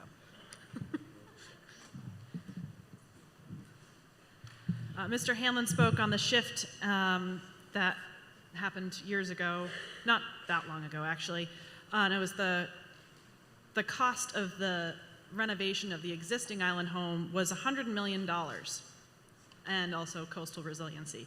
So moving the facility was going to be less expensive than just renovating. As a point, I'm still baffled as to how this went from $105 million to $125 million between the printing of the article and now for a single-story building. The hospital renovation cost $89 million and was completed in 2019. Just as a point of reference, the cost of building this is $89 million as well for the base cost of construction. While I feel my hands are tied to approve this article for the sake of myself, our seniors, and my children, I understand that the town is thinking to have a senior center location, the senior center at the old location of the island home. As a voter and taxpayer, I would actually prefer that our island home, when it gets moved, I would hope and pray that the existing facility can get renovated and become our next funeral home, because we still are outsourcing that, and it would be a really remarkable place to have our wake happen there instead of where it might end up being. So, thank you. Thank you. Yes. Madam Moderator, thank you. My name is Ted Giletti. I think we all agree that we do need a facility like our island home, especially the circumstances of Nantucket 30 miles out in the ocean. However, it's incumbent upon us that we get our island home at a good price, number one, but number two, as Amy Eldridge and others have spoken, with proper service from the support staff, the nursing staff, medical staff. My question is, do we have plans that we're going to have local doctors overseeing what's going on? Will there be a board of directors, a board of governors, something like that, composed of local people from Nantucket, consisting also of professionals in the medical staff, to oversee the operation of this facility? On a cost basis, I note that Martha's Vineyard has put together a facility with 76 beds for support staff and 70 beds for patients. That's a so-called greenhouse model with modular construction, as opposed to ours, which is projected at a very large-scale, single unit type of facility, which is much more expensive to construct. So My question on that is, should we be considering a different model of construction? I know we've gone very far down the road, but I would like to hear the answer in respect of that particular issue. Ms. Cronau, the finance chairman, spoke about the debt service. Next year, it's projected to be $17 million almost. And after that, who knows where it's going. There's also the issue of the operation cost, the OPEX, for our island home in the new vernacular. What are we going to have to do to subsidize that? Have we put that into our financial model to consider that properly? Thank you. Thank you. Yes. I move that we vote on the question. Can I have your name? Richard Sotel. Okay. So Mr. Sotel has moved the question. As you know, we have to go right to a vote on that. A yes vote will end debate, and we'll go right to the vote on Article 13 as amended by Ms. Holgate. A no vote will defeat the motion to move the question, and we'll continue the discussion. Requires a 2/3 vote, 1 for yes, 2 for no. Voting is now open.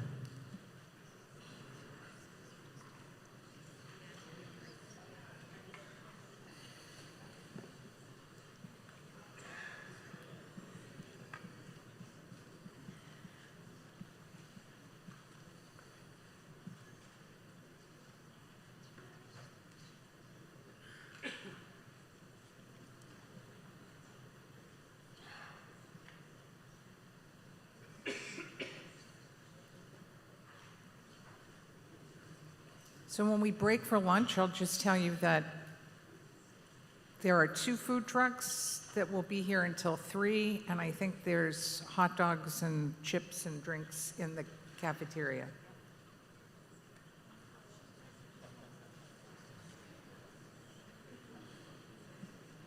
Wait a minute, I'll have to come. So on the motion to move the question on Article 13, yes 627, no 69. So that is adopted.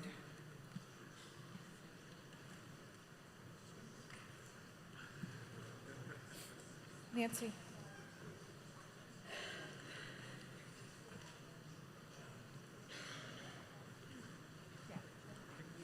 Okay.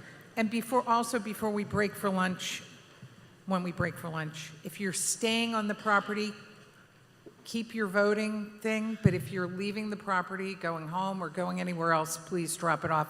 If you come back, you'll have to get a new one. But if you stay on the property, keep your voting device and keep it with you.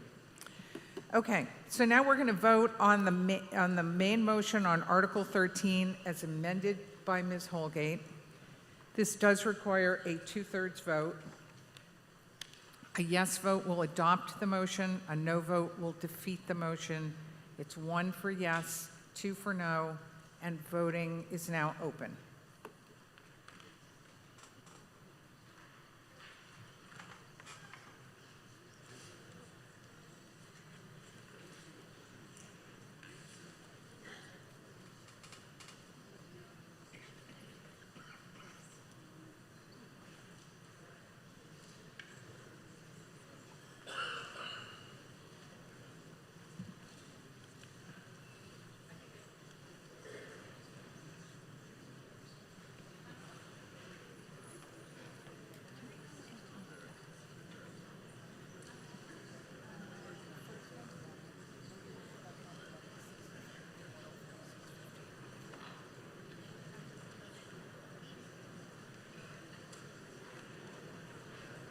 Okay.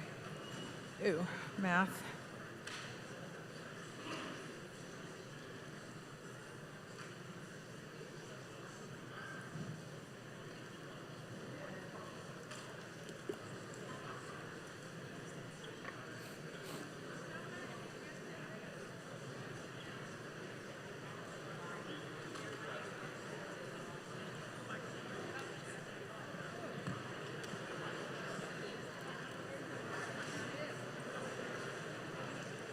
Okay, on the motion on Article 13, yes 450, no 283, that's 733, 2/3 is 488, the motion is not adopted.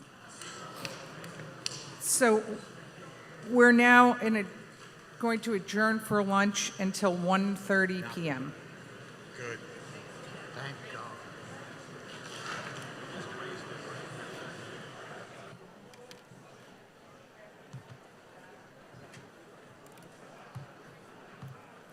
No.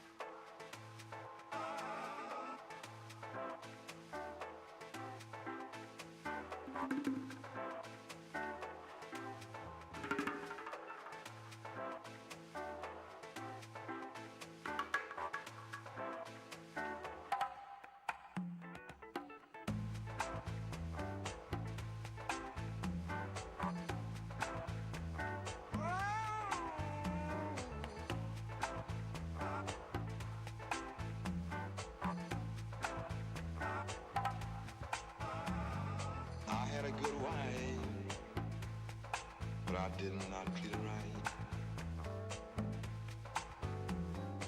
It's my fault. I only have myself to blame. Boys, I'll never roam. Boys,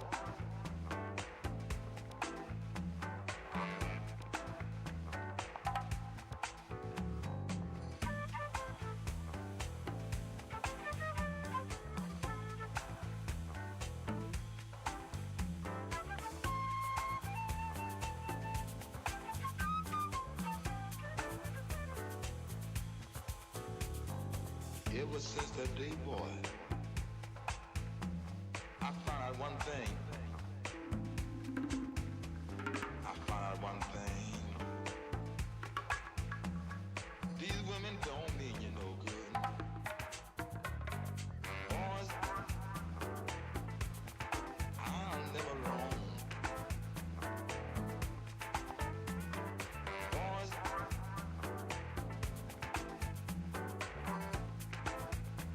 she would have been home right now.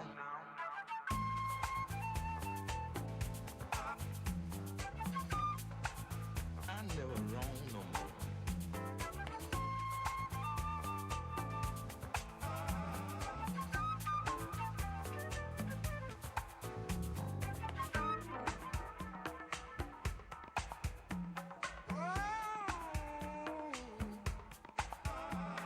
You mistreat a good girl for some woman, then she'll turn around and turn her back on you. I'm having bad luck, bad luck, bad luck. Ever since my baby been gone. Boys, I'll never roam. Boys, Hello, can I just ask a question? If anyone here knows Rosita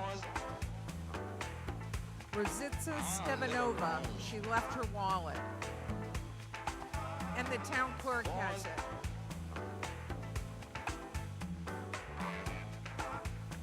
only have myself to blame.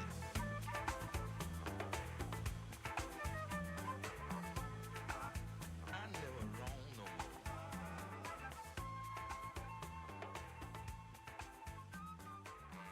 These women don't mean you no good.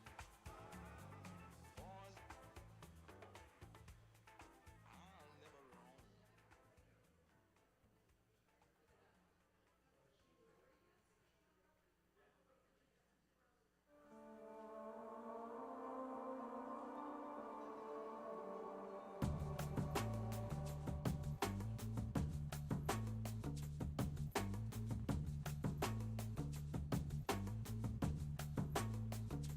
I'm the president of the shadow government, the grand governor of the Federal Reserve, public enemy of the society, the one you cannot see, the 33 degree.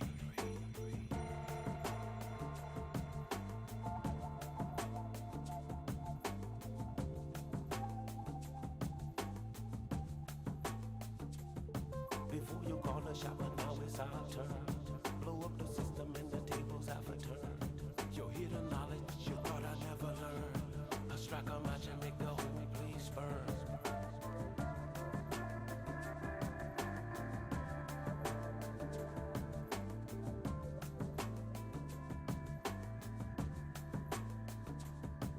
I'm the real WMD. I'm your #1 public enemy. I'm the one, your runaway slave.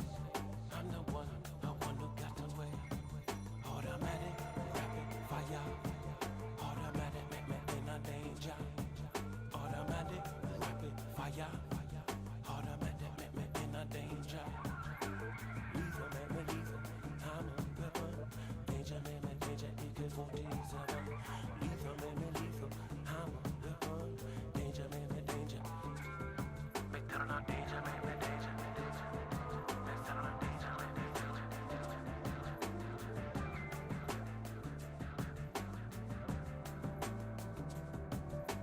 Cameras, they track me, they try to entrap me. Shadows I creep, 'cause I know exactly the knowledge you keep.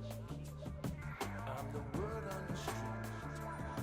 I've got nothing to lose, the whole world to gain. Slip out of your news, now I'm running your game.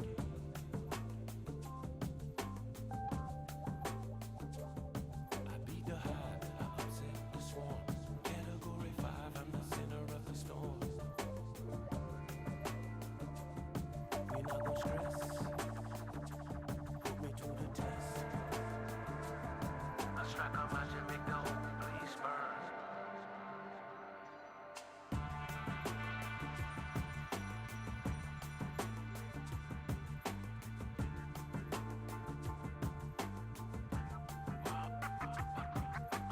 Walk with the angels and me down with the wind.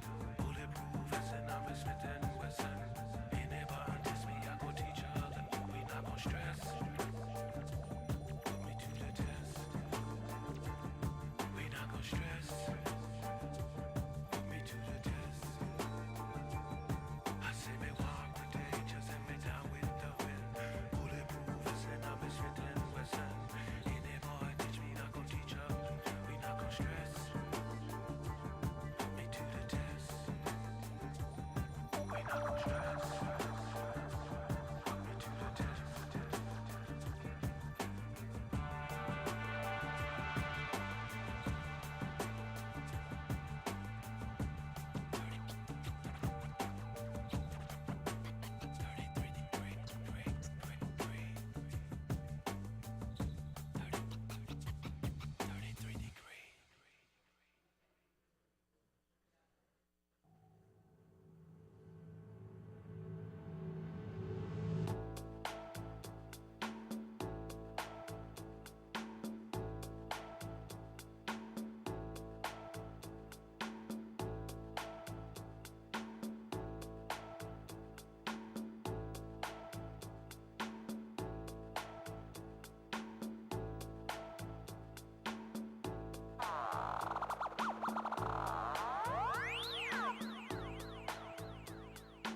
This is the return of I Dread.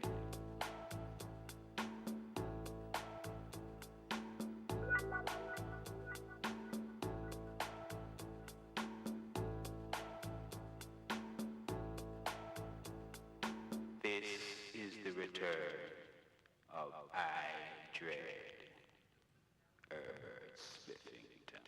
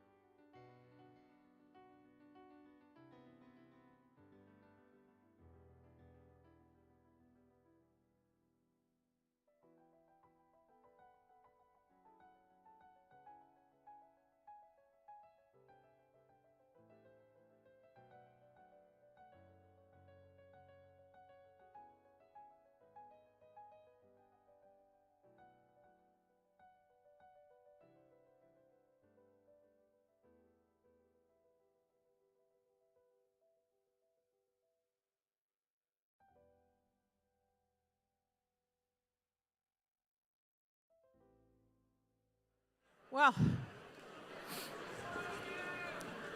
let's come back to order, please. Couple of notes.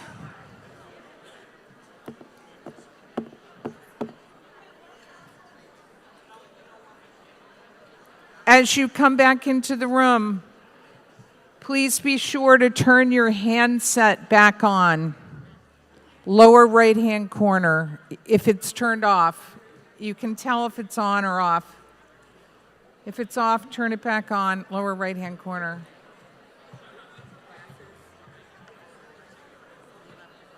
Where were they left? They brought it to the table and they handed it to me. Anyone missing glasses? I like it. Oh, here, I'm going to give these to you. Okay. Are these Ray-Bans? Yeah. Not anymore. Yeah. Sorry. I'm Kelsey. I'm friends of Nantucket Public School. We were doing the hot dogs for lunch. Yeah. Apparently, like a whole bunch of people didn't know that was like not free lunch. If there's any way to say, you know, if you ate lunch for free, come and pay us. That would be really appreciated. Oh. We're a fundraiser for the Yeah. public school system, and I don't know. I just keep hearing, oh, I thought that was free. You know. How much? It was $7 for chips, drink, and hot dogs. Okay. So if anyone's willing to come back and pay, we would much appreciate it. Okay. You can pay on Venmo. They can Venmo? Yes, they can Venmo. Friends of Nantucket Public School. Okay. Thank you. That's what we get. Okay. So if you're missing a pair of glasses, they will be down at the town clerk table. If you had lunch in the cafeteria and you thought it was free and you didn't pay, it was supposed to be $7 for chips, a drink, and a hot dog. So, and it's a fundraiser for the Friends of Nantucket Public Schools. So please pay them. You can Venmo them at Friends of Nantucket Public Schools. And we are back in session. And I'm going to start with Article 14. Article 14 on page 24 of the warrant.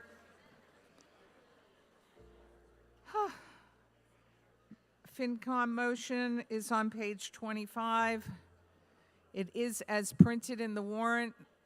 I'm going to recognize Chair of the Finance Committee for purpose of making that motion. So moved, Madam Moderator. Is there a second? Second. Motion is made and seconded. I'm going to, unless Mike Burns wants to do an introductory thing, I'm just going to go right to you, Mr. Gibbs.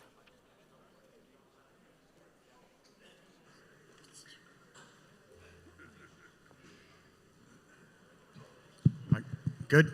Good. I just wanted to withdraw my call on this article. Oh, you do? Yes, I just did some, you're welcome. Yeah. I just did some figures in my head and how far that bike path is, and that number is pretty good. Okay. Okay. Thank you. Fantastic. Does anyone else want to talk about Article 14? Okay. So Article 14, Tom Nevers Bike Path, it does require a 2/3 vote. Motion is as printed in the warrant. A yes vote will adopt the motion. A no vote will defeat the motion. I hope you were paying attention when I said if your handset was turned off during the break, please turn it back on, lower right-hand corner. If it's still on, don't turn it off.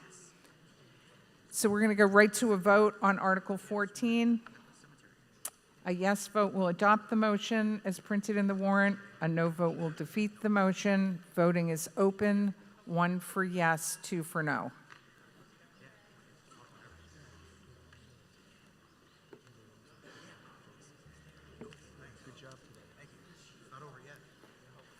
So the most amazing thing happened during lunch. I got a hardcover of town meeting time, courtesy of town council.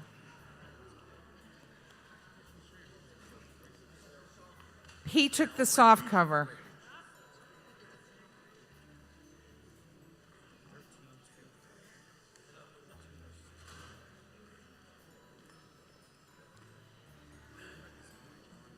What a selfless act.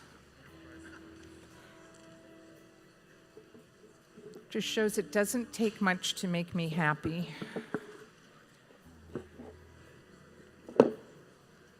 So on Article 14, it would help if I had a pen. yes 287, no 49. That is adopted by a 2/3 vote.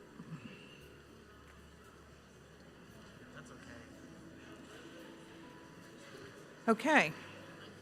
Article 15 starts on page 25, continues to page 26. Motion is as printed in the warrant. I'm going to ask for your consent not to read that and recognize Ms. Cronow for the purpose of making the Finance Committee's motion as printed in the warrant. So moved, Madam Moderator. Is there a second? Second. Motion is made and seconded. Mr. Gibbs? Yes, ma'am. I needed some clarification. Is 15 a vote on Article 16? What's the difference between 15 and 16? Because it looks like the numbers for fiscal 16 to 26 don't necessarily match the ones on the next page. Okay. I'm not sure. Mr. Turbot? Whoops, not on, I don't think.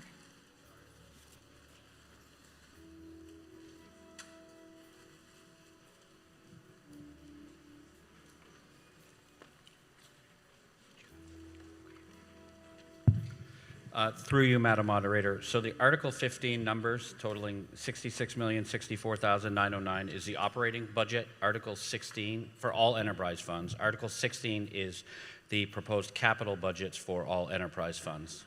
So they're different proposals. Okay.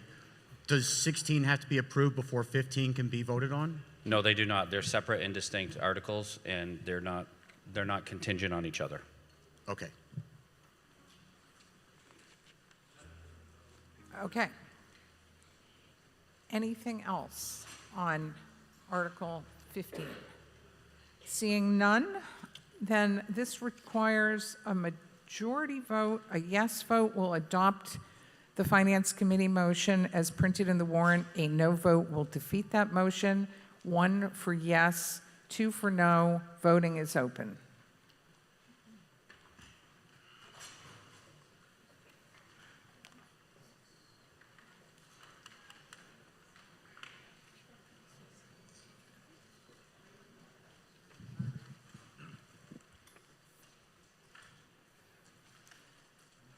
So for people just coming in, if you've lost a pair of glasses, they're at the town clerk's table. If you ate a free lunch, please pay the Friends of Nantucket Public Schools $7. Thank you, sir.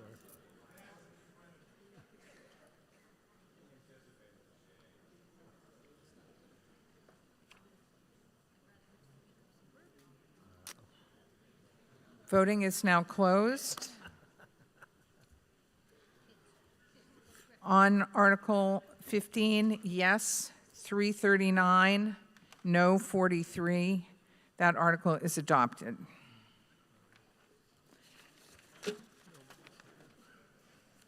Article 16. Article 16 is on page 26 to page 27 to page 28 to page 29, page 30. 31. It is as printed in the warrant. I'm going to ask for you to waive the reading of that and recognize Ms. Cronow for the purpose of making the Finance Committee's motion. So moved, Madam Moderator. Thank you. Is there a second? Second. Motion is made and seconded. Ms. Sutton?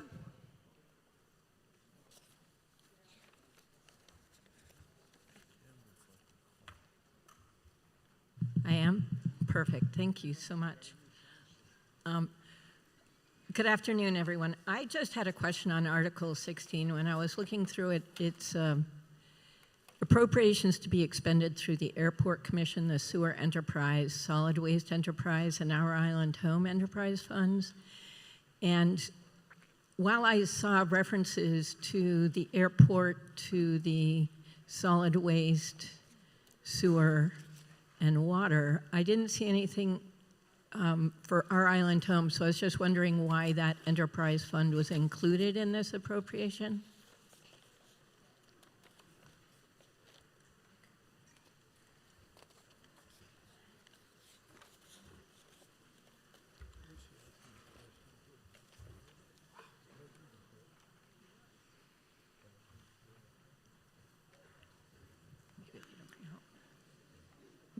Ms. Gibson?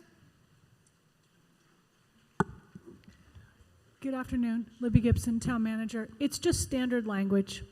Okay. So it goes in every year just like that. And if there are no capital appropriation items for Our Island Home, they're just not listed.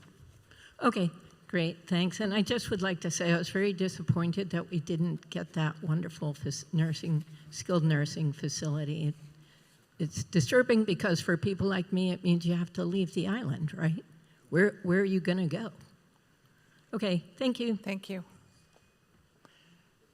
Mr. Gibbs? I apologize in advance. This is the last one for me for the day, but this is a big one. There's a lot of holes in here that I'd like to address. I think the first one is the town is spending $1 million on PFAS preparations for this coming year. The airport's spending $3.68 million for PFAS investigations for this year. And at the end of this article is $4 million transferred from retained earnings to the Water Prize Enterprise Fund, which is Water Department, for $4 million in PFAS treatment system. Okay? I think that's an incredible amount of money for this, and I know what the levels are of parts per million or parts per trillion of the PFAS in the water, and if you compare that to the amount of copper that's in our pipes from the salt water, you would not have PFAS at the top of your list. Very seriously. It causes copper sulfides and copper oxides in our pipes are causing brain tumors and brain cancer. And I got to go to a benefit today for a friend who has one.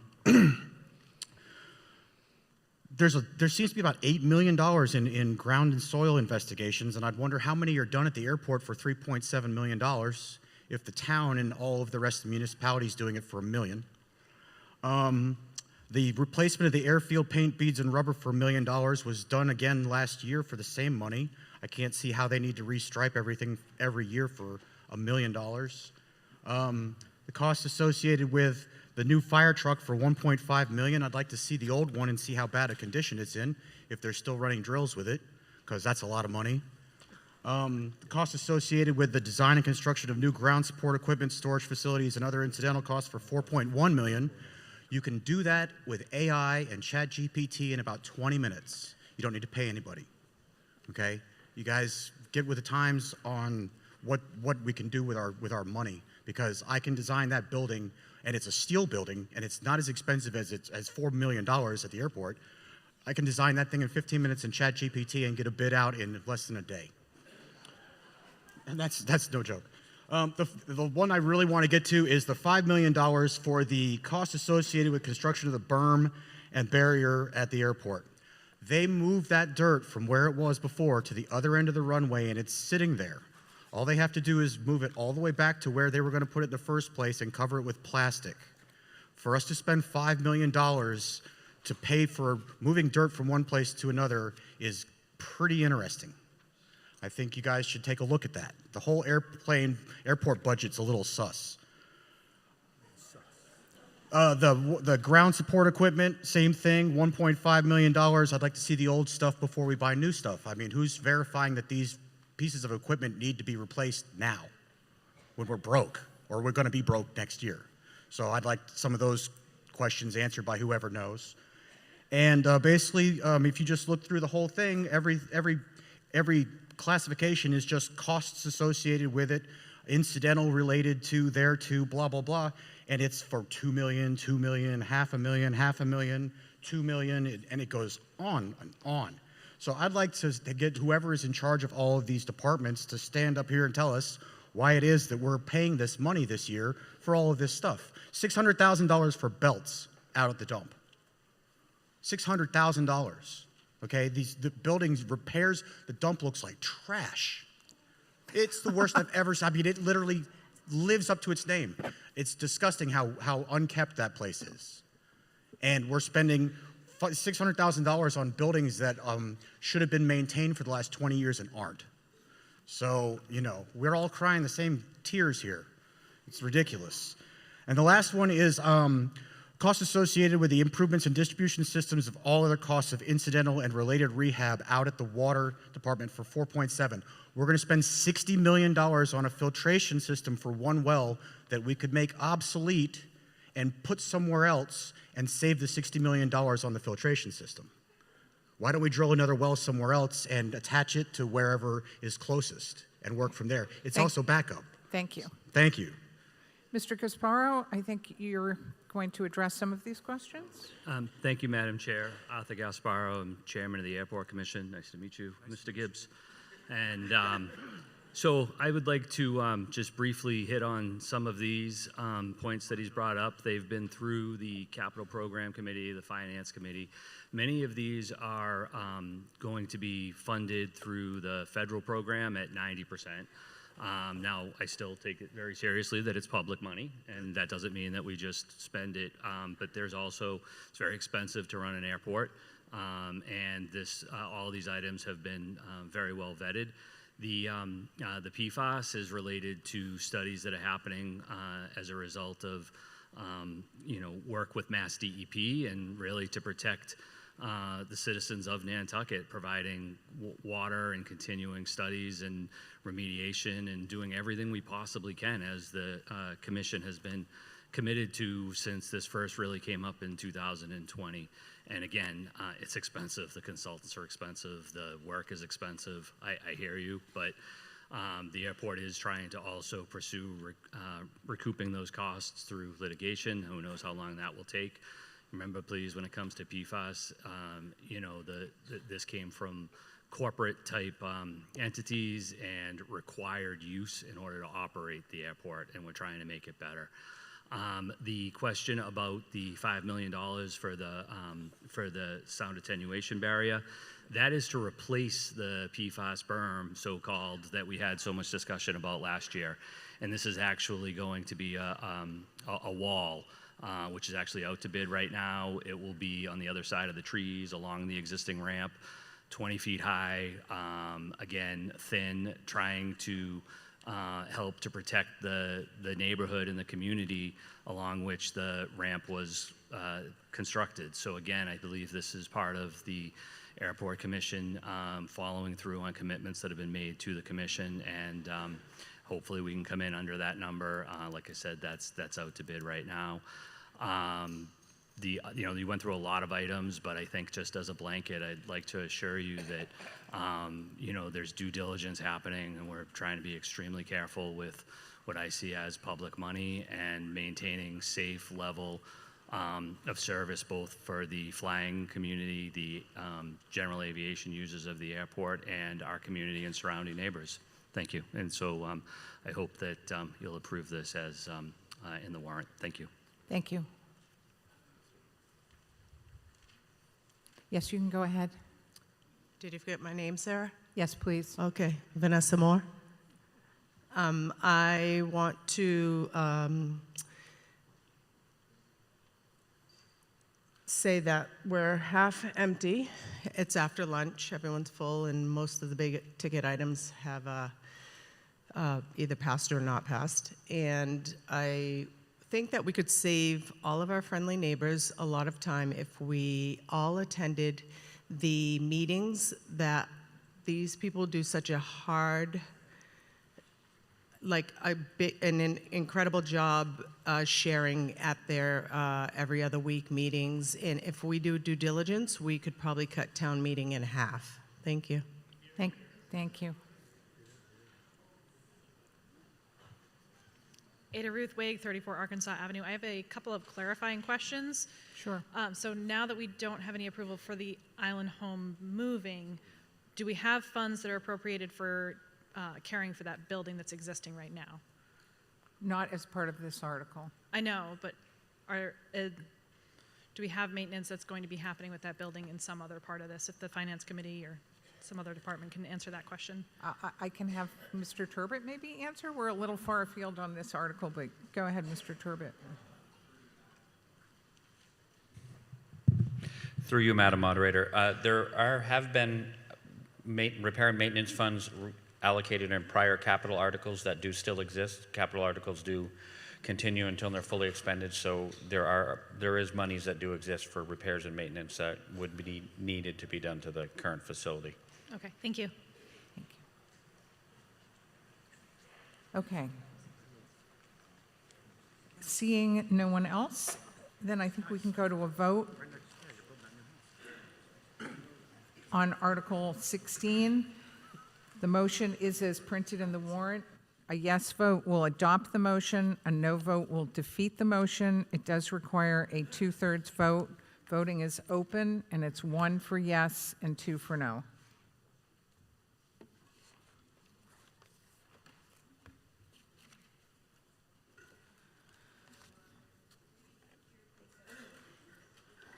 If you're, make sure it's turned on. Okay. Yay.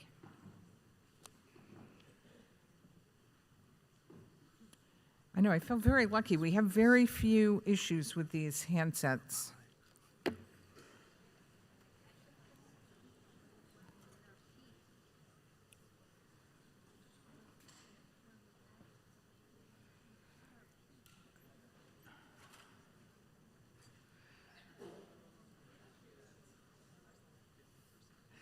Okay.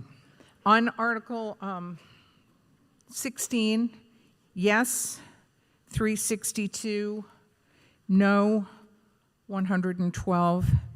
That is adopted by a 2/3 vote.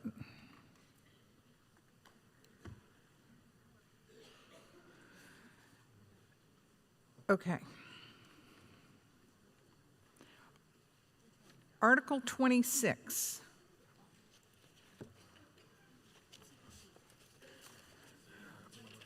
Article 26 starts on page 35. The motion starts on page 36. It is the Finance Committee's motion as printed in the warrant. It goes all the way to page 39. And I will recognize Ms. Curnow for the purpose of making that motion. So moved, Madam Moderator. Is there a second? Second. Motion is made and seconded. Now, I have an amendment from Mr. Brown. Before I go to Mr. Brown, does anyone want to just introduce this, or should I go right to him? I will go right to him. Oh, Ms. Williams, go ahead.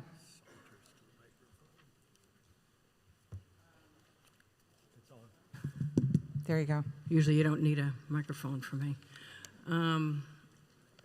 In 24 years of CPC's existence, we've only had this particular warrant article called once, and I don't know what it is I have to respond to, so. Why don't I get the amendment on the floor and then we can talk about it. Okay, Mr. Brown's proposed amendment is to eliminate, strike and remove the $83,950 for a rain garden at the Nantucket Lighthouse School and to adjust the subtotal accordingly. Isn't there something else up there? And to amend and remove the $350,000 allocated for affordable housing. So, all right, is that your motion, Mr. Brown, to strike the $350,000 for affordable housing and the $83,950 for the rain garden? Yes, Madam Moderator. Okay, is there a second? Okay, motion is made and seconded. Mr. Brown. Yes, thank you very much. Be very quick here. There's a lot of real good stuff in the CPC articles.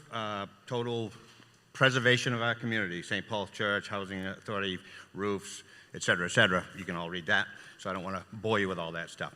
So my two proposals would be $350,000.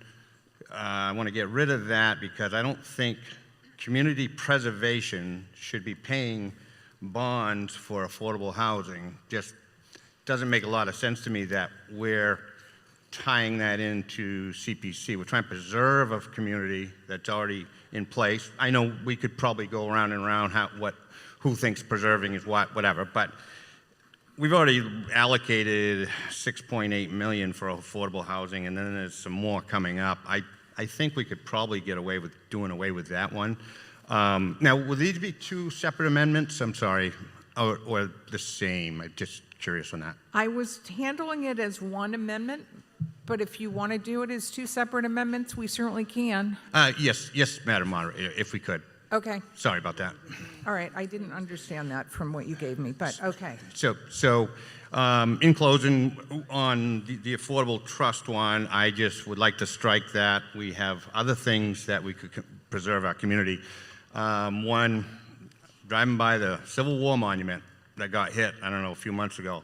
That's in massive disarray. I'm sure it's in the thinking about it later on, and granted, I know if they didn't ask for that money, then they're not, so it's not anybody's fault that it didn't go in, but I'm just saying I think we could find better use for that money or maybe put it back into the budget. So thank you on that. Yeah, anything, just so you know, anything that's eliminated from the CPC article gets just put back into the CPC and is available for allocation at a later town meeting.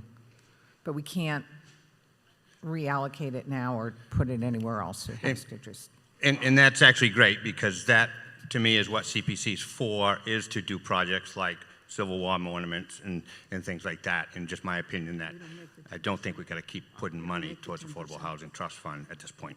Thank you on that one. All right, thank you. So on the First Amendment, which is the deletion of the $350,000 for Affordable Housing Trust, I see a couple of people. I'll go to you, Ms. Williams, and I'll come up here. And then I'll go to you, Mr. Sullivan, I think. Well, I'm the chairman of that CPC. Yes, I'm going to you first, so talk away. Unfortunately, I had to take over when Your fearless leader passed away, fearless we leader, Ken really... Hogrand, sooner than I wanted him to. He did an amazing job. He did an amazing job, and he will be missed forever. But I was his right-hand person. I was his vice chair for 20-some-odd years. The 350, you can't eliminate. We have bond service, debt service. With the first $5 million several years ago, and Brian Turbot can speak to this as to where the funding comes from. The first $5 million bond we took out for the Affordable Housing Trust Fund so they could react quickly to real estate opportunities and affordable housing opportunities that arose. That is part of this debt service. The second $5 million the CPC took out in a bond is also being used at the moment. So that $350 is debt service for the bonds that we took out, that if we don't pay it, we are in default of the bonds. So we need to have that remain. So if we're taking these one at a time, that cannot possibly come out. There's a separate warrant article that's coming up in a bit that's for another bond for the Affordable Housing Trust Fund. But these funds are essential to continue to service what we have already committed to and what this town meeting has already voted on the first $5 million and the second $5 million. So we are obligated to pay down the debt. Now, Brian wants to explain how we're doing that and what's happening with these bonds. I appreciate that. Thank you. Ms. Dye? Thank you. Penny Dye. Through you, Madam Moderator, to Linda Williams, can you please confirm, I believe the Community Preservation Act was formed to fund historic preservation, affordable housing, and open space. Is that not true? And is there not a required percentage for each of those? That is true.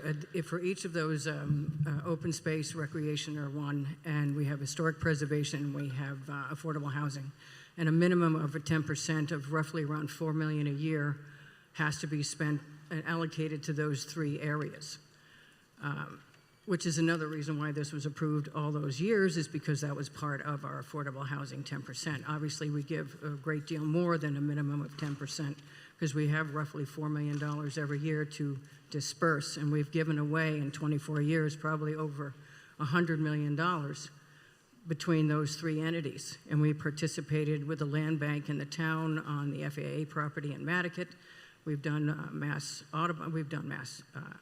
University of Massachusetts properties. We've done a lot of stuff in open space and recreation. We've done a lot of the playgrounds for the town. We've done the thing in the middle of Sconset Circle there. When that got run into, we paid for that. As far as affordable housing, we've done Habitat, we've done Housing Nantucket, we've done the Housing Authority, and we have done Housing Trust. So we were one of the first consistent funders of the Housing Trust so they could react quickly. Thank you. Thank you. Mr. Turbot? Through you, Madam Moderator. So in 2019, annual town meeting approved the first $5 million borrowing, and at that town meeting, the previous chair of the CPC committed in a vote at the CPC that the CPC monies would be used to cover the $5 million bond. So if we do eliminate this, we would have no legal authority to pay this debt. The general fund has not made a provision because we were unaware that this was going to be attempted to be done. So I would strongly urge the annual town meeting to not amend this article to remove the $350,000 debt service, because we have sold the $5 million debt permanently in general obligation bonds, and we have an obligation to pay that debt service on an annual basis. We have sold those. There's 16 years left of that debt. CPC every year in the beginning sets aside around $350,000, and then we buy the debt down when they do that, and the remainder of that debt is now being serviced on an annual basis. And we do have to have this obligation in order to service the debt that the town committed to when we approved that debt, when we approved that article, and then we went out into the bond market and sold that debt with the commitment that CPC funds would be used for this particular borrowing. Mr. DeCosta? Thank you, Madam Chair. For those of you who don't know, I think probably everybody in this room knows, I was on the select board for 6 years, and I served as the select board member to this committee, and it was one of the most fulfilling committees I was on. What this money is not, we don't give it away. It's your tax dollars. We collect this money and we allocate it to the different organizations that apply for grants and such. It is earmarked to these three different things: open space, historic preservation, and housing. And over the years, we have taken bonds. I was part of the first initial bond because we needed to finish Sacham's Path, and we took a bond to do the infrastructure so that Sacham's Path could be built. The Lighthouse School Water Park is a perfect example of what recreation space that money can be used for. It was used for the, oh, well, I thought we were doing them all together. I'm sorry. The housing part of it anyway, the bond, is a way that we're able to, we know we're going to take an X amount of money each year from the CPC tax. We know that we have to use X amount of it for affordable housing. So we know that we're going to collect this amount of money, and if we can take the bond ahead of time, we can save the town a lot of money, because the longer we wait, the more everything costs. This $350 is going to pay off the debt on this bond. We've funded several of the Habitat for Humanity houses. We fund the warming room, all these things. And I'm not on the committee anymore, but when I say we, it's us in this room. We fund this. And anyone who wants to go to one of these CPC meetings can. They're open to the public. They're very interesting to go to and listen to. And I can tell you firsthand that this committee spends a lot of time really going through all this, and they don't just haphazardly give this money away. So I would urge you to vote these two amendments down and go with the committee, because they put a lion's share working on this, and they're not just doing this haphazardly. Thank you. Mr. Brown? Sorry about that. Just a quick question for Mr. Termit. Thanks for the discussion, all that. It's a question there. Can the Affordable Housing Trust not pay that $350,000? And then I just had a quick follow-up after that answer, and then I'm done. No. No. No. Who's answering that? That's Ms. Williams. I'm asking the finance, not asking Ms. Williams, because Well, I'm the one who has to take charge of that. Okay, so All right. I'm asking. Let's not have any back and forth. No, well, she already accosted me in the No. in the hallway. So Because I asked you what you were doing. Stop it, both of you, right now. You're done. Unfortunate. You're both done talking. I'm going to Ms. Andrews. Could I just? No. Wow. So I guess no. The American way. No. Huh? You can speak after Ms. Andrews. After you stop having this back and forth, Ms. Andrews can talk, and then I'll go back to you, Mr. Brown. But I want you to respect the decorum of the room, please. So, Ms. Andrews, go ahead. Thank you, Madam Moderator. Virginia Andrews, One Stone Alley. I was the Conservation Commission's appointee to the CPC when it was first passed and started. And I'd like to point out that one of the unique things that it did and still continues to do was that it drew together as one body to work together three sometimes competing interests. In other words, housing, open space, and historic preservation. And that it, as Mr. DaCosta said, it was very rewarding to work with people cooperatively rather than competitively. Thank you. Thank you. Now, here's the thing. You're not supposed to go back and forth with each other. You're supposed to talk to me. So I will recognize you to speak, but I need the room to be kind of under control. And I get cranky when I feel like it isn't. So, please, Mr. Brown. My apologies, Madam Moderator. And the reason why I did have the back and forth, I was asking Brian Turbot the question, not Ms. Williams. That's why I would like to know. And I would like to just correct my statement. As a private voting citizen, when I'm on my lunch break and a committee commissioner or whatever comes up to me and says, I need to talk to you and I want to know what you're bringing up. Excuse me. Let me finish. I'm not Yes, gaslighting or anything. Just talk to me, and I am Ms. just Williams, please making that stop. statement, and I said, you'll find out, you'll see. And then she kind of, basically lectured me, and that's all I'm getting at. So in closing, and I'm done with this argument thing, because it's not, I just wanted to say that I'm just not acting like a crazy person. Maybe I am, but that's a lot. Stop it. But what I did, all I was saying, maybe for future use, and it was good info for me, if there's something that could get voted down, maybe we shouldn't have it entered into these bargains. Because that's why I brought it up, because I'm thinking, well, if it can be voted down, then maybe it's a good thing to bring. So maybe in the future we might not want to allocate things that could get shot down to cut our foot off later. Thank you. Thank you. Mr. Turbot, did you have anything you wanted to add to this? Linda. I didn't talk to anyone involved. I know you didn't. I know. Okay. Through you, Madam Moderator. In my opinion, I don't believe that it could be paid by the Affordable Housing Trust budget because it was committed from the CPC budget, and if it couldn't be paid from there, it would be obligated to be paid from the general fund, and there is no line item and no budget in the general fund to cover it. So it would be my opinion that it needs to be paid for through the CPC funds. Thank you. Okay, so I think we can vote on Mr. Brown's amendment number 1, which is to eliminate the $350,000 for the Affordable Housing Trust. It is an amendment. It requires a majority vote. A yes vote will adopt the amendment. A no vote will defeat the amendment. It's 1 for yes, 2 for no. Voting is open.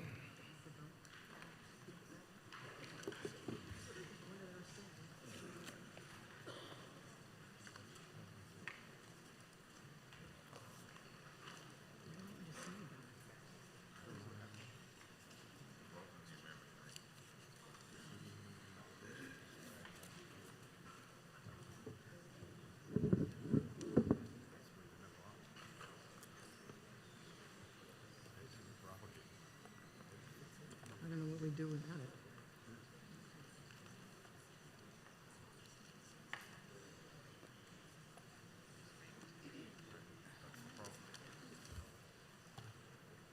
Okay, on the amendment, yes 76, no 399. That is not adopted.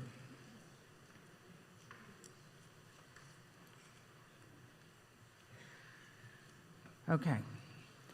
Now, Mr. Brown has a second amendment, which is to eliminate the rain garden, $83,950, Nantucket Lighthouse School. Is that your second amendment, Mr. Brown? Yes, Madam Moderator. Okay. Is there a second?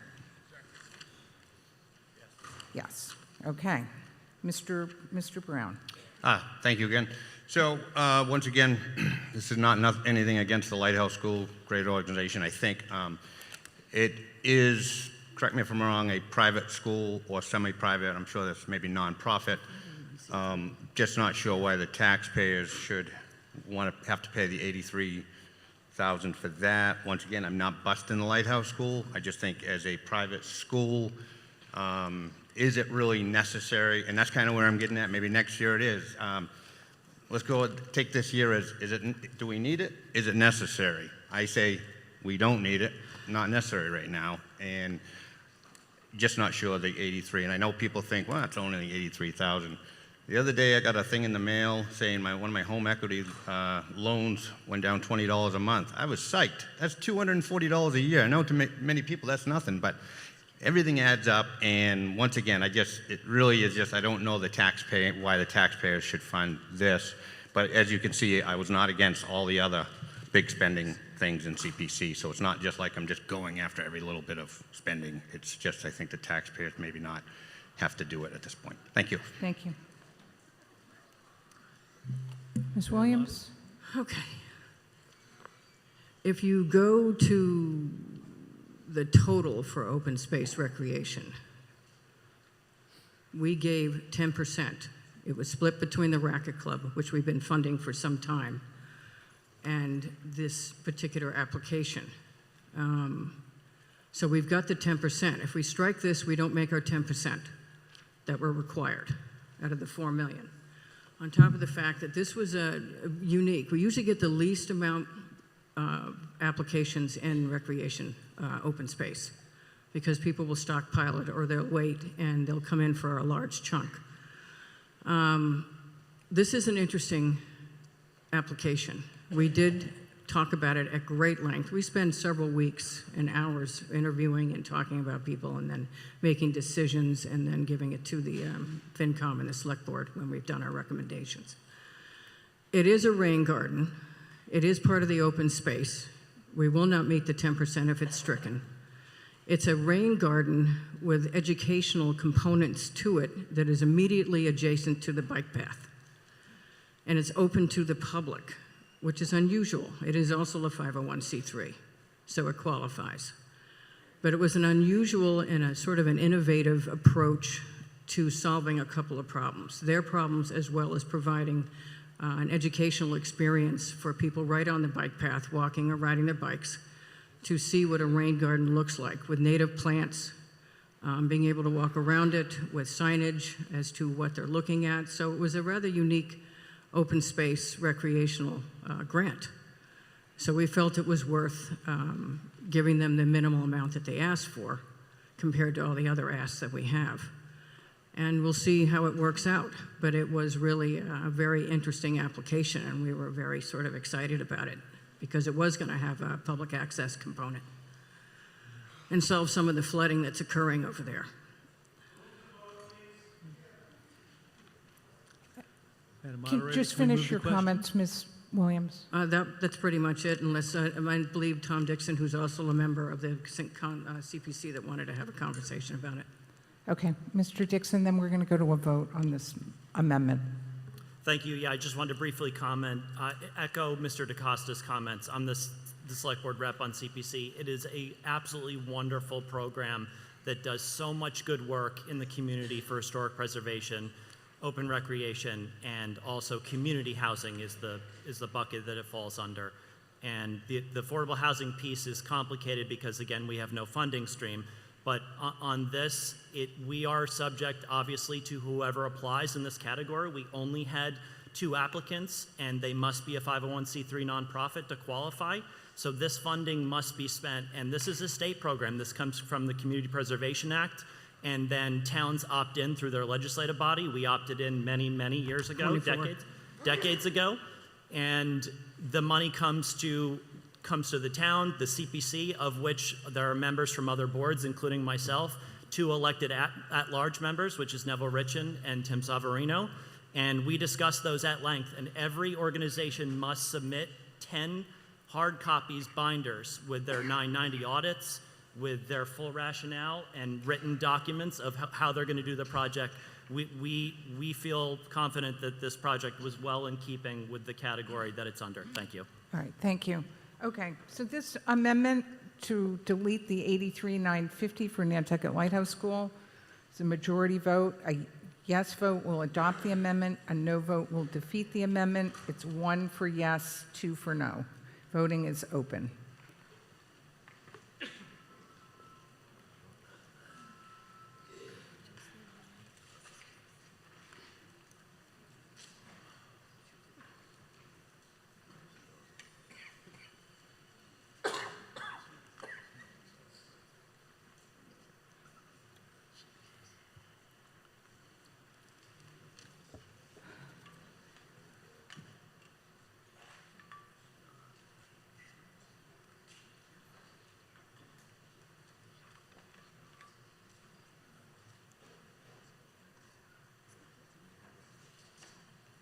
On the amendment, yes 97, no 406. It's not adopted. We're going to go right to a vote on Article 26. The motion is as made by the Finance Committee and is printed in the warrant. A yes vote will adopt that main motion as printed in the warrant. A no vote will defeat that motion. It's 1 for yes and 2 for no. Voting is now open.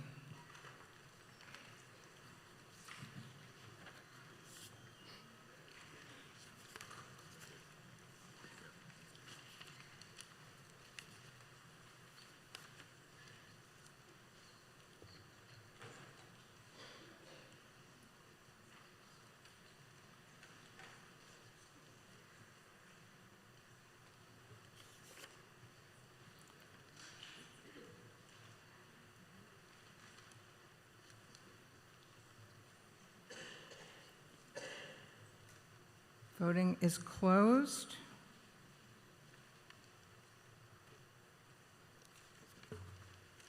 So on the main motion, yes 451, no 52. That motion is adopted. Okay.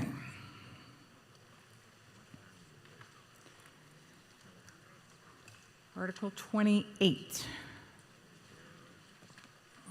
Article 28 is on pages 39 and 40 of the warrant.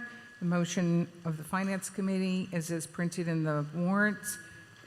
Ask for your unanimous consent to waive the reading of that motion and recognize Ms. Curnow for the purpose of making that motion. So moved, Madam Moderator. Is there a second? Second. Motion is made and seconded. Mr. Barrino? Thank you, Madam Moderator. To Mr. Turbot, through you, Madam Moderator. Yes. The previous article that we just spoke about was a yearly payment of $350,000 for the first CPC backed loan for Affordable Housing Trust. There's also a second loan that is out there, but I don't think it has hit the books yet for us to pay through CPC. So this would be the third $5 million. So to Mr. Turbot, I'd like him to advise us, when the second one goes into effect, how much is that payment going to be? Would it be about the same amount? So it would be $700,000. And then if we approve this one, are we looking at $1 million of CPC funds that are going to have to pay for the affordable housing? And as Ms. Williams said, there's a percentage that has to go to certain entities. So is that going to lock in the percentage that we're only allowed to use of CPC funds? It all has to go to affordable housing, and we couldn't use it for any other type of housing. So question to Mr. Turbot is the second loan hit the books yet? What's the payment going to be when it does? And what would the estimated payment of this be and the percentage for the CPC? If he answers those questions, I think we can move this along. Okay. Mr. Turbot? Thank you, and through you, Madam Moderator. So the first question is the second tranche, $5 million borrowing that was approved at, I forget the annual town meeting, but it was a couple of annual town meetings ago, has not been permanently borrowed because there's still remaining funds on that. There are a couple bond anticipation notes for the projects that have been done or are in the process of being used with that money. There has been a little over, I think it's right around $1.05 million that the CPC has already set aside in previous years, which we will use to buy down that $5 million and permanently borrow the rest. Typically, we have done the calculation to make the payments or the amortization schedule for the ultimate payoff of the debt equivalent to $350,000 annually that would go in the CPC budget. With the third proposed payment, we did have the conversation with the CPC that it could be $350,000, which you are correct would have $1,050,000 in the CPC budget. The requirements for the CPC are 10% of the estimated revenues have to be applied to the three categories, anything over that remaining 70% can be distributed at the discretion of the CPC. There would be an opportunity with the third borrowing, if it were to be passed, to lengthen the time that we take it, thereby reducing that debt service payment and taking it over a longer period of time, since we have not permanently borrowed. The second payment, we could consider, we have the discussion with the CPC of lengthening that length of time that we take for the second general obligation bond for that $5 million. So those are all discussions that we'll have in a way to determining how much they would like to permanently commit on an annual basis going forward to these particular bonds going forward. But potentially, if they continue down the path of the $350,000, when we all three are permanently borrowed, there potentially could be $1,050,000 in annual debt service costs in the budget at one time until the first bond was paid off. Thank you. Thank you. Anything further, Mr. Barata? Barata, yeah, sorry. Barata. Yeah, sorry. That's okay. Yeah, I mean, they just borrowed $6.5 million from us on the previous articles that were called earlier, and I believe it was Article 8 or 10. So they said, oh, this is the funding that we need. Now they're coming back for, so now they're hitting us up for another 5. So that's going to be $11 million this year that we're committing to them. I know this one's over long term. The other one was instantaneous. They have $50-something million on hand. I know that's not going to go very far for affordable housing, but we need to start slowing this down a little bit because we're going to run out of money. And we're committing CPC funds that are for communities, community projects, and community stuff. And yes, we can all have the discussion as it should be affordable housing or whatnot, but it could also be used for other type of housing possibly. We don't know what's going to be down the road with us in 15 years. We don't know if we're going to have to rebuild the sewer plants because of erosion, and we're going to need more money for that we're going to have to scrounge up. So, I think we should vote this one down. Let them have what they have now. They've got over 50 million plus. They're working on it, and then they can come back next year with a proposal for it, and not take the whole 5, maybe 3 million. Thank you very much. May I respond, Madam Chair? Well, I'll go to Ms. Ferrantella, and then I'll go to you, Ms. Williams, and then I think Mr. Because we may be Sullivan. saying the same thing. Well, then you may not have to say a thing. Maybe. That would be great. Works for me.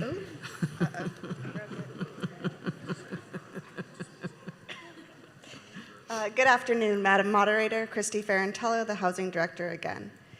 Something important to note about CPC funds is that these are limited to serving households earning up to 100% of area median income, which is currently about $163,000 for a family of 4.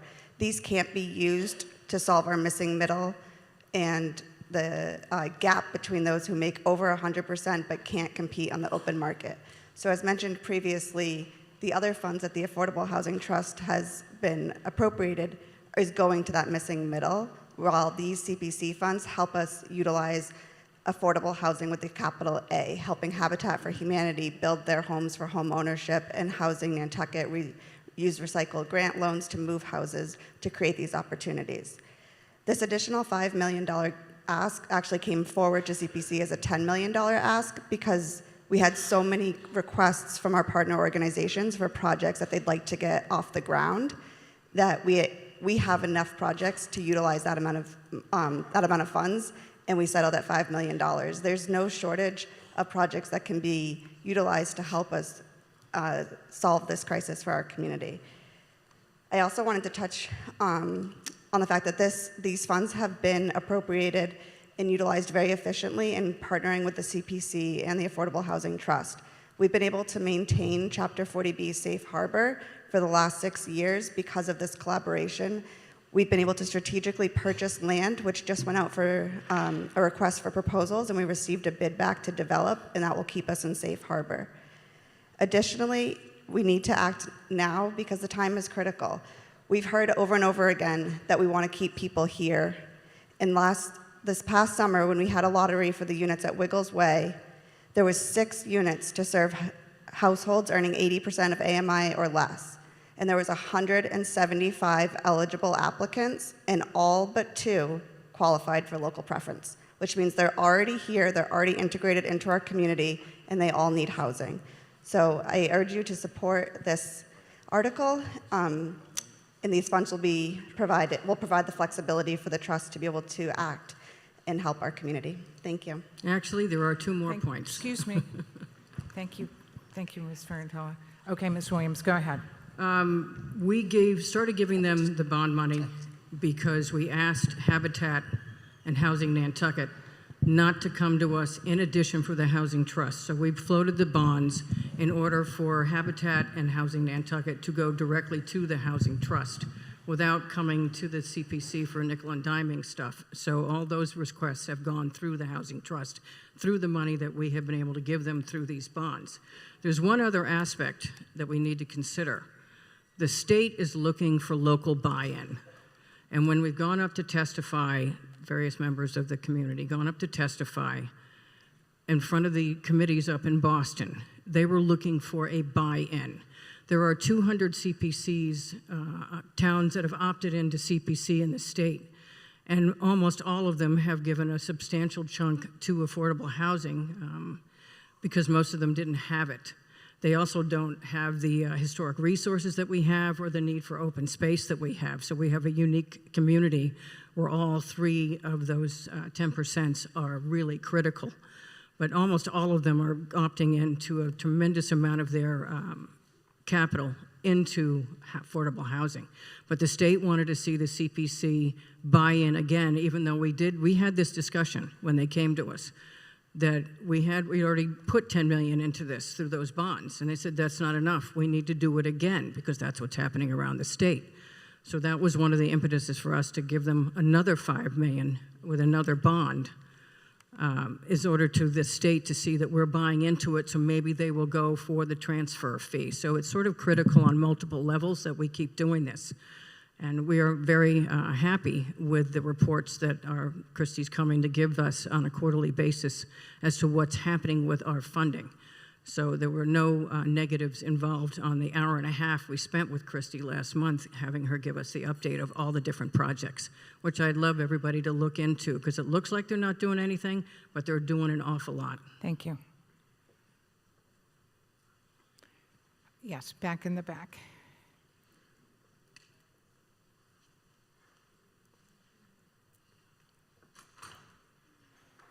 Tofuti.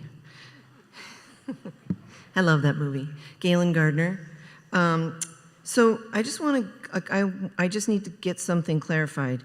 Do we not vote in that we give housing 6-point-something million every year until we all decide collectively that we don't want to give them 6-point-some-million something every year? Is that a thing? Yes? Okay. So we give them that every year. And so far, as of right now, we're looking at 11 million more. We've voted for at least something where we've said yes to that. And now, so we're up to 17-point-something million already. Okay? So I don't want to hear anybody who works for housing say that they don't have an income stream. I'm a taxpayer. I've been paying taxes for years, and I voted yes for housing all the time. Okay?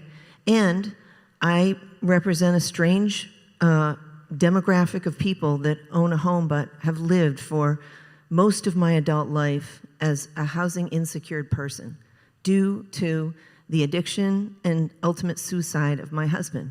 Okay? I had to put a roof over my head, and I had to get my kid taken care of. So please, when people get up and they ask for us to think about being somehow fiscally conservative or to be thoughtful about how much money we're doling out, it's not because, I don't say this because I want to be cheap. I'm saying that because I'm a single person living on a single income, and when we get to short-term rentals, okay, that's a big income stream for me. It allows me to stay here. And I can't, in good conscience, and I know I'm not alone, continue to pay huge amounts of money for things when we're already giving. We have given, and we continue to give. So can we please not say that we don't have an income stream? Thank you. Thank you.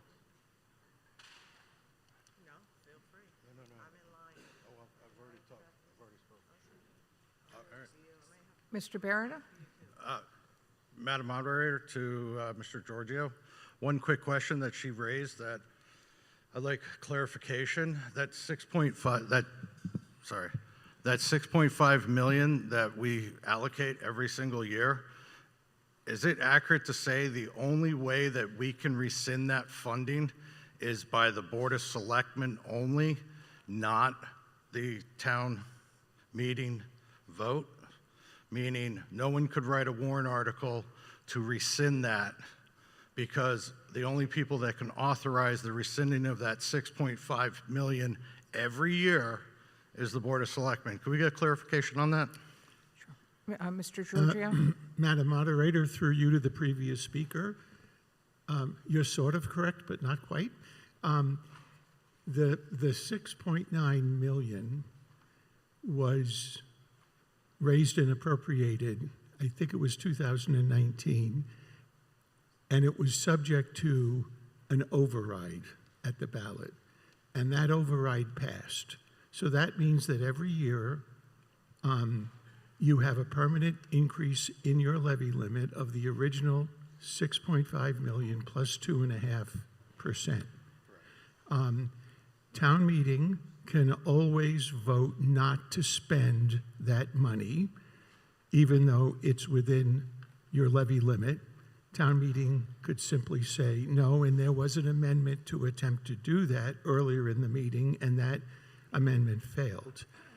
If you wanted to take away the 6.5 million in levy capacity, and I hope I'm not getting too technical here, the only way to do that is what I call a reverse override, which is a ballot question, and it's called an underride vote.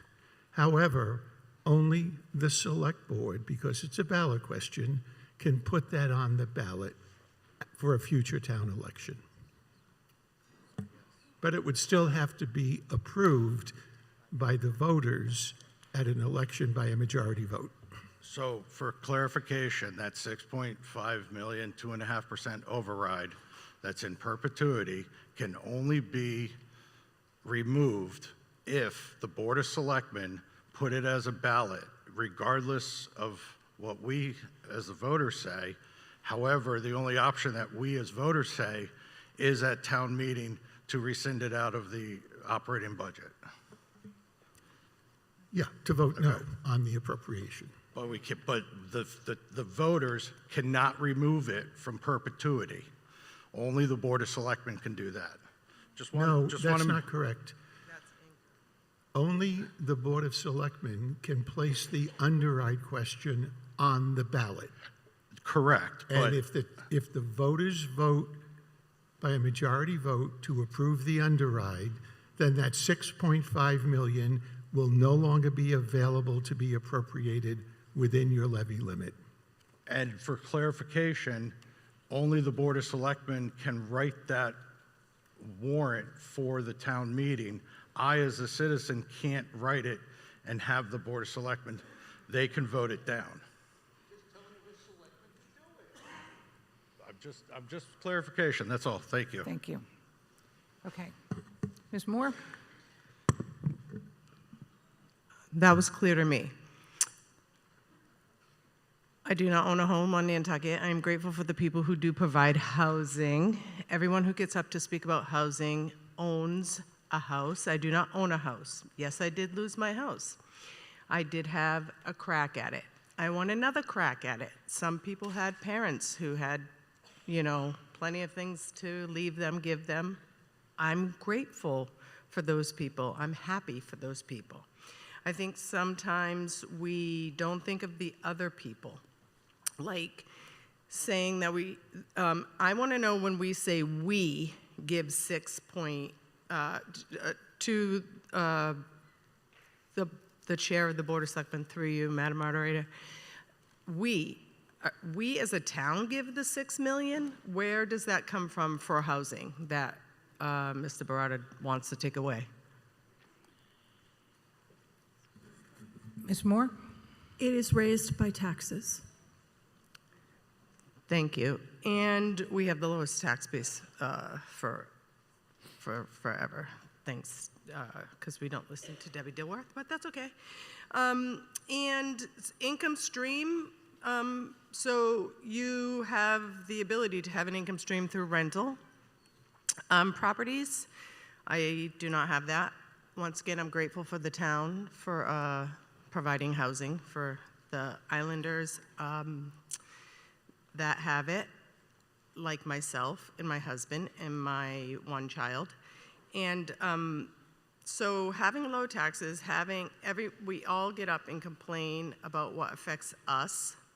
So I think that we need to look at what is going to help all of us as a whole, instead of like what's good for me, what's good for you, what's good for her. So I think that Affordable Housing Trust does what it's supposed to do with the funds that we give it. I don't know that we should be looking to take it away. Thank you. Okay, so I think we can go to a vote on Article 28. It requires a 2/3 vote. Madam Moderator, I just have a quick question, if I could. Okay. Through you to Mr. Giorgio. Ms. Sutton? Right? Yes. Okay. Oh, sorry. Yes, Campbell Sutton. So I was just listening to the discussion, and it made me wonder, so is it possible, I don't know about the rescinding thing, but is it possible to put a time limit on the 6.5? Could a citizen do that, like with a citizen's petition or something, and say, you know, 6.5 million for the next 15 years, say, or 10 years versus in perpetuity? Or do you have to rescind it first and then try again? Yeah, you can't put a temporary limit on the override. The override is, I wouldn't use the word perpetuity. It is a permanent increase in the town's levy limit, which means town meeting can appropriate that 6.5 million, raise and appropriate every year or not. That's up to the voters here at town meeting. Okay, so one couldn't put on, as was suggested when it was first came up, I believe Mr. Atherton had said, well, could we put 20 years, like amend it to do 20 years of this, but we couldn't do that. No. Okay, thank you. Okay, so, yes? Madam Moderator? Wait, I have a point of order, and I'll come to you, Mr. Sullivan. Go ahead, Ms. Goss.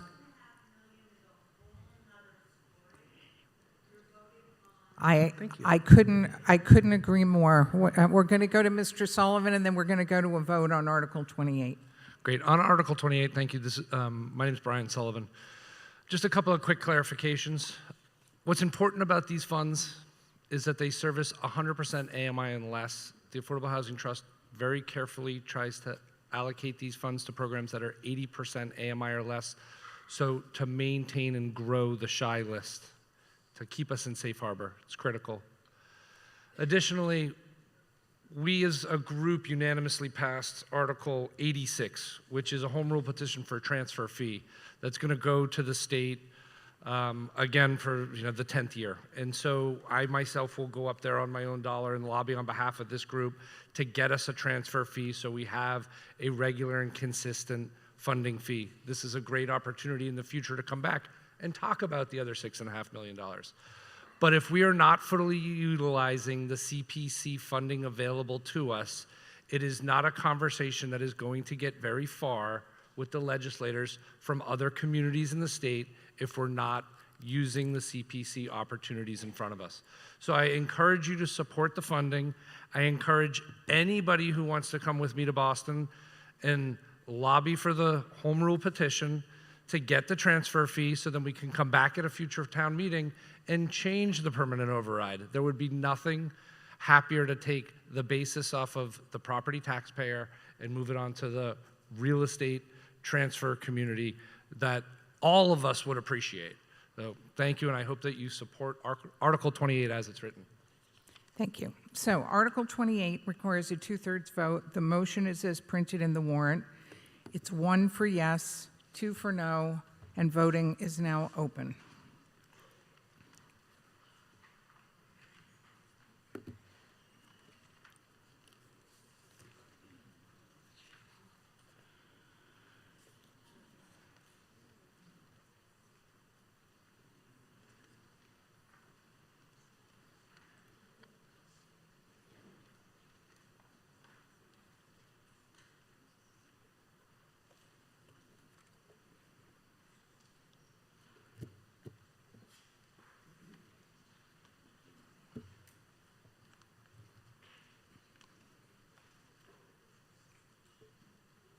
Voting is now closed.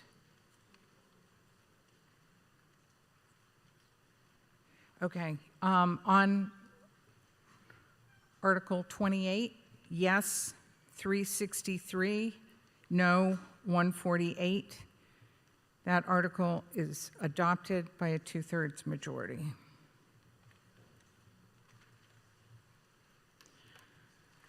Okay, Article 29. Now, I didn't, Mr. Brown, you called this. This has a motion not to adopt. Are you proposing to put forward a positive motion? What's your intention here? With the- Yes. Okay. So I am rescinding, this is not, correct. Okay, so you would like to move to repeal or rescind unused borrowing authority authorized by Article 18 of the 2023 town meeting. Just take out or take any other action. Here. No, up above. More. Okay.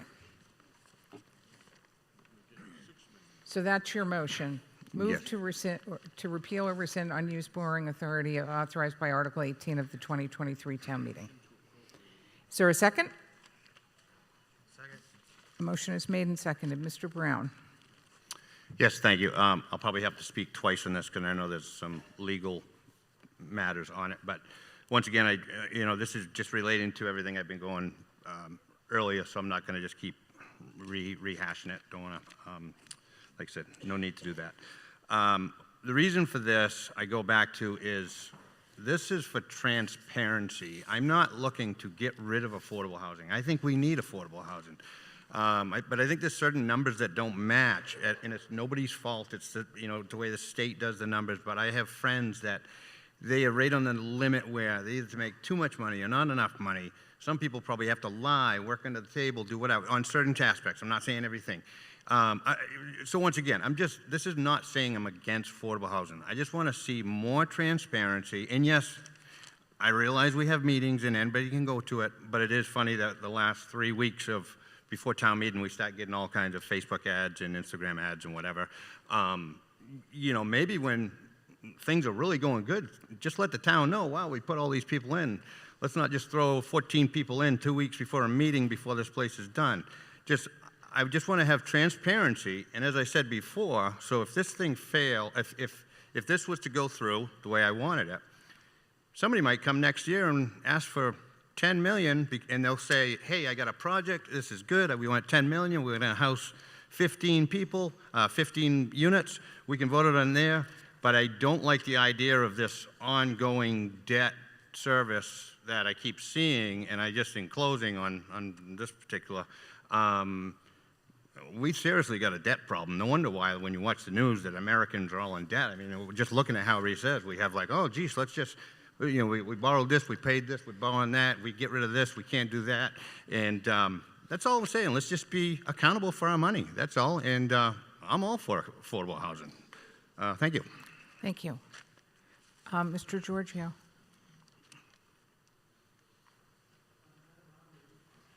Madam Moderator, through you to the previous speaker, when I did my review of citizen articles last December, which seems a million years ago, I indicated at that time that this article was legally defective.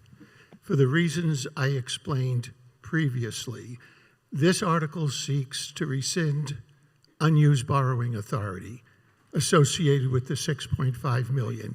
It was not money that was authorized to be borrowed. It was raised and appropriated on the tax rate in that fiscal year once the override passed.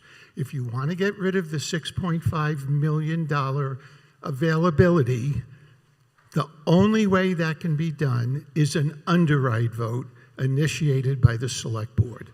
So if you vote this, fair warning, it means nothing because it's legally defective.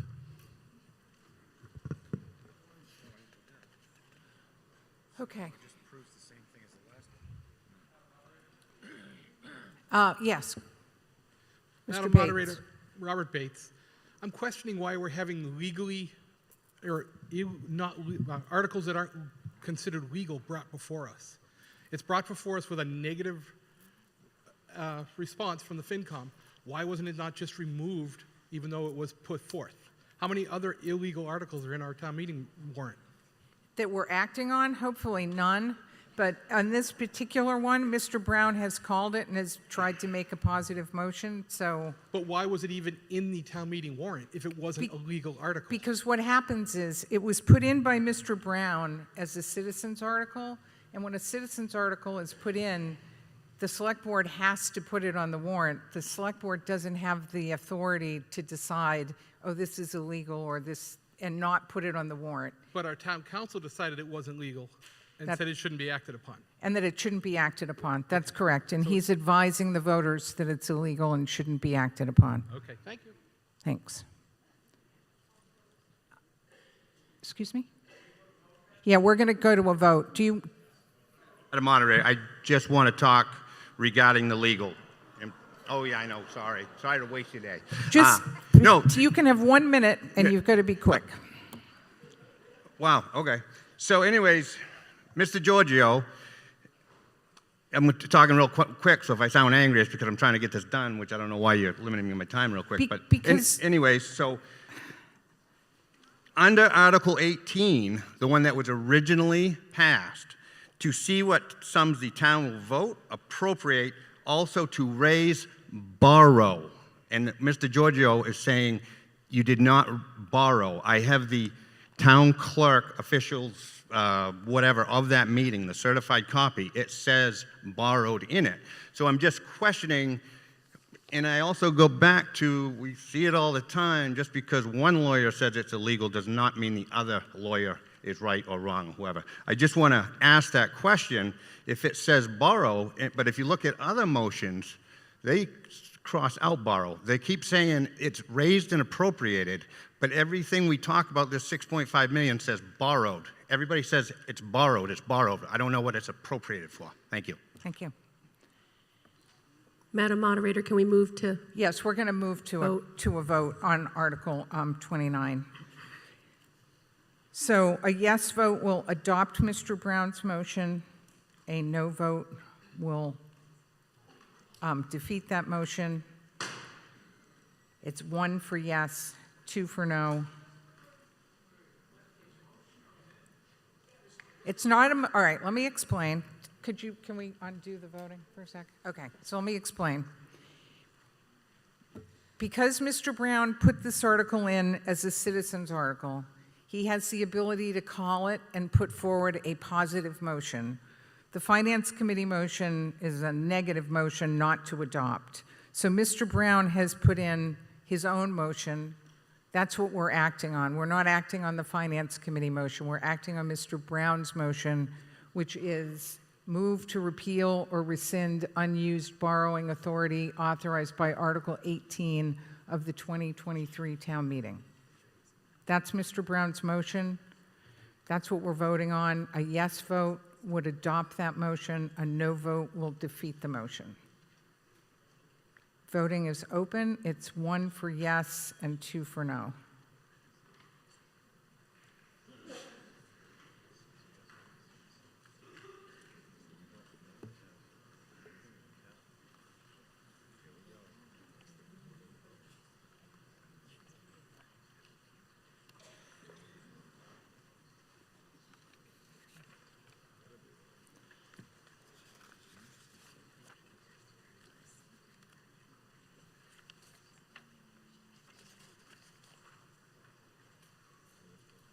Voting is closed. Yes, 89, no, 413. That motion is not adopted.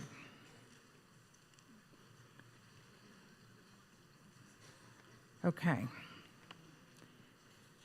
So Article 30 was called by I think Ms. Wade, and she's withdrawing her call. Does anyone else want to take up the banner of Article 30? No. Okay. And also, Mr. McGowan is withdrawing his call of Article 88. Article 88 is an act regulating the application of nutrient management and fertilizer in the town of Nantucket. Does anyone here wish to step into Mr. McGowan's place? Okay, seeing not, then we will vote for both the Finance Committee motion on 88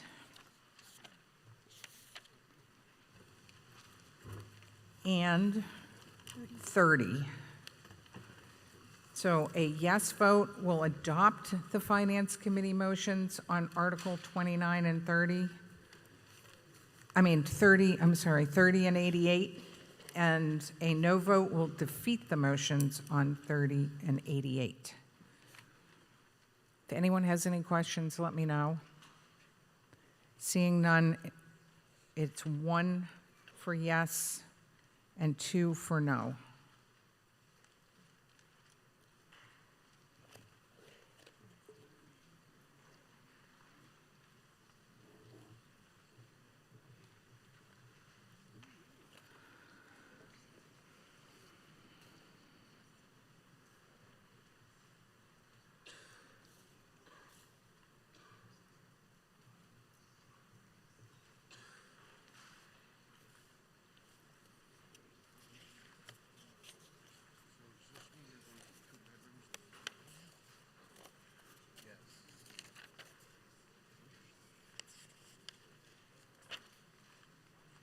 Voting is now closed.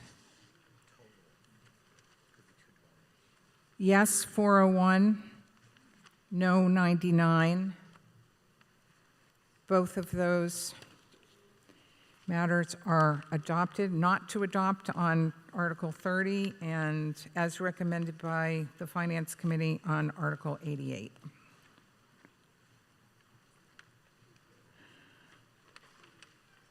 Okay.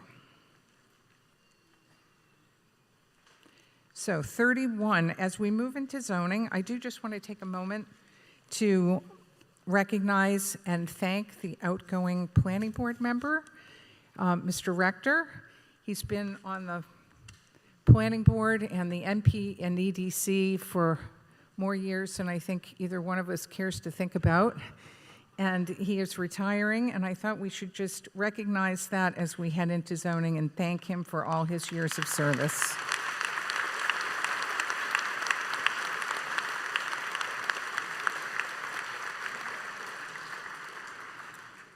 Okay.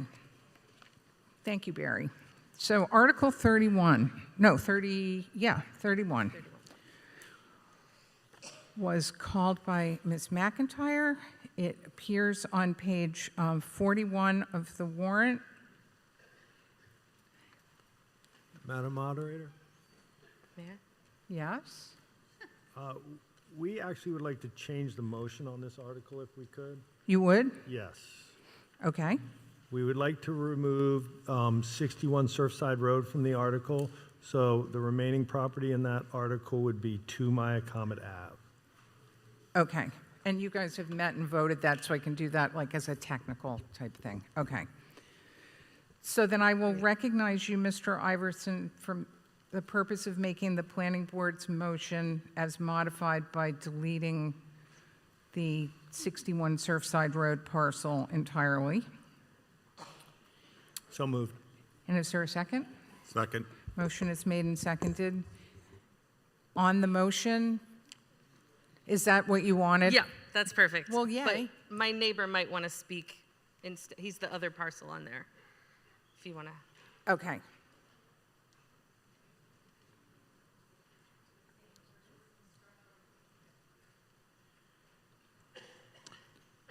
Hello, it's Ron Bamber, 28 Washington Road. I'd like to make this go to CN. Right now it's commercial too, but to make it CN instead of R5. So hopefully that'll get approved. This property, I've owned it for years. I rent it out to all year-round people, and it's been working out fine. Unfortunately, Mr. Bamber, I can't move it to CN because that would be outside the scope of the article. We can only go from RC2 to R5 in this particular article. Oh, you can't go to the other? I can't go to the other. Yeah. I don't see why it can't stay where it is, RC2. It's residential and commercial. I think what's happening is those mixed residential commercial zones are being eliminated. Yeah, they're trying to eliminate it because they said you could put a asphalt plant on it. That's ridiculous. You can only put 6 cars on it. It's the greatest zoning there is. That's the honest truth. Madam Moderator, Mr. Iverson? we would like to change our motion one more time. Sure. To take no action, please. How about that? No action, okay? Yes. Okay. Good. So with that friendly amendment to take no action, I just have a question. Does that mean our zoning as it stands does not change? that means we're not taking any action on this. Your zoning remains as it is. And I would suggest that maybe you and Mr. Bamber go into the planning office and have a conversation with them over the next few months and figure out what zone you could migrate to. Okay, perfect. Thank you. Okay. All right. So, motion to take no action. Second. I think we can that's just a majority vote, right, Mr. Giorgio? Okay. A yes vote will adopt that motion. A no vote will defeat the motion. It's 1 for yes, 2 for no, and voting is open.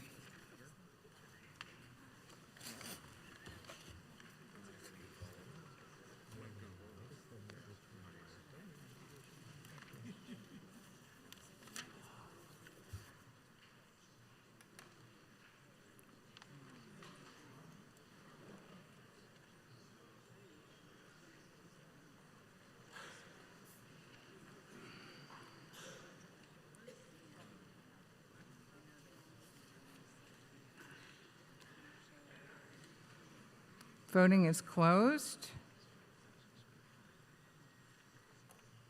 And on that motion to take no action, yes 464, no 31. That motion is adopted. And then I'm going to take a little break and turn this podium over to my very able colleague, Mr. Saperstein, to pick up Article 38, which is on page 46 of the warrant. Thank you very much, Lee.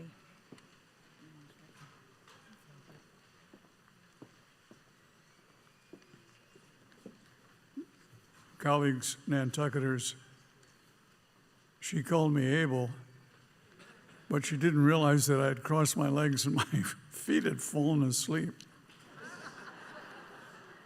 Okay, Article 38 is on, in its entirety, page 46, just a couple pages more from where you've been. And the article was called, but before we discuss the call, I think we need to put the article onto the agenda. And since it was moved by the Planning Board with Finance Committee support, I believe I call on Mr. Iverson to make the motion. So moved. Thank you. Second? Second. Thank you. All right. If there were no call and we were just dealing with this article in progression, I would ask them to explain. But I think since this is a relatively short motion to move numbers 7, 9, and 11 North Water Street into the commercial downtown, CDT, commercial downtown zone, that we'll turn to the person who called it. And I'm afraid, I'll be right with you, our moderator, our regular moderator, I'm just moderator pro tem, is so good, she went right past your name and I didn't catch it. So come on up to the microphone and tell us who you are and what the call is about.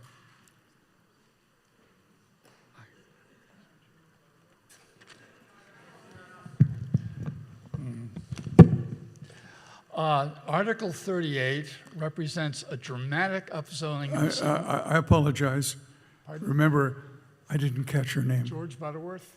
George Butterworth. Dr. Butterworth, thank you.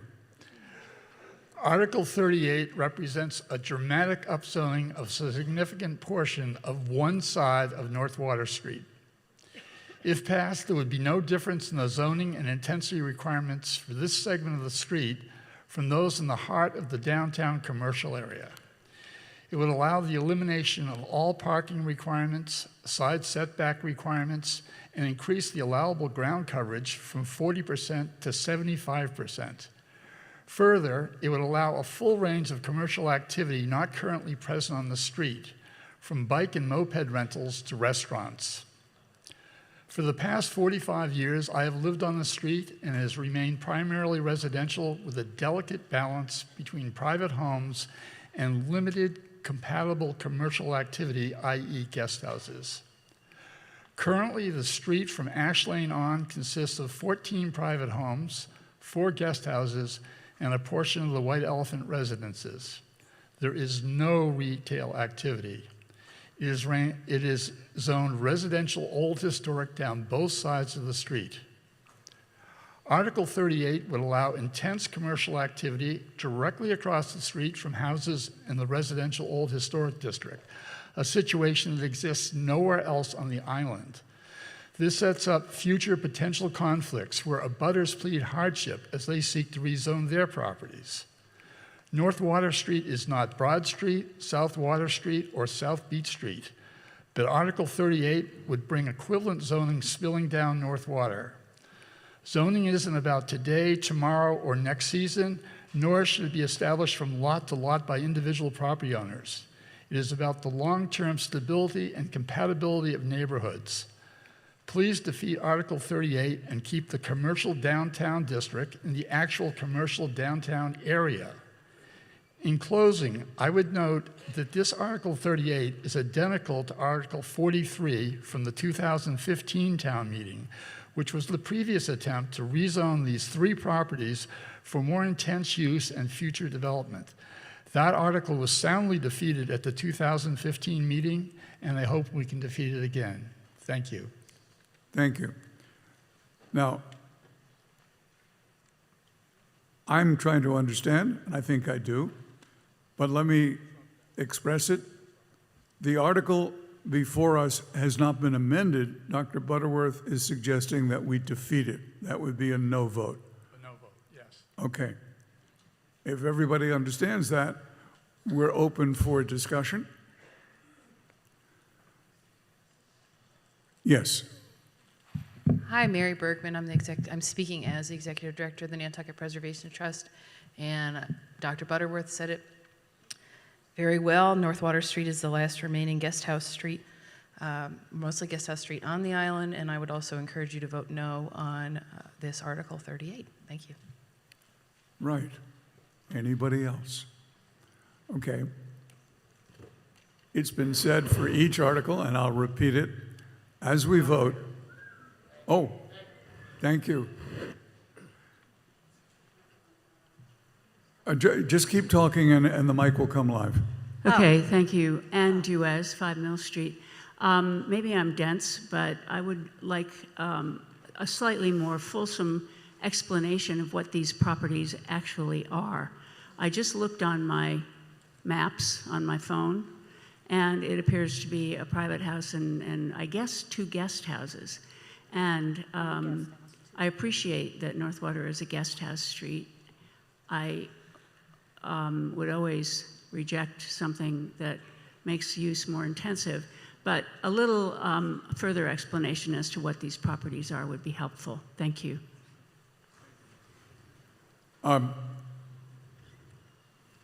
There's a video monitor to my right, and it's got the gym. And I was reminded, look at the video monitor to your right. And so the person at the microphone, if you would tell us who you are and what your comments are. Hi again. My name is Megan Boyce, Equator Drive. Let's keep historic, historic. Keep commercial, commercial. As a child, we used to live in the Cliff area, and let's just keep things the way they are. I mean, everything else is changing on the island. Let's keep historic. Otherwise, are we going to lose our historic national certification? I don't know. But 75% coverage is ridiculous in that area. There'd be a big shadow on everybody else's houses. Thanks. Thank you. And I see one more person Amy Eldridge. in the aisle. Hi, Amy. This is just like feet away from where we almost had a completely devastating fire in that neighborhood. And I think going to that kind of density in that area after what happened to the Veranda house and the surrounding neighbors should be taken into consideration when you're talking about reducing their setbacks and stuff and giving them more in that highly dense area. This town, we could have lost this entire town at that fire, and God bless the fire department for saving it. But we don't need to add and encourage any more density in that area because we've already seen the catastrophic situations that can occur there. Thank you. Thank you. Yes, there's a hand over here on my left, house right. Thank you, Mr. Moderator. Emily Molden with the Nantucket Land and Water Council. I just wanted to add another element to the discussion. I was taking a look at these lots on the GIS map and noticed that they also, all three of them, according to the 2014 flood maps that we have on our GIS site, they all fall within FEMA, the Federal Emergency Management Agency's AE zone. And according to FEMA, that is considered a high-risk flood zone. And they essentially equate it to a 25% chance of a property in this zone experiencing flooding over the life of a 30-year mortgage. And I do think that that's a pretty significant risk looking ahead. And I know the town's in the process of exploring how to incorporate flooding concerns and coastal resilience priorities into our zoning bylaw and other regulations, but I would question making changes to increase ground cover in zoning changes such as this in these vulnerable areas in the meantime. Thank you. Thank you. Mr. Iverson, I saw your hand, and then there's another person back here. Thank you. Just informationally, the current use on these properties are 2 guest houses and 1 residential home. They are also surrounded by CDT on most sides. So not speaking positively for this, but I'm just, informationally, that's where we're at. Thank you. Thank you, Dave. I knew where they were. I go past there all the time. I still thought it would be a better idea to have the map up, and so you're able to see. To the back. Okay. Yes, at the Yes. microphone. Ellen Ray here. Who's behind this article? The planning board? I don't understand. We're just going to get into zoning articles, and we're doing things like this to make it more crowded, the area. And these zoning articles are just coming up, and they're really dicey as to who sponsored some of these. So the planning board just took this out of a hat and decided they're going to change this? Why? What's the reason? I interpret that as a legitimate question, and I will turn to the planning board. I'm sorry, but this is going to go on and on and on because we've got a lot of zoning articles here, and there doesn't seem to be a sponsor for a lot of them. It seems like, I guess the sponsor has handed it to the planning board and said, here, you guys take care of this for us. Ma'am, I did suggest that it was a legitimate question, and I'm looking for an answer from the planning board.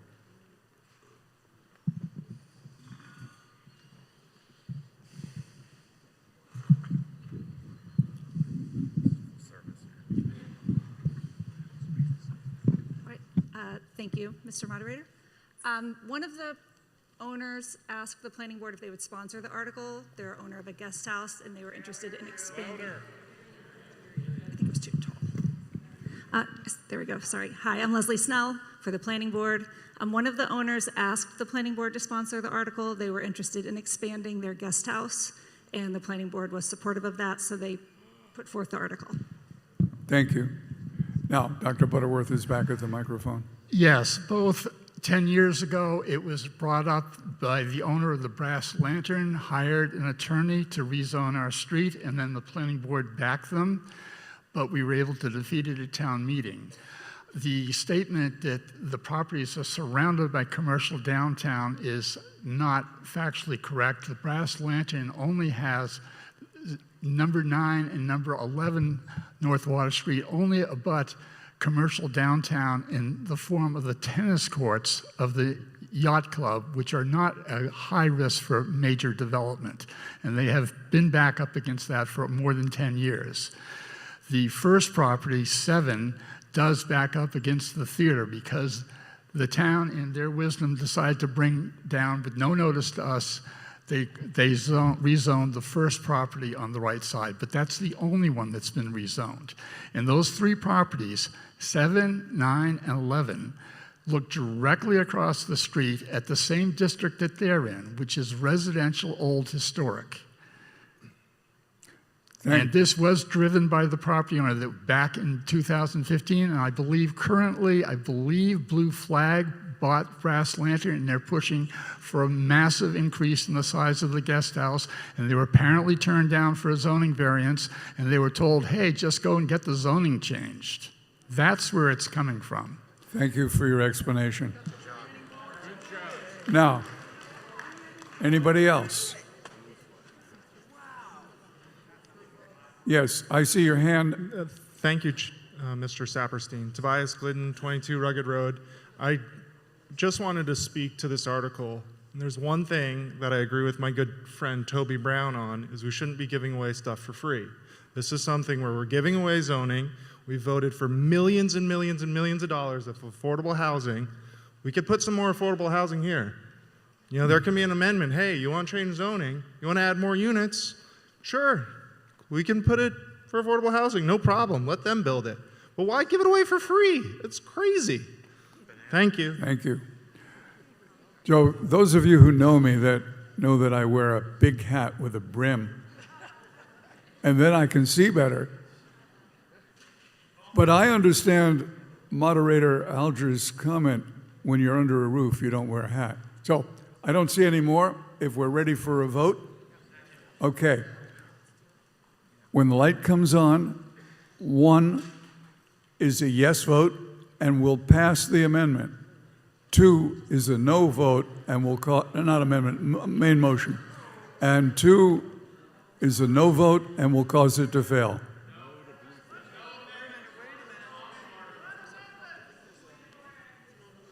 Let me try this again. Moderator, Mr. Moderator, not Madam, right? The motion that is before us is to change the zoning. It was not amended. Correct. And therefore, a yes vote would change the zoning, a no vote leaves it as it is. I'm going to look down at the esteemed people beneath me. Councilor DeGiorgio, am I correct? Yes, up came the thumb. So once again, light comes on. 1 will amend the zone as proposed.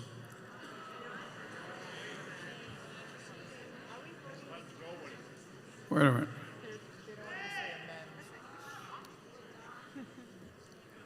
Got it. You get stuck in your language. A yes vote moves the motion to change, not amend, change the zoning. A no vote, which is number 2, defeats the motion. Are you ready? Okay, thank you, folks. Thank you for your patience. Light, please.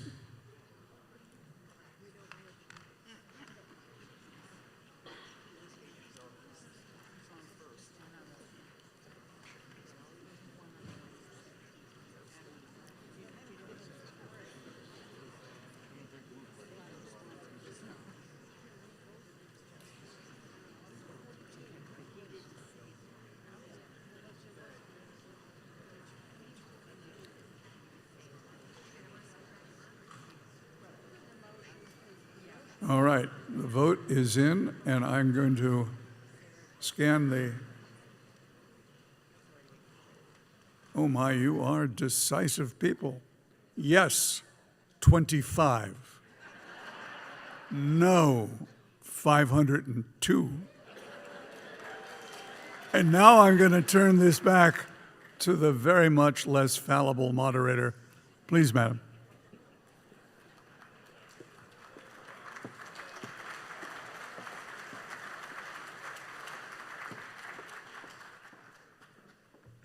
Thank you, Lee. Okay, Article 42. Okay, 42? Okay. So Mr. Welch does not wish to call Article 42. Does anyone wish to step into his shoes? Seeing not, then we will just go right to a vote on Article 42. But I have to get the motion up first. Not 42, 40, yeah, 42.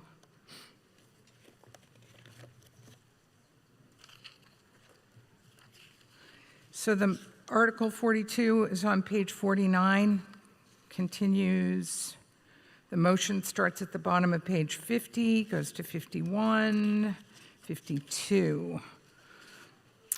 I will waive the reading of that and recognize Mr. Iverson as chair of the planning board for the purpose of making the planning board's motion. So moved, Madam Chair. Thank you. Is there a second? Second. Motion is made and seconded, and I think we can go right to a vote on this. A yes vote would adopt the motion. A no vote would defeat the motion. It does require a 2/3 vote. 1 for yes, 2 for no. Voting is now open.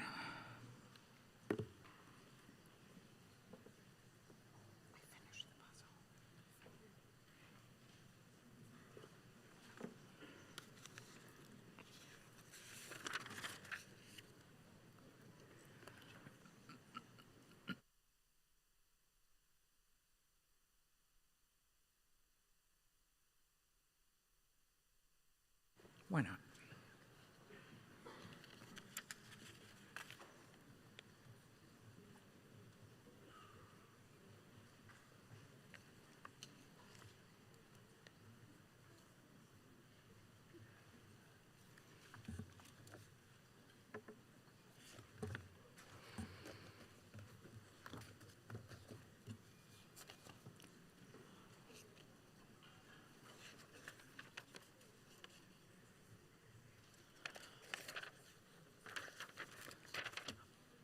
On Article 42, yes, 387, no, 104. That is a 2/3 vote, and it is adopted. Article 43. Article 43 starts on page 52 of the warrant. Planning board motion starts on page 53, continues to page 54. I'd ask for your consent to waive the reading, and I recognize Mr. Iverson for the purpose of making that motion. So moved, Madam Moderator. Thank you. Is there a second? Second. Motion is made and seconded. Ms. Rayport? Good afternoon, everyone. I've called Article 43, which is part of a series of articles which respond to the Affordable Homes Act that the state has passed to make accessory dwelling units, small accessory dwelling units, by right on every lot all across the Commonwealth, as long as that lot also can host a residential dwelling. And those accessory dwelling units must be unrestricted, so they can't have any, year-round or affordability restrictions or owner occupancy restrictions. So I have some concerns about 43, given that we are going to be at a future town meeting probably introducing many more details that are required to respond completely for this to this new act. And I didn't know if the planning board wanted to explain a little bit some of its thinking about why we need the moratorium, why we passed the moratorium, why they're bringing this forward today when we know we're expecting to have more later. So I wanted to give the opportunity to explain that a little bit more, or I could just go right into my concerns, whatever is the pleasure of the board. Ms. Snell? Thank you, Madam Moderator. Leslie Snell for the Planning Board. 43 is just a definition change. As Ms. Rayport mentioned, the state legislature and the governor in August of 2024 passed changes to the Zoning Act, and we are required to follow those changes. And this would simply have our definition of accessory dwelling in our local bylaw match what was approved by the state.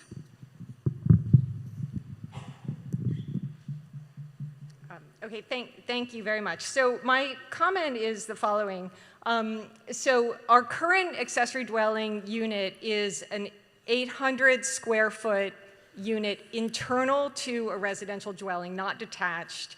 And the dwelling has to be owner occupied. And this change matches what we now have conveyed already from the state, which is the accessory dwelling unit can be 900 square feet. Towns can actually allow it to be bigger, but it has to be at least 900 square feet unless the primary dwelling is smaller. And it can be separate. So here's my concern, which is we're adopting this, which is a right that we already have from the state. We're giving up our current much more constrained, but we're not, it's a halfway measure. We're going to have to do a lot more work to sort out how many accessory dwellings are allowed on lots. The state has provided some balances and some checks for towns, and this measure adopts the additional dwelling unit, but it doesn't bring forward some of the additional permitting requirements, some of the additional review that we can and we probably will adopt when we come back at special town meeting to sort this out. So I'm concerned that because this is just part of the solution, it's passing something in a piecemeal fashion, and it will have unintended consequences on our zoning and on the number of lots, especially in the residential old historic area and the Sconset old historic area. So I think this is premature. It doesn't have any upside because we already get this right from the state. You can already go to the building commissioner and get your ADU. But it only has downside because it strips us of some of the abilities that we have to say, for example, that a pre-existing dwelling is a permitted use ADU. It's really technical, but the bottom line is this is a half-baked solution. It's not solving all of the problems. It doesn't actually give us any upside. It only gives us downside. It's very technical, but I do ask you to vote no on this. Thank you. Thank you.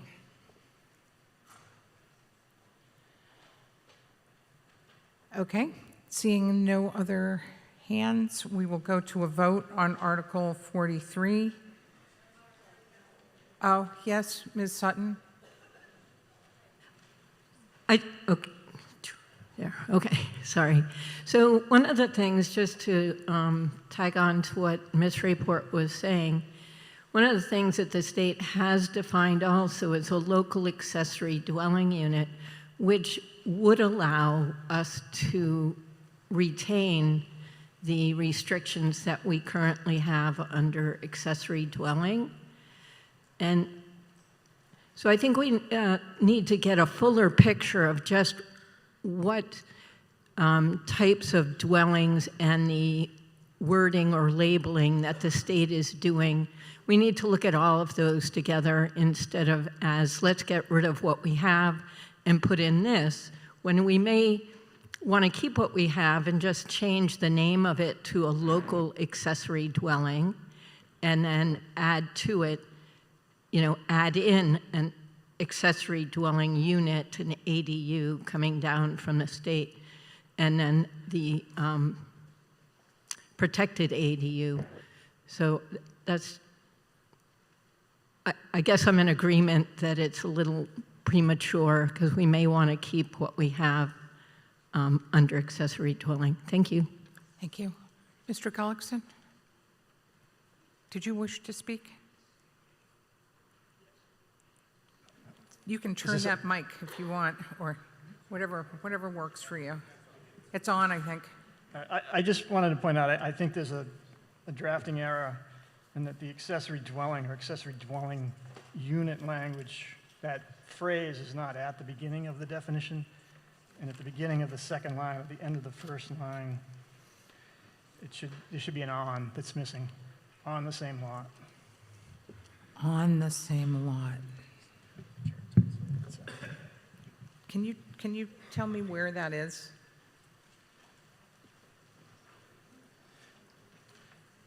says a self-contained housing unit inclusive of sleeping, cooking, and sanitary facilities of the same lot. On the same lot, okay. So And I think that the term you're defining should be included at the beginning of the definition. That's it. Okay. So at the beginning of this, could you add, just at right there, accessory dwelling?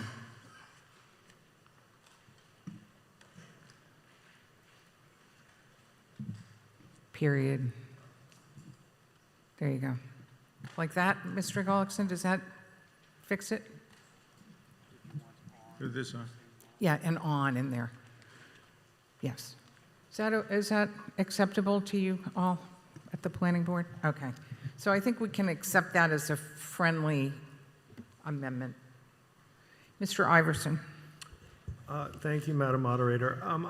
I don't want to get into back and forth, but in the end, whether this is approved or not, this is what has been handed down by the state, and this is how it will be handled in the building department. There is more work to be done. Ms. Rayport is correct. But what we're doing right here is we're putting ourselves in line with what the state has handed down to us.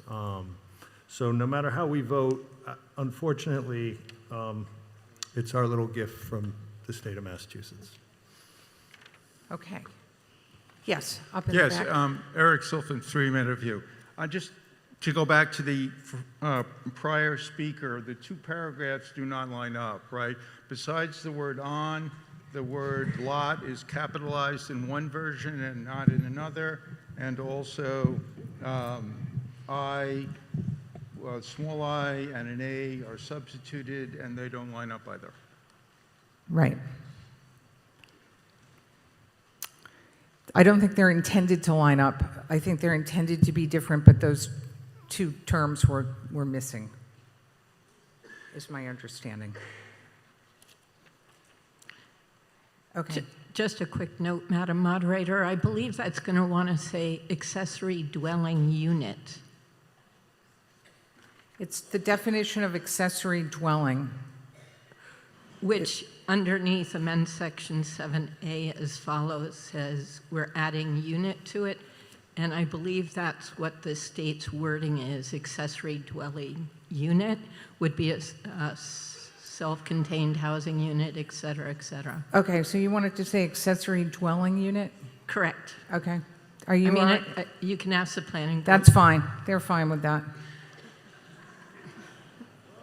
We're like really making the sausage here. Okay, accessory dwelling unit. There you go. Thank you. Okay. Yes, go ahead, and then I'll come back down to you, Ms. Rayport. Kate Sale. It's my understanding, and correct me if I'm wrong, that when you have, oh, you can't hear me.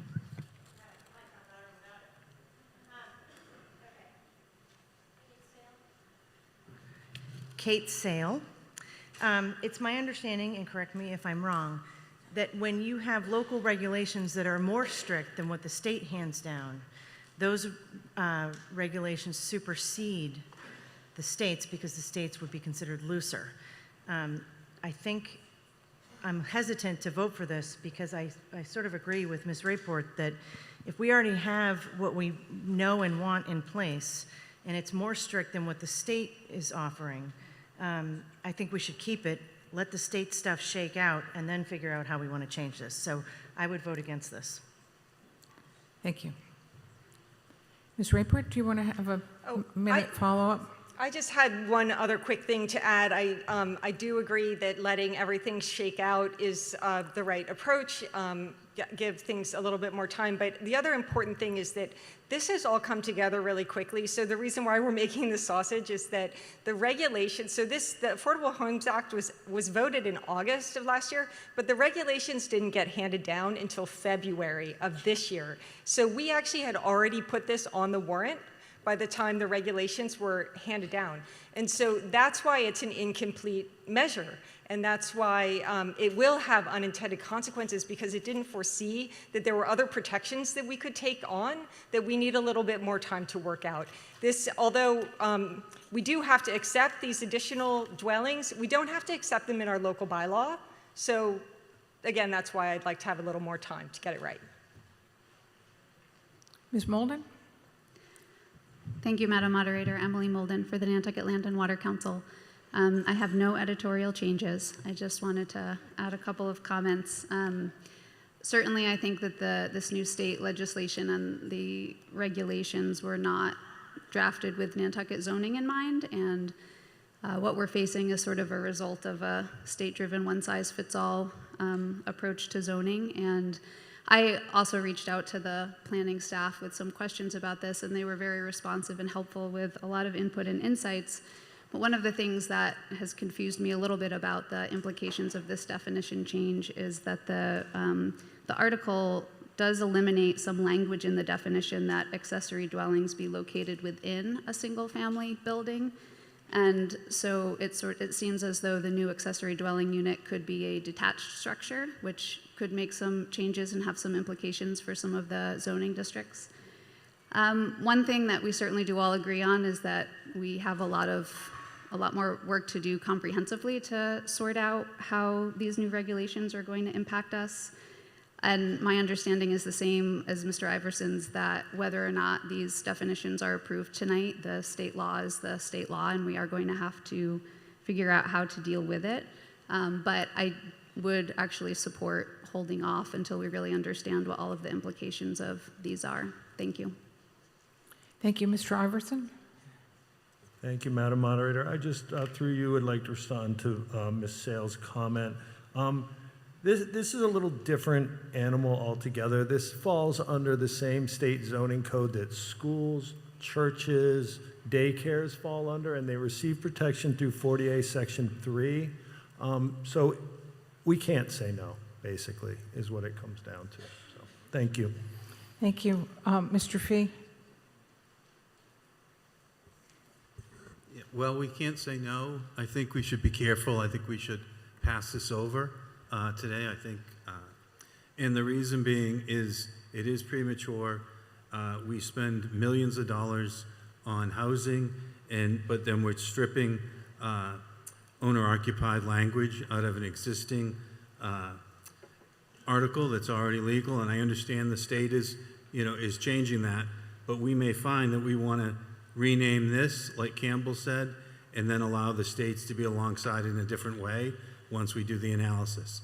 I think, as Dave said, this can, it doesn't matter either way. I think we should do the work because we may be able to keep this and keep good parts of this. So please vote to defeat this. Thank you. Okay, so we're going to go, I don't see anyone looking to speak, so we're going to go to a vote on Article 43. Oh, I'm sorry. Go ahead, Ms. Dye. Thank you. I'm sorry, too. Penny Dye, and I'd like to ask through you, Madam Moderator, of Town Council if he has an opinion on this that's perhaps different than what we've heard. Mr. Giorgio?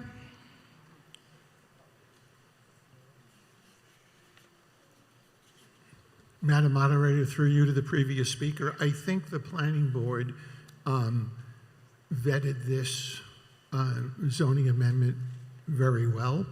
I certainly agree that the state has complicated ADUs across the state, but this is really narrow and targeted to something called an ADU, not a protected use ADU, which comes up in the next article. So I don't have the same concerns that have been expressed.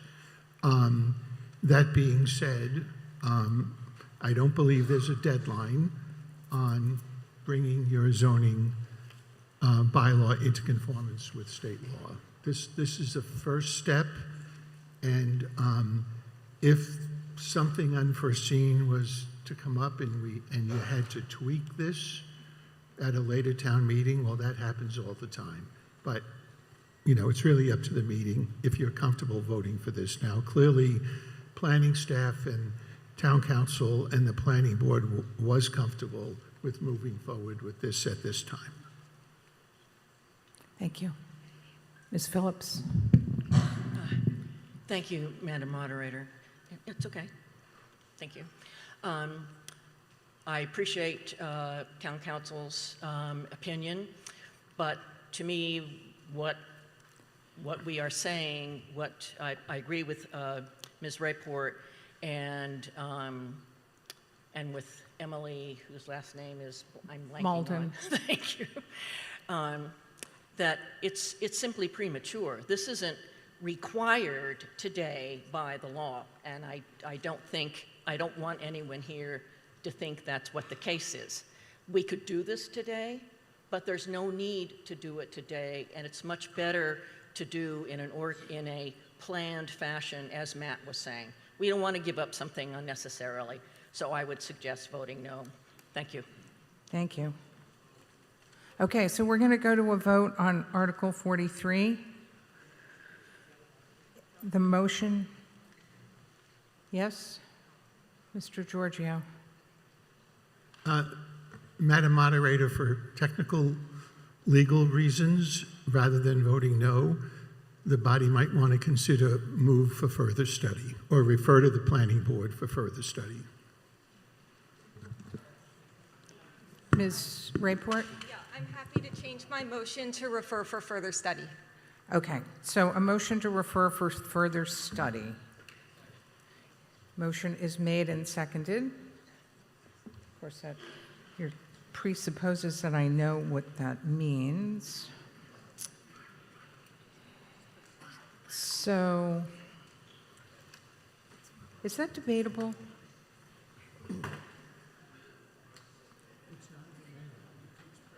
It takes precedence, but is it debatable? Do we debate it? We can debate it, right? And it's a majority vote. Okay. So is there any further discussion on the motion to, what was it? Refer for further study? No? Okay. Yes? Mr. Saperstein?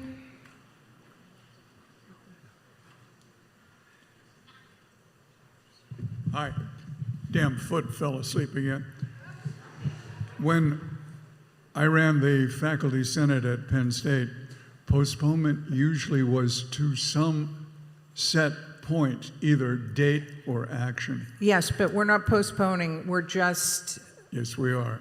Postpone till further study is what I heard. I don't think that's what the motion is though, right? We're moving. Okay, I defer, ma'am. Yeah, we're not going to postpone. If that was the word we used, that's not the intention. It's to refer, yeah, to refer for further study, which means basically it's gone for now. If someone wants to bring it back at a future town meeting, it would require a new warrant article. It does require just a majority vote. A yes vote will adopt that motion. A no vote will defeat the motion. It's 1 for yes and 2 for no. Voting is open.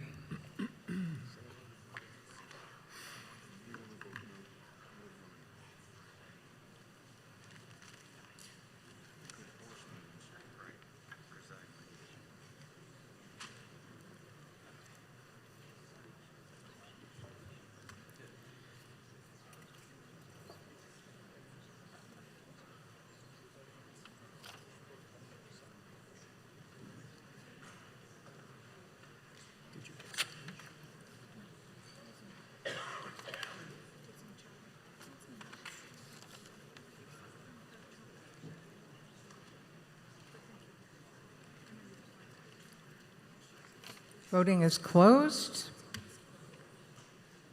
On the motion to refer for further study on Article 43, yes, 424, no, 84. That motion is adopted.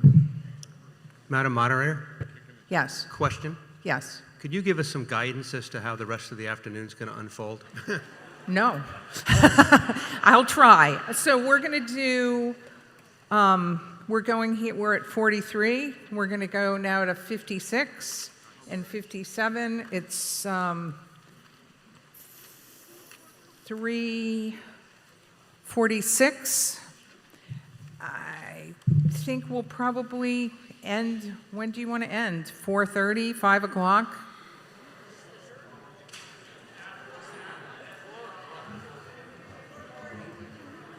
All right, so I don't think, if you're asking, do I think we're going to get to the short-term rental articles? I would say the answer to that would be no. I don't think we're going to. Why? Because it's 4:45, and we have 1, 2, 3, 4, 5 articles. No. So, okay, so right now we're going to go to 56. And you know, I don't know. You guys are bumming me out, honestly. But. Do you want to go first? Yeah, I just want to ask him to move. 56. Madam Moderator, can we call a vote to move the short-term 66 through 69 articles to now? You want to make that motion? Yes. All right, you make that motion. I'm going to tell you what. It's going to take a 2/3 vote, and if it passes, we'll go right to 66, and if it doesn't, we'll go back to 56. Somebody needs to second it? So I need your name. John Vecchio. Okay. So your motion is to take Article 60, just Article 66? No, 66 through 69. 66 through 69 out of order before Article 56. Yes. Okay? I think that's a mistake because I don't think we can get through all those articles this afternoon, but that's not up to me.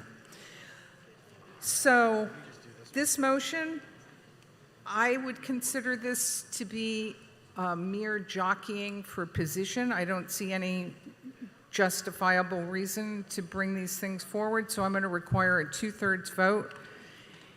A yes vote will adopt the motion and will bring the articles forward. A no vote will defeat the motion. Mr. DaCosta? No, it's not debatable.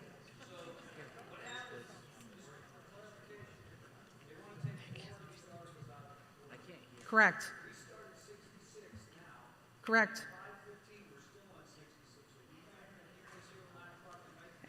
No, absolutely not. We'll continue to Monday. That's why I'm saying I don't think it's a good idea. But I'm not in charge. So we're going to go to a vote. A yes vote will adopt the motion and move the articles out of order. A no vote will defeat that motion. Voting is open.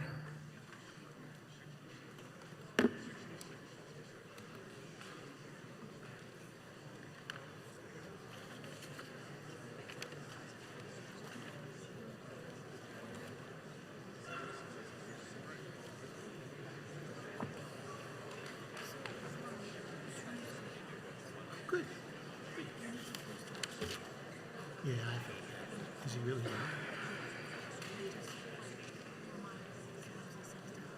In what? Yeah. Right.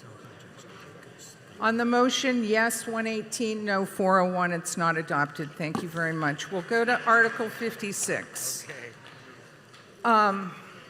Article 56 is on page 78 of the warrant, continues to page 79, 80.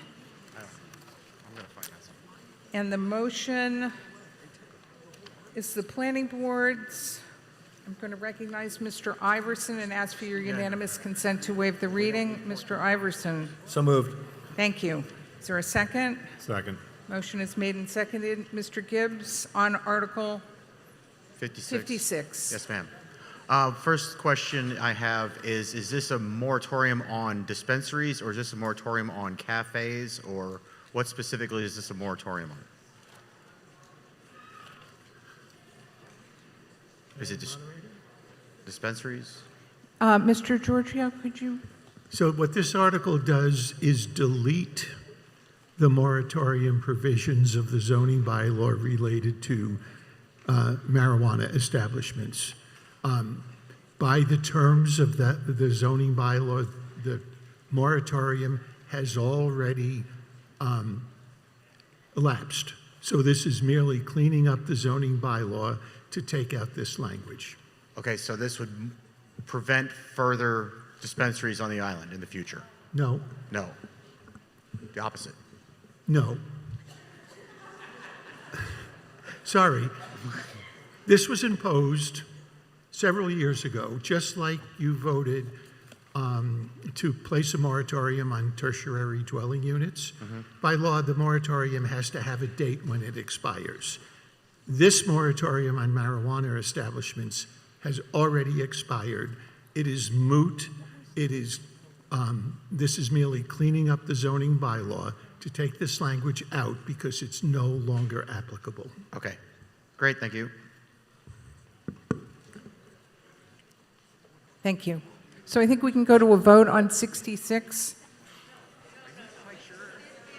I mean, not 66, whatever number we're on, sorry. 56, 56. So 56, the motion is as printed in the warrant as made by the planning board. It requires a 2/3 vote. A yes vote will adopt the motion. A no vote will defeat the motion. Yes is 1, 2 is no. Voting is open. Okay.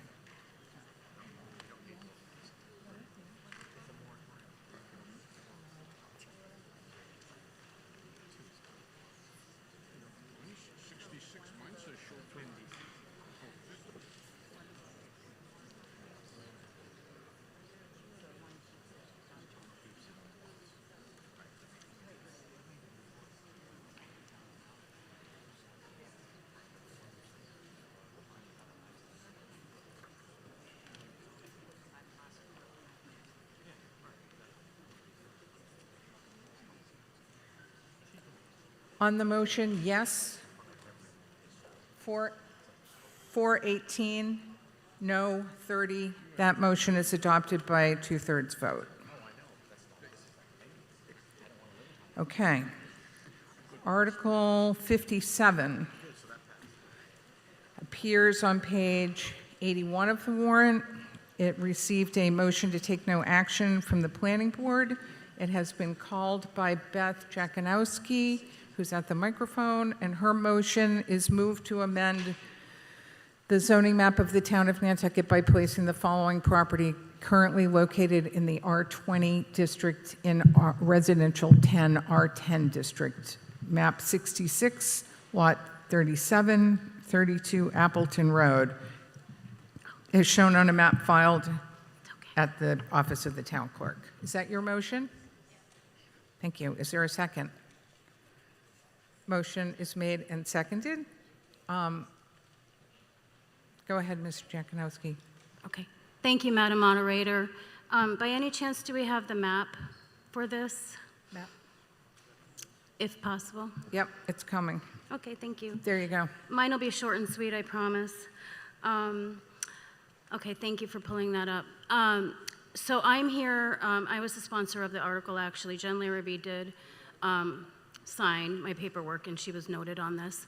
I am here on behalf of Bharat and Pramila Banjera, who are the owners of Sophie Teas and Shangri-La, and this is their property.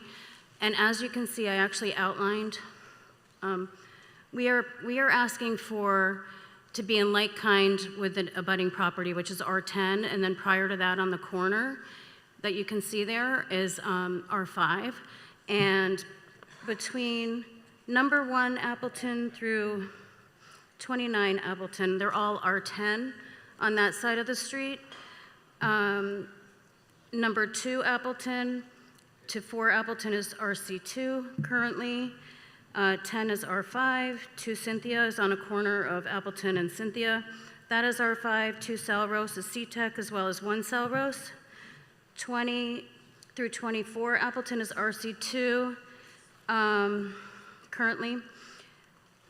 And then 26 through 1 Thurston's Way is R5. And then 30 and 32, 30 is the abutter, and that is R10, as you can see on the map there.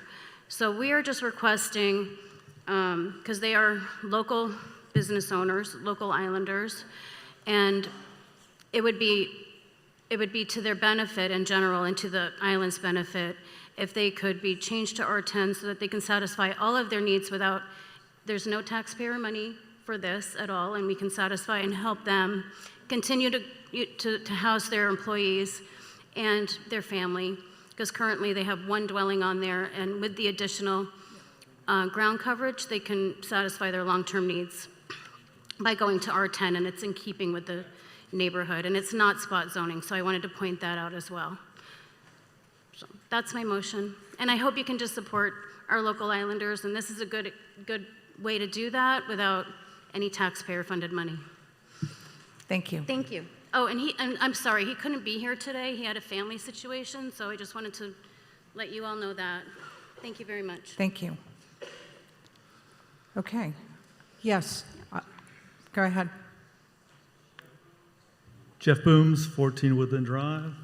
Planning board has to take no motion, and it's been brought up, I believe, by Tobias also, and we've talked about.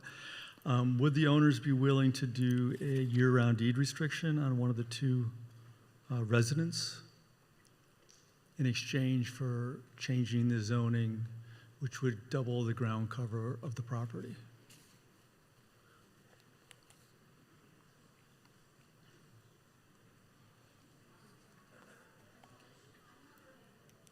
I'm not sure. I'm not really in a position to speak to that directly. We would still have to go through planning board and actually HDC for all permitting, and there's no subdivision available here. There's not enough foot frontage for the property, so that's not a concern. And the front, I meant to say that the front portion of the parcel is where their residence is, and that will not change at all. So the curb appeal will not change at all in any way, shape, or form. They just need a little bit more ground coverage, and it's in keeping with the neighborhood. So that is my request. Thank you. Thank you. Ms. Sutton? I defer to Mr. Iverson. Okay, Mr. Iverson. Yikes. Thank you, Madam Moderator. The reason that the planning board voted to take no action on this was, to us, it represented creep of the zoning district, and we didn't think that any of the neighbors wanted that, and the community has spoken many times that they don't want that. But I would like to point out to the applicant that thanks to the state of Massachusetts, you have the ability to build a protected ADU, and that might resolve your problem. Thank you. Thank you. Ms. Sutton? Yes, Campbell Sutton, 15 Appleton Road. I agree with the creep. I also think we should creep R10 the other way, and it should come right around on Thurston's Way there. I think that intensity of the R5 that has been driven is futuristically going to be a major problem for the infrastructure on Appleton, because Appleton is the only exit. But to this specific thing, I was just going to say what Mr. Iverson said.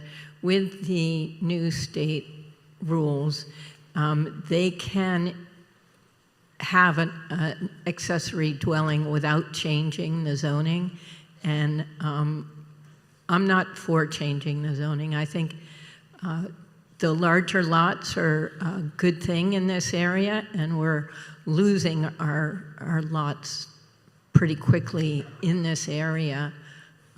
So that's all I have. Thank you. Thank you. Ms. Pence?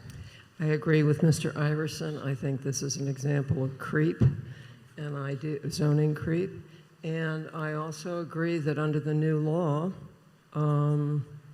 they could not only on that lot probably build one, they could probably build possibly two other dwellings. So in the interest of avoiding any further zoning creep, I hope you will deny this request.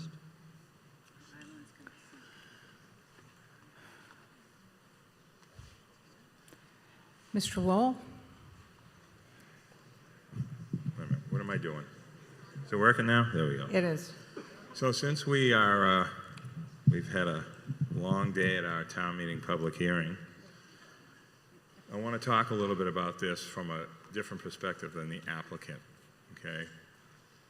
So this is a perfect example of these small situations that come in. This thing needs an article. Okay, so we're working on things with Affordable Housing Trust. There's a lot of things going on behind the scenes to help. Toby brought up year-round deed restrictions, and it was brought up by a few other people. To give something to get something. This is one of those situations that's like right in your face. This is an easy one. They need ground cover. They don't need zoning changes. They need a little bit of ground cover. That you can drive by that property a million times and never notice it. But to give them a zoning change to get the ground cover is, you know, everybody thinks all we want to do is build, build, build. Well, this is one of those situations where at the end of all this zoning stuff, if you put that map back up there, could you do that for me? See, I like to bring us back 10, 15 years. All of that yellow was RC2 not long ago. But we forgot, we don't talk about all the good things we've done. So I'm going to throw in a couple plugs for the planning board because we don't get any. So all that R5 was RC2. All of Mizzen Mast was RC2. That is all R10 limited now. And the rest of it's R5 except for that one piece. We've already kind of fixed this area already. So we have to do things differently and try to give them something that they need, which is a little bit of ground cover, but not necessarily change to R10 to get that ground cover. So that's probably by next year's town meeting, I would say. I've just been told that some of this stuff will be ready for this audience. Thank you. Thank you. Okay, I'll go back up to you, and then I think we're probably ready for a vote. Okay. Hi, and I'm very grateful for everybody that's contributed with the feedback, especially Nat, and I thank you very much. I just wanted to say that I'm not representing the creep, I'm just representing this one parcel, and I just wanted to clarify that. Okay, and they're wonderful people, and they do a lot and have a lot of overhead. So I just wanted to make that clear.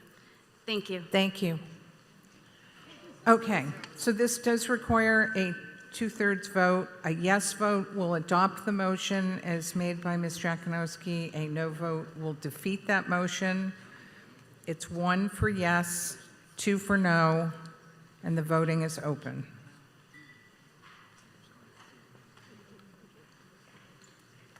Oh, I'm sorry. I didn't realize I had someone in the gym. I'm sorry, Ms. Longacre. Are we voting on the planning board's motion to take no action? No, or has there been a positive motion? It's a positive motion that we're Okay. voting on. Thank you. We're voting on a motion to amend the map by including this property in the R10 district. Thank you.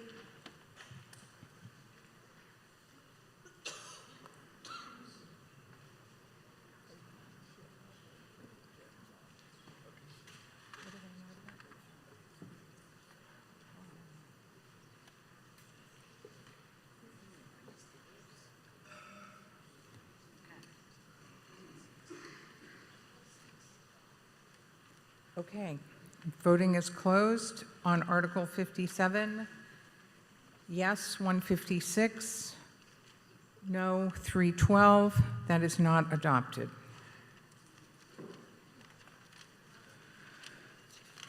Okay, Article 61 on page 84 and 85 of the warrant. The planning board's motion, as read in at the beginning of the meeting, is not to adopt. And I believe, Mr. Maury, you called this article? Yes, Madam Moderator, and I'd like to replace the motion with a positive Okay. motion And what is your positive motion? to essentially to make this zoning change as it was originally written. Okay, so you want to move to amend the map by placing the portion of 13 Woodland currently located in the LUG2 zoning district in the residential 20 zoning districts. That's correct, Madam Moderator. Okay. As shown on the map, okay? So let me just get this highlighted so you can see. So see where it says-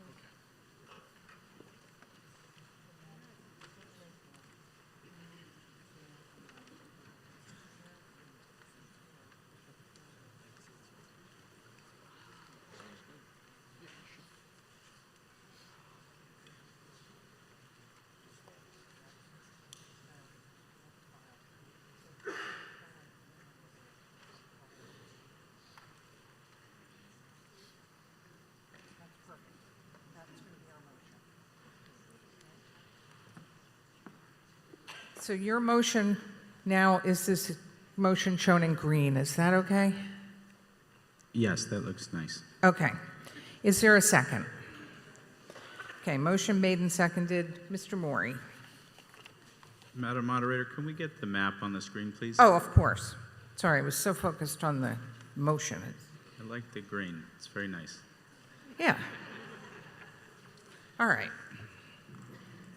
Okay, so a brief, very brief history. I was before this body last fall with a proposal to take 13 and 13A Woodland Drive, which is the portion outlined in red, and then the portion immediately to the west or to the left that's in blue. And this is property that some people might remember as the former junkyard owned by Walter Glowacki. It's no longer a junkyard. It's 5 acres. It's all one parcel. But it was approved last fall by the planning board for a 5-lot subdivision. So there's 4 lots in the blue section, and then there's 1 3-acre parcel, which is outlined in red, which is in LUG 2. That's a zone where the minimum lot size is 2 acres. So currently this property with 5 lots is eligible for 15 dwellings. Already today, we voted not to move forward with my proposal to add these properties to the sewer district. After extensive communication with David Gray and the sewer department, there were a number of reasons why that was not a good idea. I didn't call the article to debate it. So really what we're talking about here is how this 5-acre parcel will be developed with exactly the same number of bedrooms. Okay, so currently 5 lots. I have the plan approved by the planning board and I can record it. And we could build 30 or maybe 31 bedrooms and 15 dwellings. So 2-bedroom, 15 2-bedroom dwellings. What I'm proposing is in response to the consistent messaging from the neighbors, which is that less is more. Less dwellings, fewer bedrooms, fewer cars, and more rural development, which is in keeping with the neighborhood. And so my proposal is that if we take this section of property that's in the LUG2 district, the only property currently that gets its frontage from Woodland Drive that is not in the R20 district, and we change the zoning, that I take the whole 5-acre parcel and I limit it to 9 dwellings. So that's a reduction in the potential number of dwellings from 15 to 9, and no increase in the number of bedrooms. So there would be 9 lots with 1 house on each lot. Further to that, I will apply to the planning board for what's known as a flex development, or used to be known as a cluster development, which would allow for better siting of the lots. So the lot sizes can get smaller. I can move them further away from Woodland Drive, and 50% of the site area, so 2.5 acres, will be forever green space. Typically, that's a maneuver for developers to get more lots and more dwellings, but I have already recorded deed restrictions that would limit this site to 9 buildable lots with one dwelling on each. So again, this is a change in zoning, but it's actually a reduction in the number of dwellings which could be built, and no potential increase in the number of bedrooms. And I hope I've made that clear, but I'm happy to answer questions. Yes. Jeff Drazen from 41 Low Beach Road. What I'm not sure about is what we just heard earlier, that the state of Massachusetts is allowing additional dwellings. And what is not clear to me is that even though a deed restriction may allow only one house, does the Massachusetts law overcome that and would allow each of those houses to have a secondary dwelling or a tertiary dwelling? Madam Moderator, if I could address that. Yes, This Mr. was Moore. the crux of the discussion at the Planning Board and why ultimately the Planning Board voted 3-2 not to support my current proposal. And the concern of the board members was understandable. It was the Massachusetts law doesn't allow the town of Nantucket or any municipality to restrict ADUs. However, private deed restrictions can do that. And so that's what I've recorded, is private deed restrictions enforceable by anybody on Woodland Drive. I also can add other properties, and I've offered to property owners on Skyline Drive if they would care to have the right of enforcement. But more importantly, what's going to happen if this property is rezoned and if we get a subdivision, there will be a homeowners association that's formed, and they will have the obligation to enforce that restriction. So effectively, there cannot be more than one dwelling on each of these 9 lots, despite the fact that the town itself can enforce that restriction.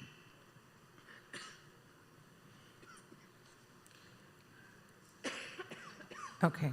My experience has been that if the state allows it, there'll be a workaround.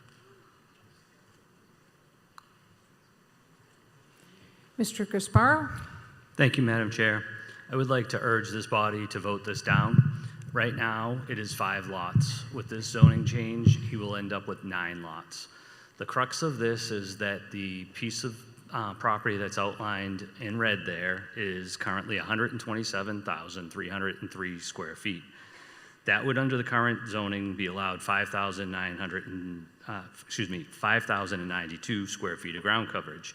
With the zoning change, it would go to 15,912 square feet. Under the proposal using flex development and the overall, it could go up even higher. And I think that it also needs to be noted, there's no affordability of any sort associated with this. This isn't, I don't see how this benefits the community to essentially take what is 127,000 one lot, an 80,000 square foot zoning, change it to 20,000 square foot zoning, and allow 5 lots to become 9, even if they have 1 dwelling per lot. I also disagree with Mr. Maury with respect to the number of bedrooms that would be allowed.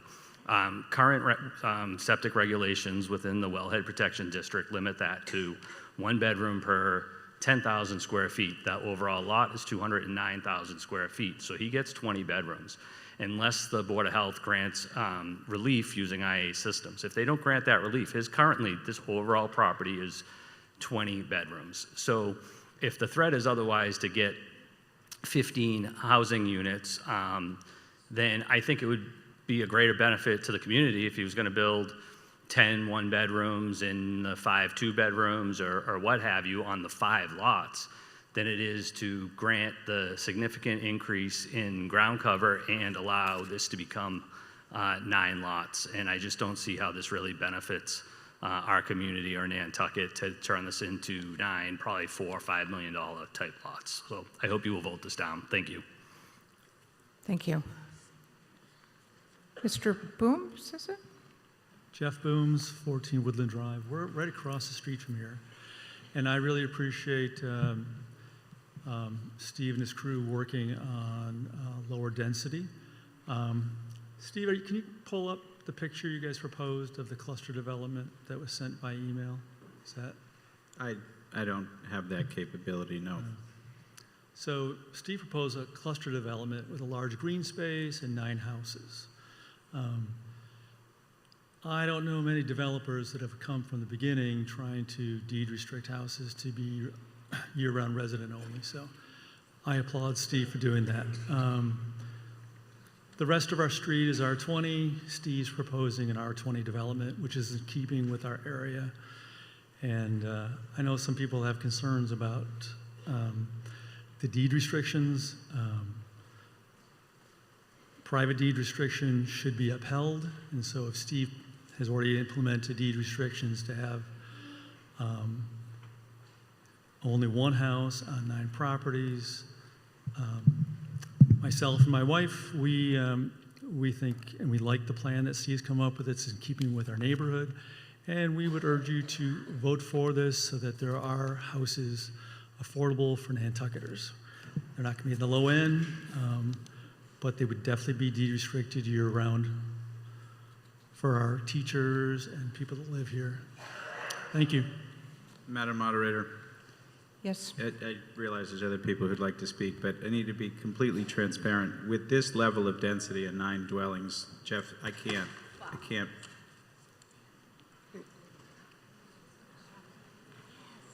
Uh-oh.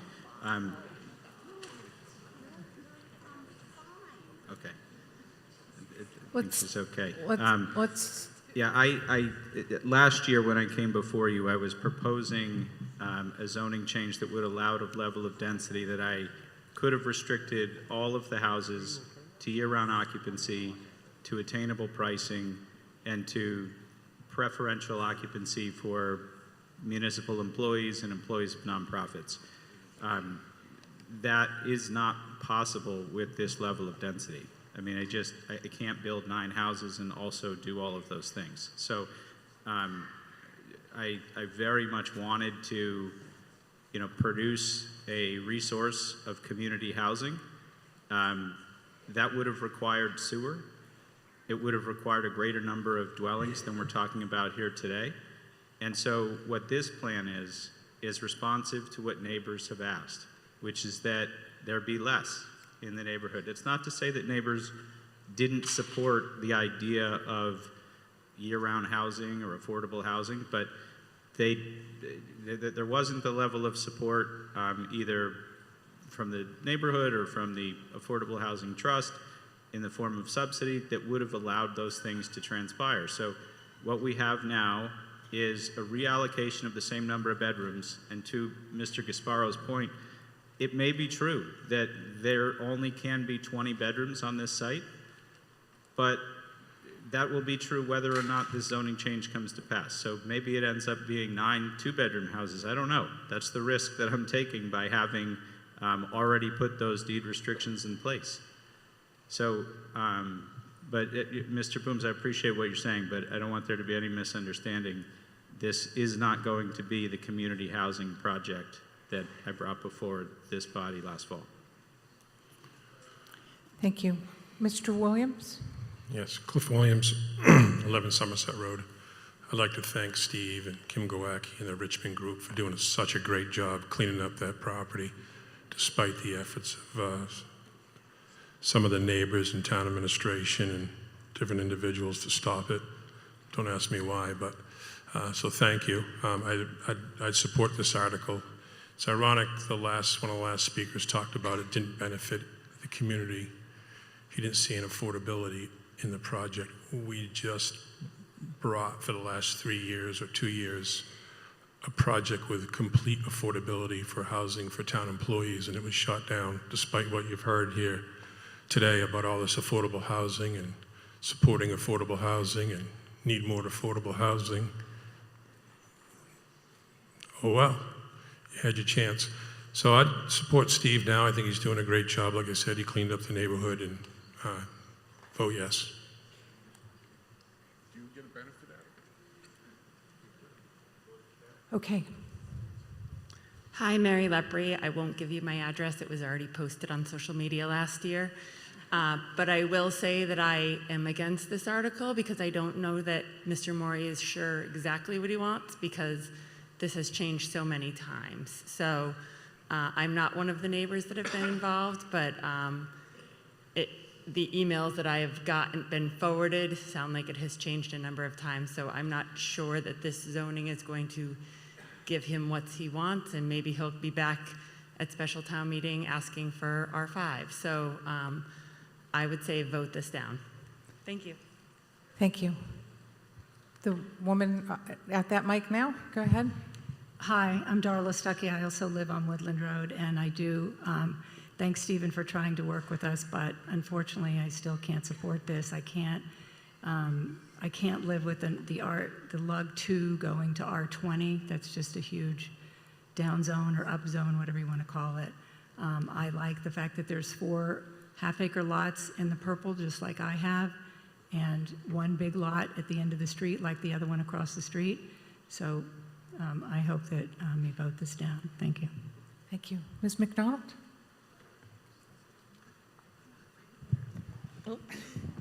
Tracy McDonald, I'm the real estate specialist for the town.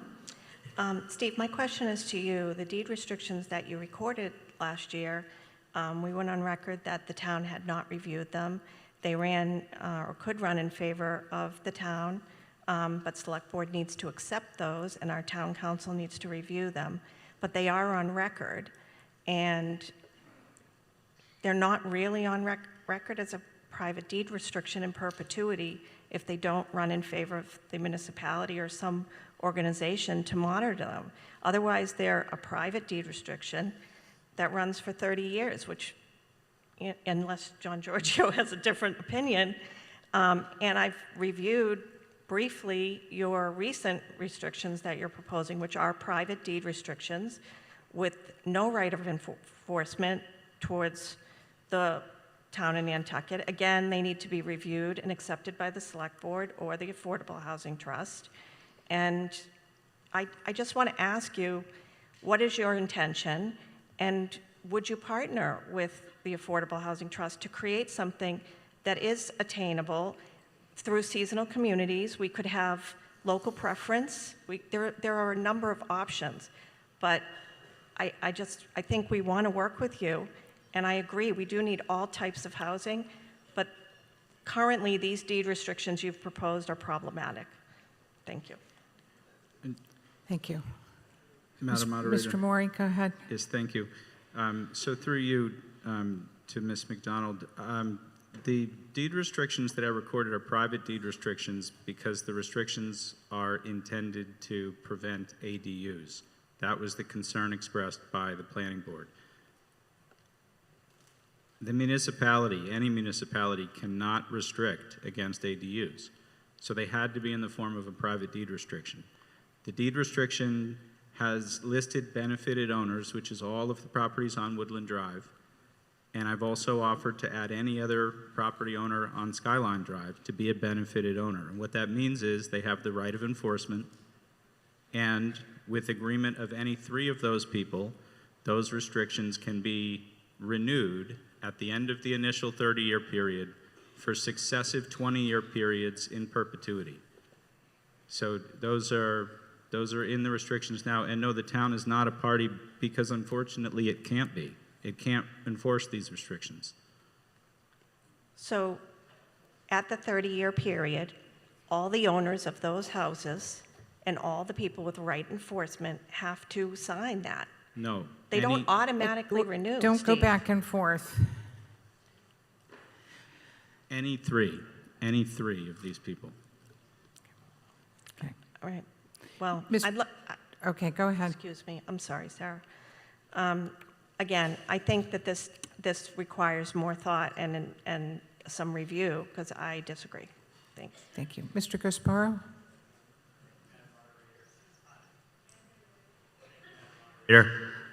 Just for clarity for, I think, this body, the deed restrictions that are being referred to here are strictly against ADU. They are not for year-round occupancy, and they are not for affordability of any type. So through you, Madam Chair, just to make sure that that's clear to all, please, I hope. Okay. Thank you.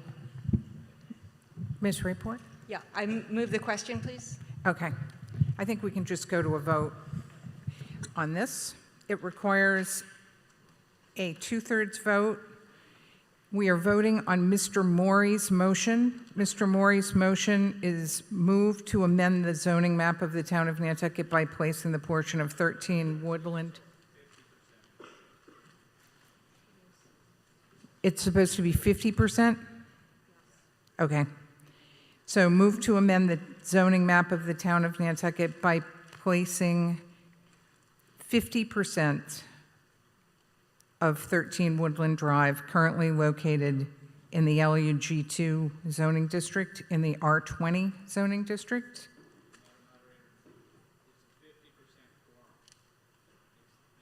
Oh, it's not 50% of the property. I see. Okay. Got it. Never mind. Okay. So the motion was right. It's the vote. Because the planning board determined that the quantum of vote for passage of a positive motion qualifies for a majority vote exception pursuant to Chapter 358 of the Acts of 2020, known as the Economic Development Legislation of 2020, because it will meet the criteria in MGL Chapter 48, Section 5, because it modifies regulation concerning the bulk and height of structures, yard sizes, lot area, setbacks, open space parking, and building coverage requirements to allow for additional housing units beyond what would otherwise be permitted under the existing zoning ordinance or bylaw. So Mr. Maury is correct. This motion requires a majority vote. His motion is what's shown in green. Move to amend the zoning map of the town of Nantucket by placing the portion of 13 Woodland Drive currently located in the limited use general 2 LUG2 zoning district in the residential 20 R20 zoning district, map 79, lot 208, number 13 portion of Woodland Drive, all is shown on a map filed at the office of the town clerk. A yes vote will adopt that motion. A no vote will defeat the motion. Voting is open. 1 for yes, 2 for no.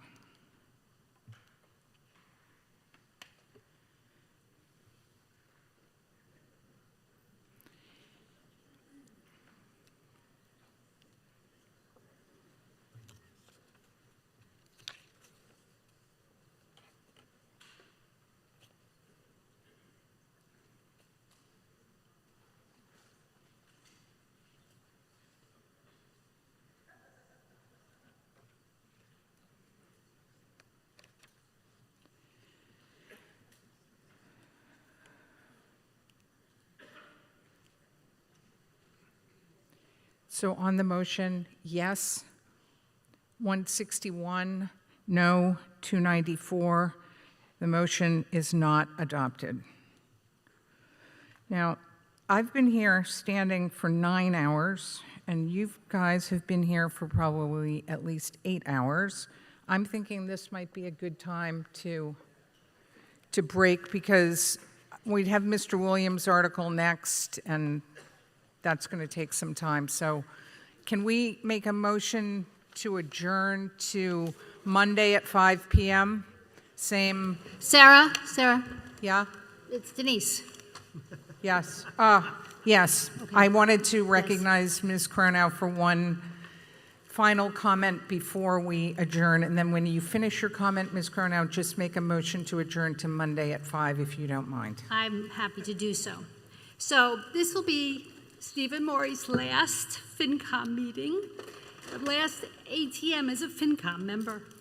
He served this community for 12 years on the Finance Committee. He's been the vice chair for 9 years. He is the longest serving vice chair in 25 years. And I think the community owes him a big thank you, and I personally do.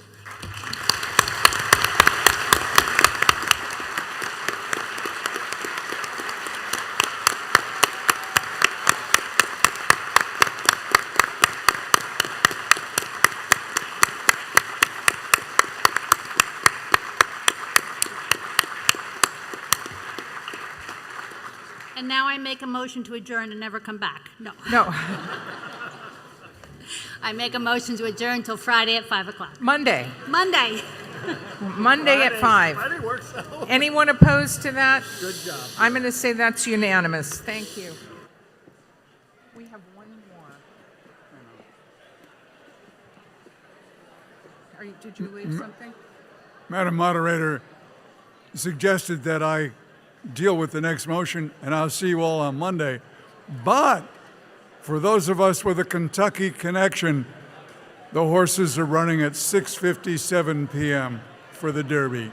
Oh, good. Yeah, I have one more that I'm doing. 62. We're starting with 62. Okay, fine.